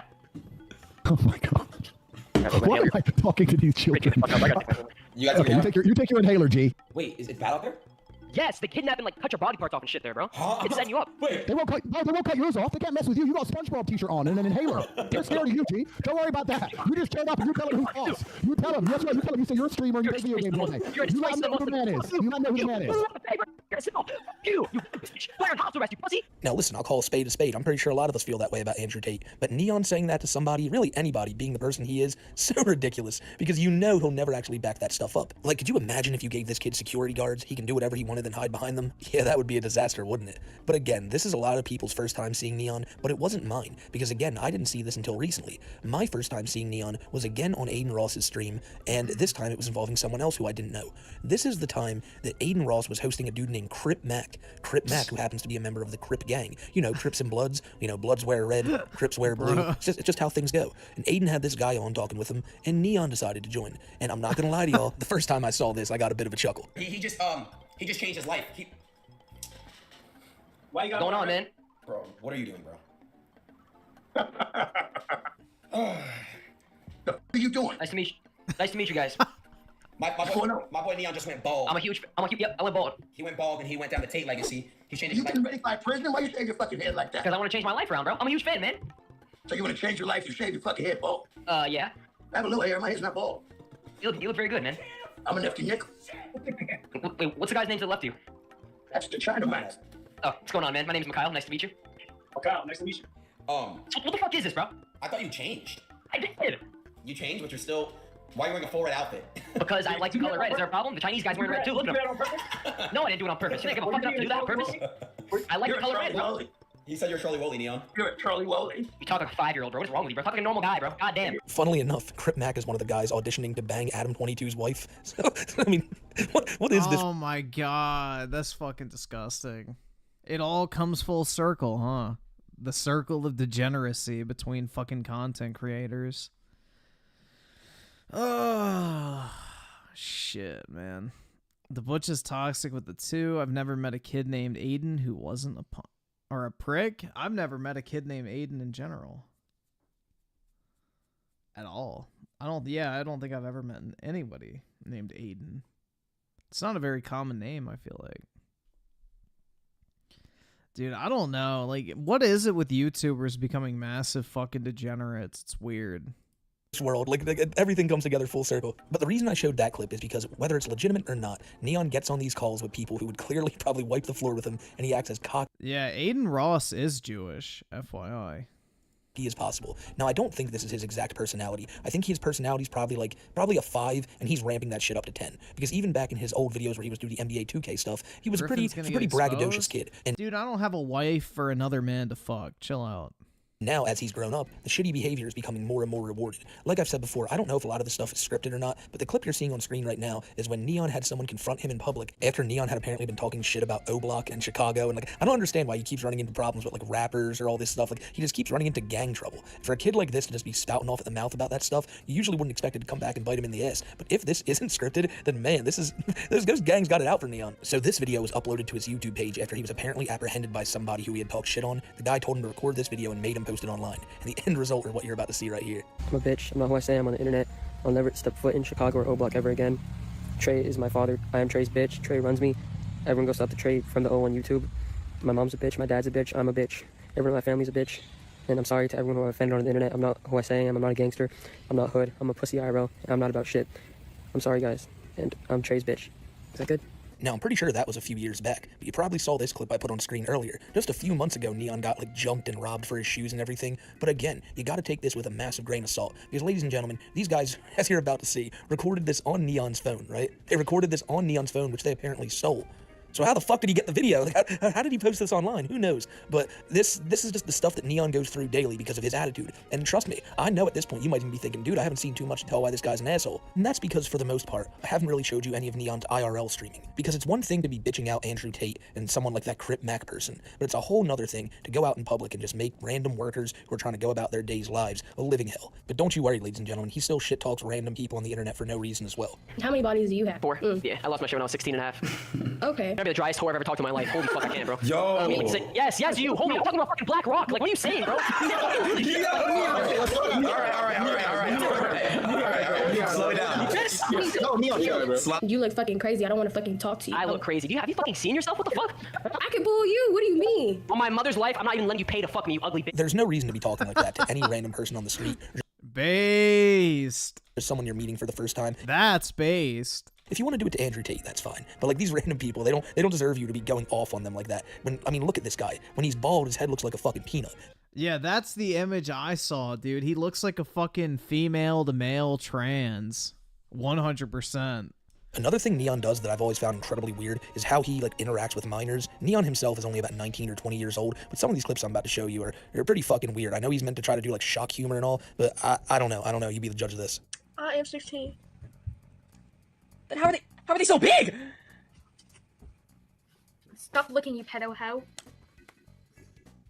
I think our daughter would look like her now. You okay? Oh my god, you okay? Hold his hand. You have very soft hands. God. Don't fucking do that. How you guys doing? Hey, that was just a Joe Biden reference. Hey, why does everyone laugh at me? What are you laughing at? Nothing. Oh, okay, what's your name? Jasmine. Nice to meet you. How old are you? 14. So Neon acts really weird around minors and even like really little kids. That one video of him I don't really think that's that big a deal. Smelling that kid's hand. It's like that doesn't really seem like anything to me. That shit Aiden Ross does where like Andrew Tate gets up and he's... If that's all he's done, I think people are looking too much into it.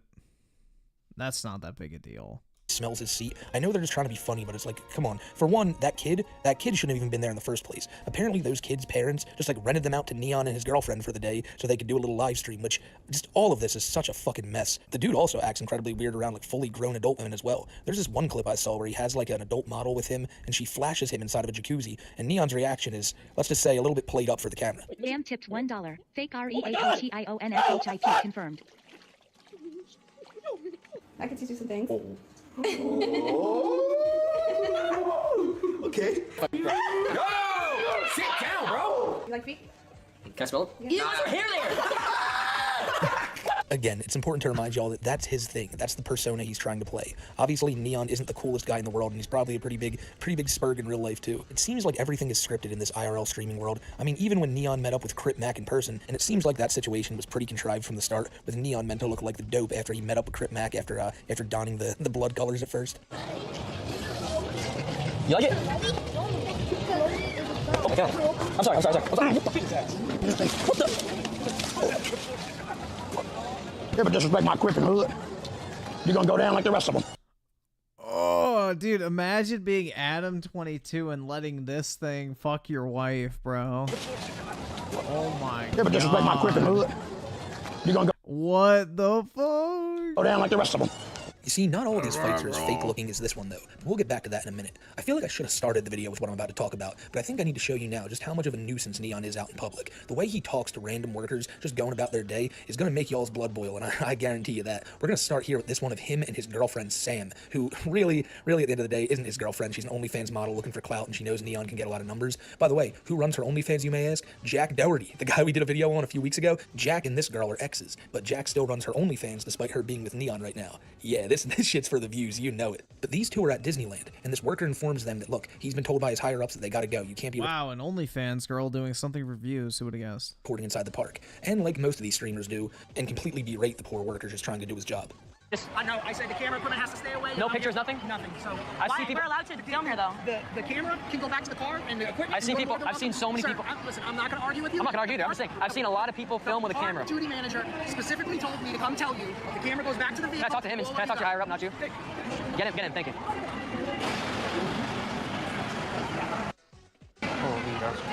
You gotta just live life, man. Come on, bro. Life's too short, brother. 04 Alphatron with the 2. I think XIII is a rapper too, so even better. There you go, man. My thing. I get it. I'm just here as a messenger doing a job. I get it. Can I just talk to the guy that gave you the message? And I'm calling him now to come over. Thank you, brother. I appreciate it. You know, we only have 9 minutes left anyway. They put it back like see us. We have policies here that we have to follow, okay? I'm sorry that you don't like them. I don't like them all, but that's the deal. I like you, my boy. I like you, man. Hey, Listen, ma'am, I'm not going to keep talking to you about it. I just want to be here. Just trespass you. Oh. And be over with it. Why? What'd I do? Because you're over here. Come on. And you're the one that's being aggressive towards me. I'm just explaining. You said you didn't get out of me first, sir. No, I didn't, ma'am. They want to take a picture of you. I apologize for it. I don't know why she's doing that. And if you want to trespass her, I give you full permission. But just please leave me out of it. Listen, Dude, basic ass bitches that chew gum with their mouth open. Red flag. all I'm telling you is I gave specific instruction to you that came from my boss. Yes, sir. And we even let you bring the stuff in, and I asked you to not take it back out. 10 minutes later, you got it back out. Okay. Can I just talk to the higher up real quick? I'll wait here. Sure Thank you. Thank you. Dude, I would, like, she's not even that, like, how the fuck are people paying to see her naked? Like, I don't fucking get that shit. Like, I've seen some of the OnlyFans bitches, and, like, you can understand, like, all right, yeah, I could see how people would pay, but it's like, she's not even that great. She's, like, just really fucking average. You seem like a good guy at heart, man, you know? Listen, I've been doing this for 5 years, right? It's not anything I don't see every day. We have YouTubers, we have everything every day, right? It's just part of it. They don't allow you guys to film with this type of stuff inside the park. Yeah, I understand. It's not my fault. I just had a few more days to live, but I get how it is. You laughing? Why'd you laugh? No, I'm not laughing because you're over here. You think this is not... He's the filmer for... I work with them, like, this isn't a joke. Okay. So, I'm glad you just laughed at that. You might lose your job now, I'm not gonna lie. Oh, okay. He's not gonna lose his job. You're good, brother, trust me. And if you do lose your job, I can hire you. What did I do? I'm done with her. Yeah, you go to the mall, you'll see 100 chicks that look like her, if not better. Wait.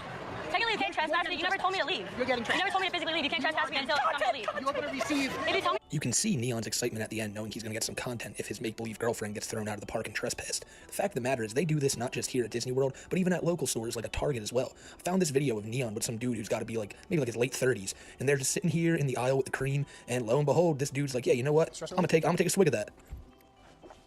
And you know, I guess the lotion or whatever didn't taste so well, so I guess this dude needed to wash it out with some Diet Coke. But instead of drinking it, he just opened it up in the aisle here and put some Mentos in it while Neon and his cameraman watched on. This is the type of stuff these guys get into here. Just like, why do this? Why do you feel the need to go into a store and just cause havoc that you know you're not going to clean up and some guy's going to have to deal with later? Like, it's just a dick move from someone who's clearly never worked a day in their life. I've seen you before. Oh, yeah? Yeah, I'm not a fan of. Oh, you're not? Damn. It's all good. You probably have a great life. I was being fat as shit. And to top it all off, Neon has to throw some insults at the guy removing them from the premises because, you know, they're opening up the merchandise and having Coke shoot all around the aisles and shit. You can't be having that in your store. But Neon doesn't see it that way. That dude just has a miserable life, and by him kicking them out just makes him a piece of shit. But here's the important lesson that we learn at the end of the day, ladies and gentlemen. Who do you see next to Neon? Well, ladies and gentlemen, that would happen to be backup. And I don't know if that guy in particular is a security guard, but the fact of the matter is Neon now has one. He has many security guards, guys who are willing to stand in between him and whoever's coming in his way, just so Neon doesn't got to face the brunt of everything. Because at the end of the day, that is what security guards do, but it gets these guys out of so much trouble. I'm going to show you this clip that went a little bit viral last week of Jack Dougherty walking around a mall, and then he runs up to this guy, gets in his face, bumps into him and shit, and of course he... Dude, I hope he gets fucking shot. Like, you always hear about these influencers that get fucking shot and stuff. Hopefully he's one of them. Security guards in the middle of them. That guy is a fucking Jack knowing full well that this guy, dude. Hopefully he's one of the next people that gets fucking shot during a fucking YouTube prank or some shit like that. If that guy wanted to do something, he can. They use these security guards for all the wrong reasons. But the fact of the matter is, ladies and gentlemen, it is getting to the point where they probably do need them. A lot of people see these streams that Jack and Neon do, and they want to, like people actually want to go out there and hit these guys. But more than that even, the droves of fans these guys have is unbelievable. Nah, I don't have to say in Minecraft that I hope he's the next person to be involved with an influencer shooting. That's not a threat. That's just wishing that something happens. It's like saying, I hope it rains tomorrow. Now, I'm showing you this clip on screen right now. All I'm saying is that the next time one of these stupid fucking dipshits that does prank content, you know, gets a gun pulled on him, I hope it's him. That's it. You would think that Michael Jackson was in that motherfucking car. That's Neon in there. Like, look at, people are going crazy for him. Like, this has become an epidemic. Everyone wants to be a streamer nowadays. I talked about it in the Jack Dougherty video. It's what most kids strive to be in life now. Everyone wants to be like their favorite YouTuber and stuff. And a lot of kids look up to people like Neon and people like Jack. And it's because of all the outlandish reactions that Neon gives and stuff like that that keeps kids entertained. It's him freaking out over seeing a girl's tits in a jacuzzi, which then it begs the question, why are kids even watching this content to begin with? It's all a really rabbit hole that you can look into, and there's all this crazy shit going on in the IRL streaming world. But I hope this video gave you a good look into at least one of its biggest members. So ladies and gentlemen, I hope you enjoyed that video, and I hope if you're new to the channel, you stick around, because we got a cool community here, and I'd love to have you. Did Neon influence you to be a streamer, Griffin? Absolutely. I'm going to start IRL streaming with an OnlyFans whore and pick fights with random Disneyland employees. I think that's my next content pivot, guys.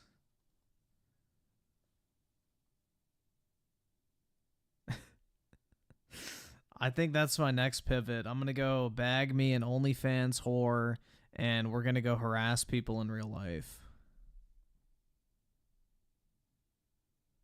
Easy mode.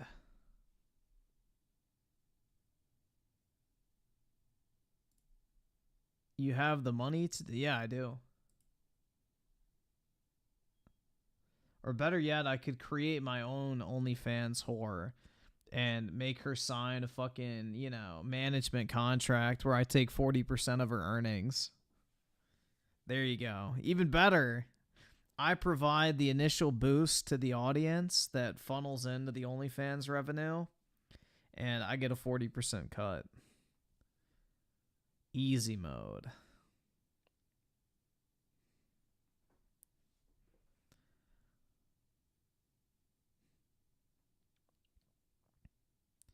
Well, yeah, it's just a standard management contract. It's not hard to do. People get stuck in those all the time. Look at the music industry.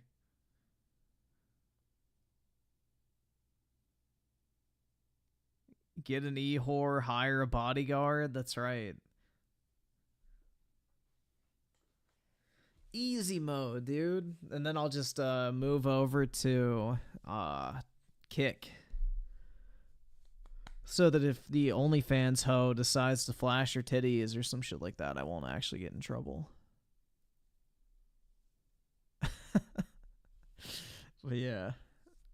I'm about to try drip himself in pimp clothes. That's right. I'm gonna get a white suit, some fucking green shoes, and a fucking long ass cane with a red, or no, not a red, what, fucking gold fucking tip and like blue top. There you go.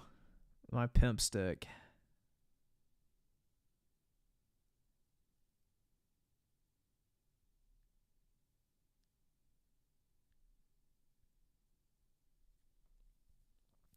I don't know, man. It's a pretty profitable business model, though. You know, a lot of these, like, content creators prop up these OnlyFans hoes and make them sign, like, a management agreement, and they pocket all the fucking money. Smart. Why not? It's a good business model, you know. But I'm gonna probably go ahead and hop off, guys. I'm gonna go to sleep.